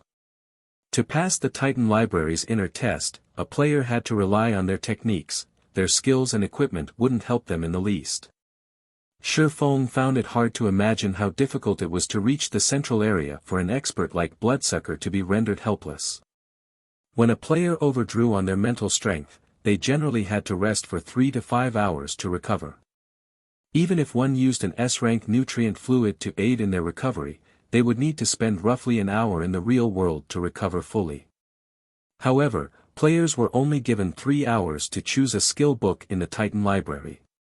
If Bloodsucker rested for an hour in the real world, he would not have enough time to challenge the barrier between the inner and central areas. This test is vicious. Shi Feng clicked his tongue. If he failed once, he would lose a bottle of S-rank nutrient fluid. Moreover, even after recovering, he would only be able to choose a skill book from the inner area. If he did not rely on the S-rank nutrient fluid to recover, he would lose his opportunity to learn from any of the library's skill books. Only now did Shi Feng understand why so many apex experts had faltered before reaching the central area. Fortunately, I still have a few bottles of S-rank nutrient fluid. Without them, I wouldn't qualify to challenge this test. Once Shifeng adjusted his mindset, he stepped into the dark barrier. As soon as the darkness swallowed Shifeng, he sensed something odd. Not only did the barrier rob him of his sight, but it had also rendered him deaf. Any expert's combat power would drop significantly if they lost their sight, not to mention losing both sight and hearing. With both senses suddenly muted, even staying calm would be a problem, not to mention fighting. Moreover, without being able to see or hear, one wouldn't even know what kind of danger they faced. Against the unknown, even an expert player's mental state would crumble. Fortunately, Shifeng had experienced a similar situation in the battle tower. Although the circumstances hadn't been as severe, they were not that different.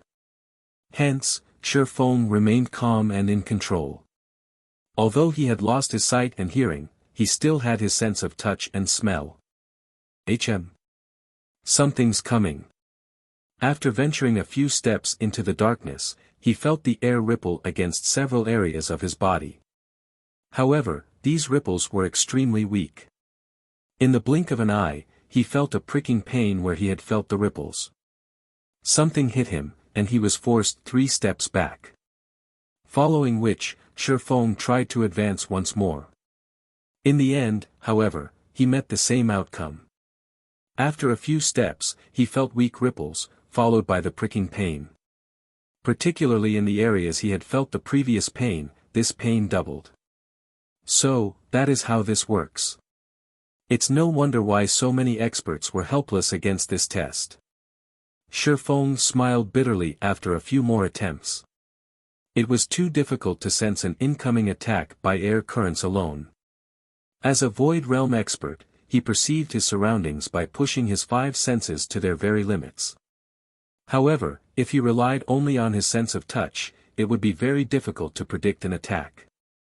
Even if he evaded the moment he perceived the needles, he couldn't dodge them.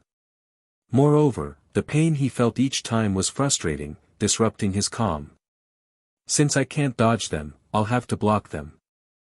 Deciding so, Shifeng unsheathed his swords and advanced. After the previous attempts, he had a general grasp of the needle's attacks. Aside from powerful techniques and acute senses, the biggest reason why experts could become experts in the first place was their brain's processing speed and their ability to memorize something instantly. Once one strengthened their mind, their memorization and calculation would improve tremendously. They could then run through various simulations in their minds using what limited information they had. In this dark area, the needle attacks were not without a pattern. For each wave of attacks, the needles would target 3 to 5 locations. Based on where Shifeng had already been struck and how many times, a total of 12 locations on his body were being targeted. Although he could not be certain that the needles would only attack these 12 locations, knowing them was enough. As long as he defended these points, he couldn't be disqualified if he received a hit, even if he were hit elsewhere. At most, he would be forced to take 1 or 2 steps back and defend another location. Following which, Shifeng continued his advance, using his blades to form a barrier around himself as he repelled the needle attacks. Moreover, as he brandished his swords, Shifeng refined his sword's trajectories, little by little, gradually reducing his excess movements and strengthening his defense. As Shifeng had speculated, there were more than 12 targets on his body, 14 areas were being targeted. These 14 points seemed to contain some kind of hidden meaning. As Shifeng improved his sword trajectories, the defensive range enlarged as well. Right now, he could block roughly 40% of all attacks aimed at him from the front. This sensation astonished Shifeng. He was also ecstatic over his growth. There were still many flaws in his sword trajectories, and his slashes were not as efficient as they could be. However, now that he could block 40% of the attacks coming from the front, he could theoretically block 20 of 50 targeted attacks launched from in front of him. After Shifeng had ventured 50 yards into the darkness, 6 to 8 attacks assaulted him simultaneously. The number of targets on his body also rose from 14 to 21. The sudden change disrupted Shifeng's rhythm, causing him to waver back and forth over the 50-yard mark. As attacks continuously struck his body, his pain grew more intense. The attacks were even painful enough to force a strong-willed person like Shifeng to grit his teeth. However, although the pain distracted him slightly, Shifeng's determination grew as he fought. Now that he had to block 21 points, his sword trajectories became more complex. After half an hour of refining his techniques and eliminating unnecessary movement, Shifeng finally pushed past the 50-yard mark. He could now block all of the needle attacks that assaulted him. When he had ventured past the 80-yard mark, the attack count increased once more, increasing to 14 to 18 attacks at a time. Furthermore, he now had to defend 32 points. Although he only had to block another 11 areas, the necessary sword trajectories multiplied by several times. Even Shifeng struggled to cope with this qualitative change. Even after refining his movements for over an hour, his technique still had plenty of flaws. However, he could now block 60% of the attacks launched from his front. After several more failed attempts to perfect his sword trajectories, Shifeng decided to gamble. Rather than trying to block all 32 targeted points, he gave up his defense over a few that did not follow his trajectories. Gritting his teeth and enduring the pain, he then attempted to cross the final 20 yards. In the end, with only 20 minutes of his 3 hours remaining, Shifeng finally broke through the darkness and reached the Titan Library's central area.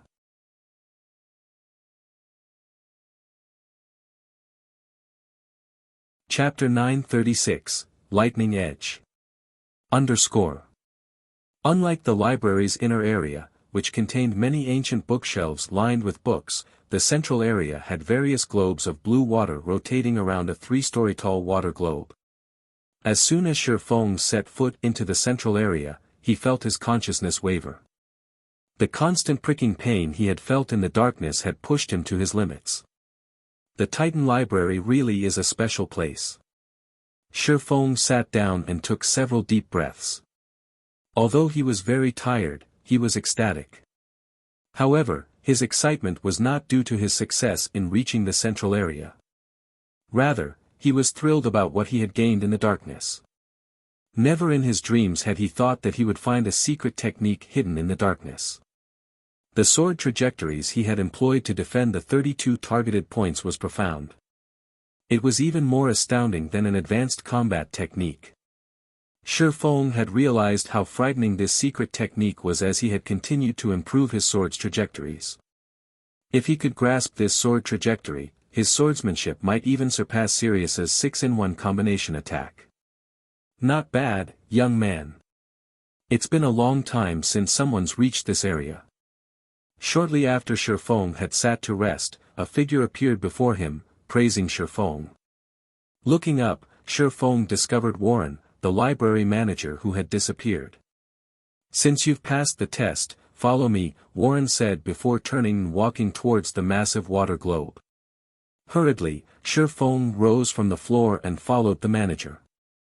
Although dodging the needle attacks had taken its toll, he had not yet exceeded his mental endurance. He didn't need to rest immediately as Bloodsucker had. After reaching the transparent globe, Warren began to recite an incantation. The massive globe slowly descended from the air. Despite standing over a dozen yards away, Shifeng could feel the daunting mana radiating from the globe. This mana was far purer than that within the 7 luminaries crystal. Furthermore, the mana that the globe released into the air did not scatter. If the globe exploded, Shifeng did not doubt that the explosion would obliterate the Titan Library. Go on. This is where the most precious skills the Titan Library has collected over the years have been contained, Warren urged. Of course, you may also challenge the library's core, but be warned, throughout the past several hundred years, only 7 have reached the core and left to tell the tale. Lord Warren, I've decided to choose a skill book here, Shifeng declared without hesitation. He had been lucky to reach the central area. As for whether that luck would carry him to the core, Shifeng did not even dare to wonder. As far as he knew, only 5 players had entered the Titan Library's core in the past. Every single one of those players had been a Tier 6 God-ranked expert.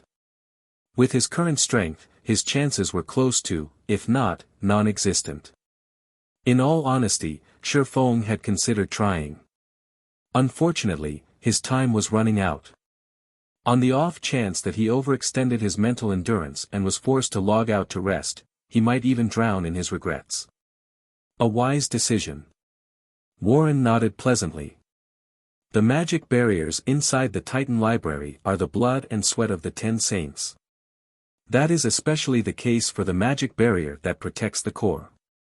Without standing in the same realm as the 10 saints, challengers have no chance of success. Had you attempted to challenge the barrier, you would have been disqualified. Shi Feng rolled his eyes at the manager. You're only telling me that now. Following which, Shi Feng disappeared into the massive water globe. Upon entering the globe, a list of books appeared before Shi Feng. Every skill book listed was either a Tier 5 skill or a Tier 4 Shurkill skill. The list contained hundreds of them. Shi Feng's eyes drifted to the Tier 4 Shurkill skills without even glancing at the Tier 5 skill books. Although Tier 5 skills were much stronger than Tier 4 Shurkill skills, one could only learn the former after reaching Tier 5. To his present self, a Tier 5 skill book would be as useless as a very expensive paperweight. It was not nearly as practical as a Tier 4 Shurkill skill. There were a total of 133 Tier 4 Shurkill skill books on the list, and Shi Feng rejoiced at the sight. If he could learn them all, every Tier 4 player would be no more than a punching bag. There was a wide variety of skills to choose from. Some were single-target skills like Flame Burst, while others were AoE skills like Skywheel Sword. There were also control skills like Abyssal Bind and Abyssal Curse. There were even extremely precious Berserk skills and support skills. These skills covered nearly every aspect and were more than enough for players to compensate for their shortcomings. After much contemplation, Shi Feng decided to search through the AoE skills. While single-target skills and Berserk skills could elevate a player's combat power tremendously, AoE skills were far more effective in group battles and grinding. Shi Feng was currently in a rush to reach level 50. An AoE skill was, without a doubt, his best choice. There were a total of 5 AoE attack skills. Some dealt physical damage, while others dealt magical damage. Some even dealt a mix of each. Having both would be the best choice. Shi Feng dismissed the first two varieties. While the pros of a physical or magical skill were obvious, the cons were just as clear. If he encountered a monster that countered either type of damage, the skill would lose its effectiveness. Take Firestorm for example. If he used the skill against a fire-type monster or an elemental being, the skill wouldn't help him. Rather than risk such a specialized skill, it was safer to pick one that dealt both types of damage. After excluding the specialized skills, Shi Feng was left with 2 books. The first book contained the skill Divine Punishment. When activated, the skill dealt a combination of physical and holy damage to monsters in a targeted area. The skill covered 20 yards in every direction and had a cooldown of 10 minutes. The other skill was Lightning Edge. Upon activation, it would deal a mix of physical and lightning damage to monsters in a cone. The skill had an initial coverage of 30 yards and a cooldown of 15 minutes. Countless players in God's domain dreamed of obtaining both skill books. Shi Feng found himself in a bit of a bind. Holy damage would be twice as effective against dark creatures. In addition to his sacred sword, he would be a nightmare to dark creatures if he chose Divine Punishment. The only downside was the skill's limited range. As for Lightning Edge, it was suitable for kiting monsters. Noticing that he was running out of time, after a moment of hesitation, Shi Feng chose Lightning Edge. He had chosen this to help him level faster. Following which, Shi Feng clicked to learn Lightning Edge. As soon as he did, a stream of energy emerged from the water around him and surged into his body. System, congratulations. You have learned Lightning Edge. Lightning Edge, Action Type, Tier 0, Level 1, requires 200,000 EXP to upgrade to Tier 0, Level 2, channeling time, 0, 5 seconds deals 300% physical and 300% lightning damage in a cone in front of user. Initial coverage range is 30 yards. Duration, 3 seconds cooldown, 15 minutes. As expected of a Tier 4 Surekill skill. Its starting damage and required EXP are double that of Flame Bursts. If it reaches Tier 1, it will likely be even stronger than Firestorm. Shifeng was elated when he saw the skill's information. He immediately decided to upgrade Lightning Edge's level.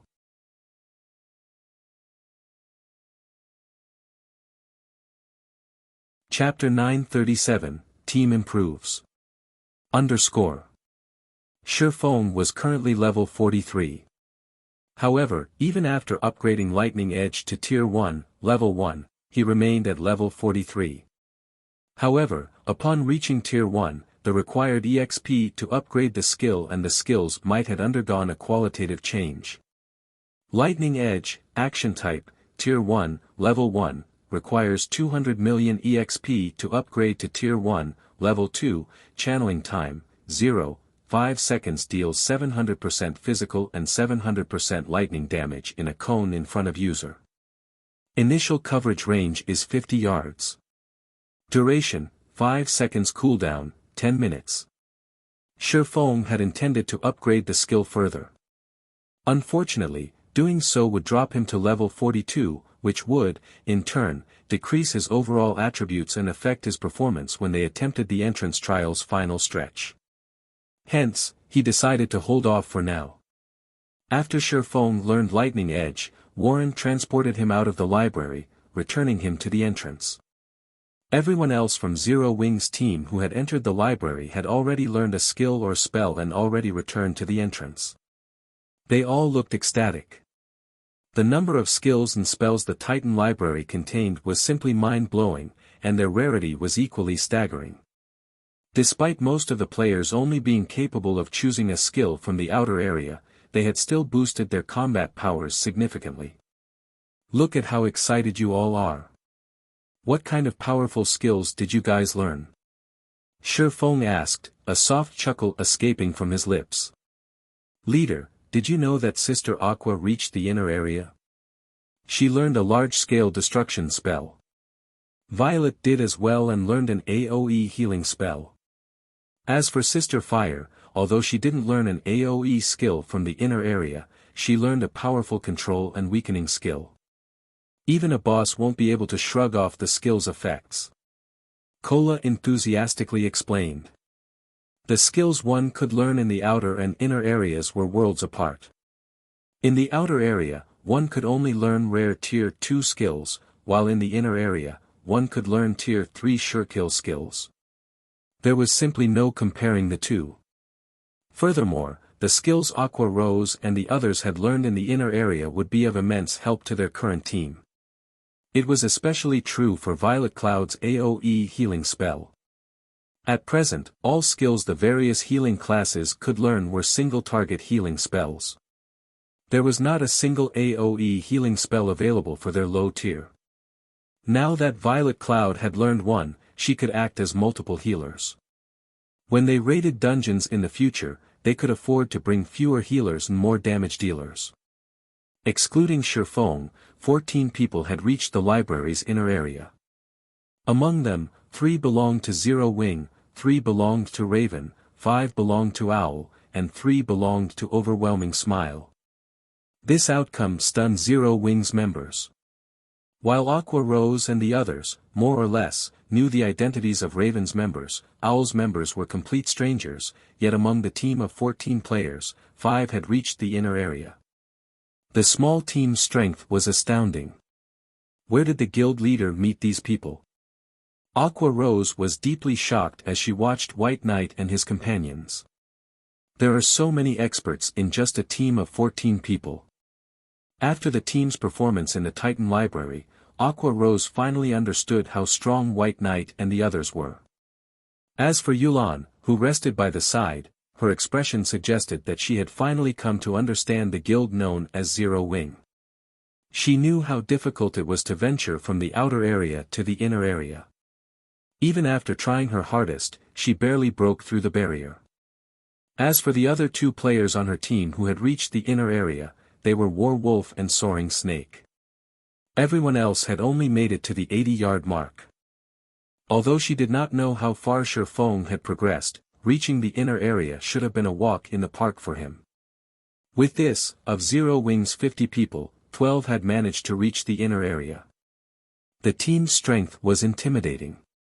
Yulan even suspected that, even if she scoured Star Moon Kingdom and combined the strength of every guild within its borders, she wouldn't form a team as powerful as Zero Wings.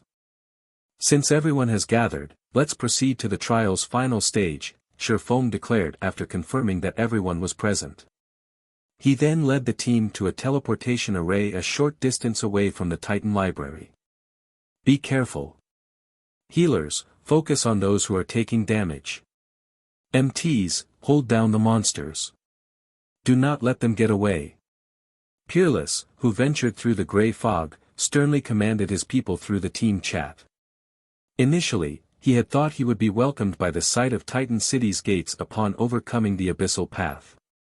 However, he had never imagined that they would escape the wolf's lair only to walk straight into a lion's den. Inside this grey fog, their visibility was reduced to 10 yards. In addition, monsters would randomly assault them from time to time. To make matters worse, the fog did not affect these monsters. Even with 40 yards between them, these monsters discovered them and attacked immediately.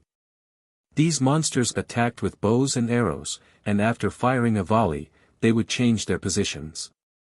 Moreover, the monsters always targeted the cloth armor classes. If they did not defeat these archers as quickly as possible, the noise of battle would attract more enemies. Before realizing this, their team had suffered. Moreover, the players whom these monsters killed could not be revived. Their losses in this grey fog were permanent. They only had 89 players remaining now. If they lost any more members, their hopes of reaching the final goal would be dashed. Shortly after Peerless issued his orders, another volley emerged from the fog around them. The arrows were extremely fast. With the low visibility, even the agility-based classes struggled to block or evade the attacks, not to mention the targeted cloth wearers. Immediately, a white-robed cleric transformed into a hedgehog, his HP plummeting to 0 in an instant. The cleric did not even have a chance to heal himself. Charge! Don't let those monsters get away. Peerless bellowed in rage. Over a dozen melee classes immediately dashed towards the arrow's origin. Shortly after these players vanished, however, the others heard a pained scream. A few of these melee players had died instantly. 3 MTs had even been thrown back to the team, their slamming into the ground before Peerless. All 3 MTs only had a strand of HP. What happened? Peerless demanded through the team chat. The monsters they had previously faced had only been level 45 elites. Every one of these players could easily dispatch one of the monsters with help, yet not only had a few people instantly died, but their heavily armored MTs had also been thrown such a long distance. There was definitely something off here. Boss. It's a boss, one of the swordsmen, who had previously charged forward, stuttered a reply. Wait. There are 3. Before the swordsman could finish his words, his name in the team status window faded to gray, signifying that this player had died. However, the swordsman wasn't the only one dead player. Those who had charged with him had died as well. Before Peerless could respond, 3 tall figures suddenly emerged from the fog accompanied by over 100 bow-wielding, 4-armed demonic monsters. Every player on the team tensed, feeling stifled. Of the 3 bosses before them, one was a Grand Lord, while the other 2 were Great Lords. With this combination before them, the players crumbled in despair. As the 2 sides threw themselves into the battle, a golden radiance suddenly dispersed the dense fog. People then began to appear, one after another. How? Peerless' jaw nearly hit the ground when he saw the distant figures. These figures were none other than the members of Shi Feng's team, who he had seen before. However, unlike their battered players, Shi Feng's team appeared unharmed, every member brimming with energy as they stood on the path towards Titan City.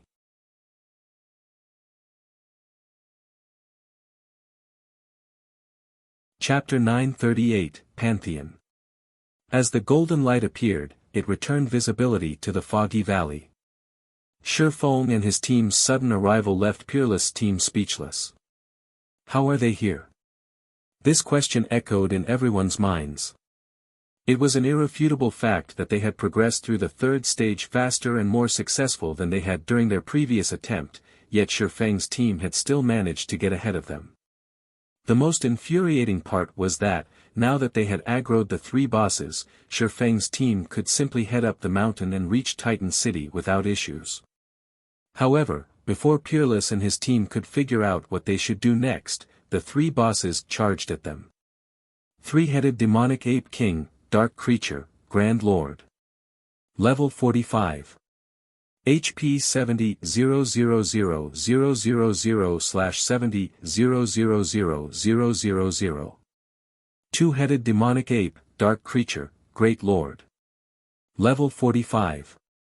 HP 30-000-000/30-000-000. Even a team of 1,000 elite players would have no hope against a Grand Lord and two Great Lords, much less a 100-man team. Realizing how grim their situation was, Peerless clenched his jaw and commanded, "Activate the barrier.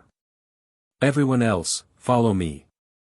15 players immediately gathered and began to form a magic barrier that trapped the three bosses, preventing the monsters from pursuing the rest of their team. As they did so, Peerless his other members towards Shi Feng. His intentions were obvious. He wanted to drag Shi Feng and his people into the fight, using the opportunity to escape. "Leader, those people are heading towards us. It seems they're trying to drag us down with them." Aqua Rose giggled softly as she watched Peerless' team rush towards them. "Let's get rid of them, lest they hinder us later." Needless to say, Shi Feng also knew what Peerless and his team planned. "Wait a minute, that is Peerless, one of Pantheon's elders." Initially, Yulan had agreed with Shi Feng's decision. However, upon taking a closer look and recognizing the other team's leader as Peerless, she hesitated. Pantheon was a super guild. Although Pantheon's headquarters was nowhere near Star Moon Kingdom and it couldn't affect the kingdom's affairs, a few of Underworld's upper echelons had been buttering up the super guild. If they killed Pantheon's members now, a simple inquiry would reveal her as a member of Underworld. When that happened, she would invoke her upper echelon's ire. This was also why she was so desperately trying to strengthen her foundations. With a powerful team, her position in Underworld would not be at risk if she angered a few of the organization's upper echelons. "Will it inconvenience you?" Noticing Yolan's hesitation, Shi Feng, more or less, understood how much influence a super guild had. "It will impact the organization's plans," Yulan replied honestly. Feebly, she continued, "If team leader Yi Feng attacks that team, I'm afraid that my side can't help." "That's fine. You guys can stay here and watch." Shi Feng dismissed Yolan's concerns. Following which, Shi Feng led his team to welcome Peerless and the others. Zero Wing sure is ruthless. They don't even hesitate against a super guild. It seems like the rumors of Zero Wing provoking King's return are true. Overwhelming smiles members watched with admiration. Everyone had been dumbfounded when Zero Wing had provoked the Dragon Phoenix Pavilion. Afterward, the guild had picked a fight with King's return. Now, Zero Wing's members had, without hesitation, decided to strike against Pantheon's members. If they were any other first-rate guild, they would have already cowered in fear. The Titan City Pass was extremely valuable. Based on how prepared Peerless and the other Pantheon members appeared to be, it was obvious how much the Super Guild valued the holy city of Titan. If Shi Feng and his players killed Peerless' team, Pantheon would undoubtedly hold a grudge against Zero Wing. "Boss Peerless, those people are heading this way." From the looks of it, I think they're trying to block our path. Perfect. They've ruined my plans once already. Now, I'll teach them to fear Pantheon. When the bosses get here, head up the mountain. Joy fluttered in Peerless' eyes as he watched Shifeng's team approach. Had Shifeng led his team up the mountain, he would have escaped the looming disaster of the three bosses. However, now that they were coming to him, he could use this chance to relieve some stress. Both teams fell into formation and prepared for battle. Boss Peerless, I think I've seen those players before. The swordsman leading the charge looks like Yifeng from the Azura battle team. Those are Zero Wings members. Yifeng. Didn't he defeat that old monster from the Battle Wolves?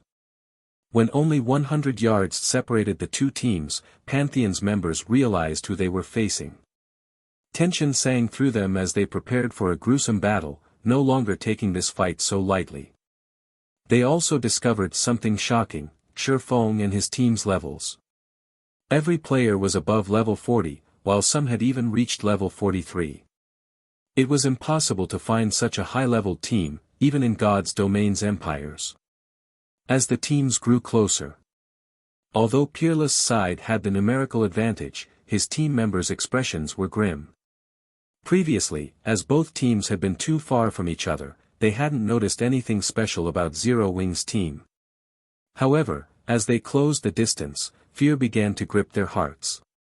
Shifeng, White Knight, Fire Dance, and a few others leading the team, in particular, radiated an even stronger pressure than a lord. Why do they have so many experts? Peerless frowned, shock filling his gaze. Among Zero Wings' 50-man team, at least 9 of them felt threatening. Of the 9, he trembled in fear as the pressure of 4 specific players swept over him. He even began to wonder if he were facing another Super Guild's raid team. Why else would there be so many experts on a single team? I am Peerless, an elder from Pantheon. You must be Elder Yifeng from Zero Wing, correct? Why don't we work together to defeat the bosses? Peerless shouted his suggestion as he watched Shifeng. Although he was arrogant, he knew when the odds were against him. His current team stood no chance against Shifeng's people. If his team were annihilated now, they would lose their third chance of reaching Titan City. There was also no telling when their guild would obtain another pass, either. He did not wish to watch his hard-earned opportunity go to waste over a little squabble. Peerless' suggestion surprised Yulan and Overwhelming Smile's members. Am I hearing things? Pantheon's members are actually suggesting that we cooperate. I have heard that Peerless is a particularly arrogant elder in Pantheon. Not only does he lack respect for guild leaders from first-rate guilds, but he has also insulted them publicly.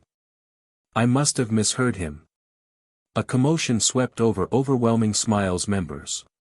Super guilds were the virtual gaming world's overlords. Normally, people would do everything they could to gain their favor, yet they rarely expressed goodwill. Suggesting cooperation was even more unlikely. Peerless and the others had already prepared to fight. However, they had suddenly suggested that the two teams work together. Even if news of this spread, no one would believe it.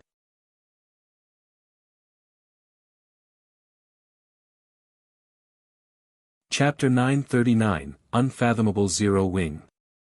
Peerless' sudden suggestion had stunned not only Yulan and her group, but it had also surprised Zero Wing's vice leader, Aqua Rose. Aqua Rose had to admit that Peerless' suggestion was tempting. Both Pantheon and Zero Wing's teams would struggle to take down 3 level 45 bosses simultaneously. If not dealt with properly, a team wipe would not be surprising. If the two teams joined hands, however, their chances of defeating the 3 bosses would increase tremendously. Although Aqua Rose was not at all familiar with the strength of Pantheon's team, the fact that they had made it this far proved that it should not be underestimated. Peerless also firmly believed that his proposal would interest Shifeng. After all, the team's ultimate goal was to enter Titan City. Moreover, more than one team could reach the Holy City as long as they cleared the entrance trial. There was no conflict between them in terms of profit. Moreover, befriending a super guild was far more beneficial than creating a new enemy. However, Shi Feng replied with 3 indifferent words. No, thank you. After responding, Shi Feng swung Killing Ray. Lightning Edge. After reaching Tier 1, Lightning Edge's range had extended to a maximum of 50 yards.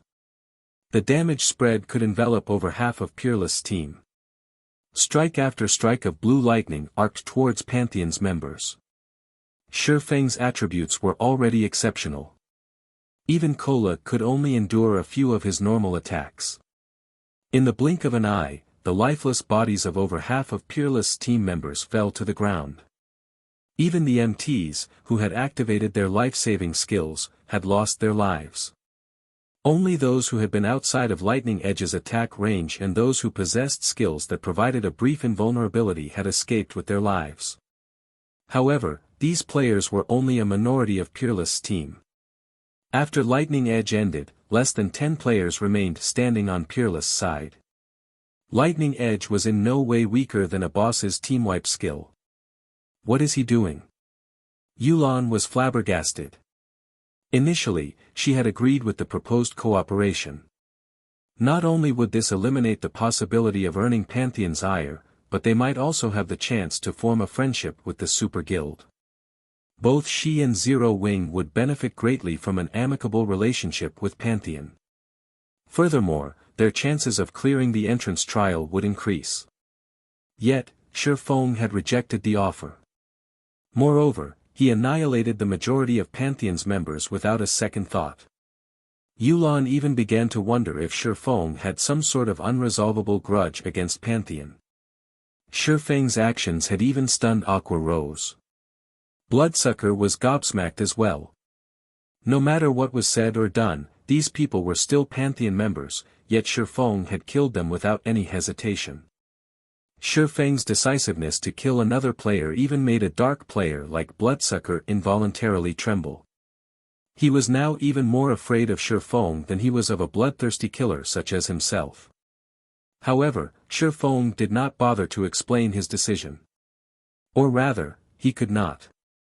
Only the first team to enter the holy city of Titan would be awarded reputation. He would not give up the guarantee of gaining the holy city's reputation just to gain a dispensable partner, not to mention a partner that had initially planned to use his team to distract the bosses.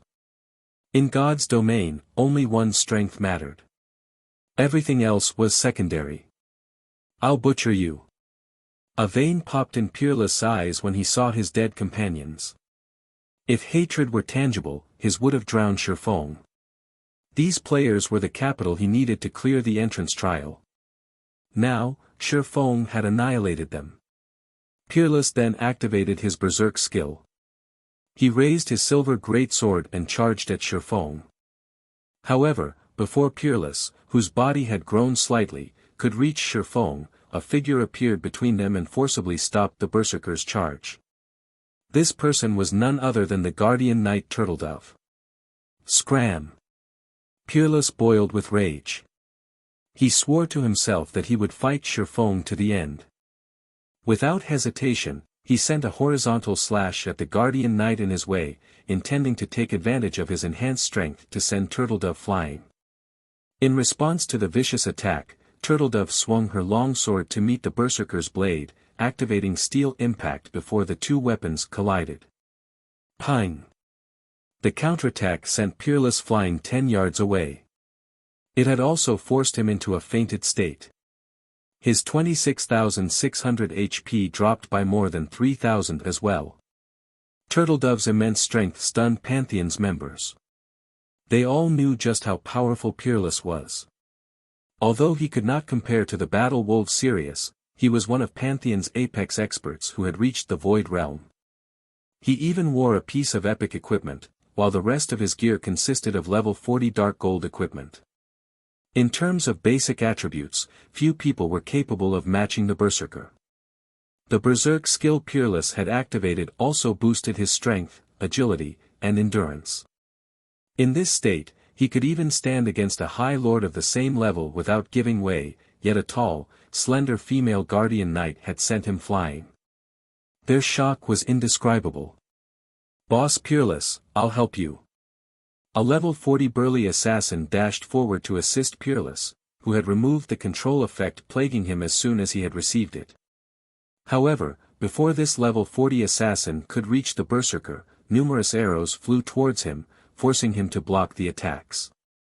His actions, however, broke his stealth. Isn't that Pantheon's 3 tigers? Why is he here? Yulan was surprised upon seeing the assassin. It seems Pantheon really wants into Titan City. After this incident, Zero Wing and Pantheon will definitely be mortal enemies. The exposed assassin was 3 tigers, an apex expert from Pantheon. He was also the Super Guild's 5th-ranked assassin. His attacks were famed for their violence. Others often called him the manslaughtering tiger. However, the instant the manslaughtering tiger was exposed, he felt death loom over him. Hastily, he used wind steps and threw himself to the ground. Unknown to him, the sharp blade of a short sword had sliced across his back.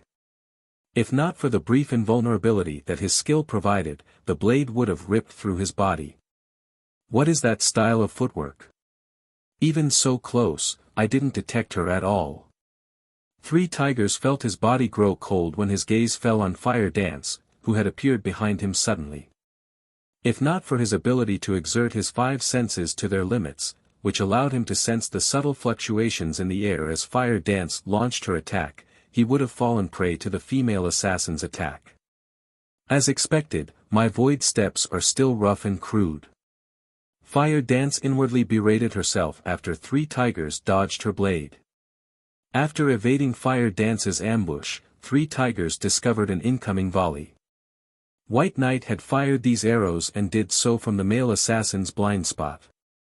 As a result, 3 tigers didn't notice them until it was too late. Damn it! Why are there so many experts? 3 tigers instinctively activated Vanish, repelling the arrows and remaining unharmed. He had just been forced to use 2 of his major life-saving skills in a row. 3 tigers had never experienced a situation like this since he had joined God's domain. However, shortly after 3 tigers vanished, he discovered that he could not move. Before he realized it, pitch-black walls rose from the ground and surrounding him. This attack was none other than Violet Cloud's black coffin, and she had timed the spell to activate just after Vanish 1. 3 seconds of invulnerability had ended. You're tuning into the Han Lee's Wuxia Chronicles YouTube channel.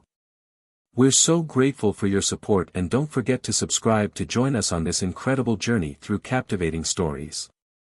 Your generosity through donations truly makes a world of difference, as it's the primary source of revenue that allows me to expand and enhance this channel for you.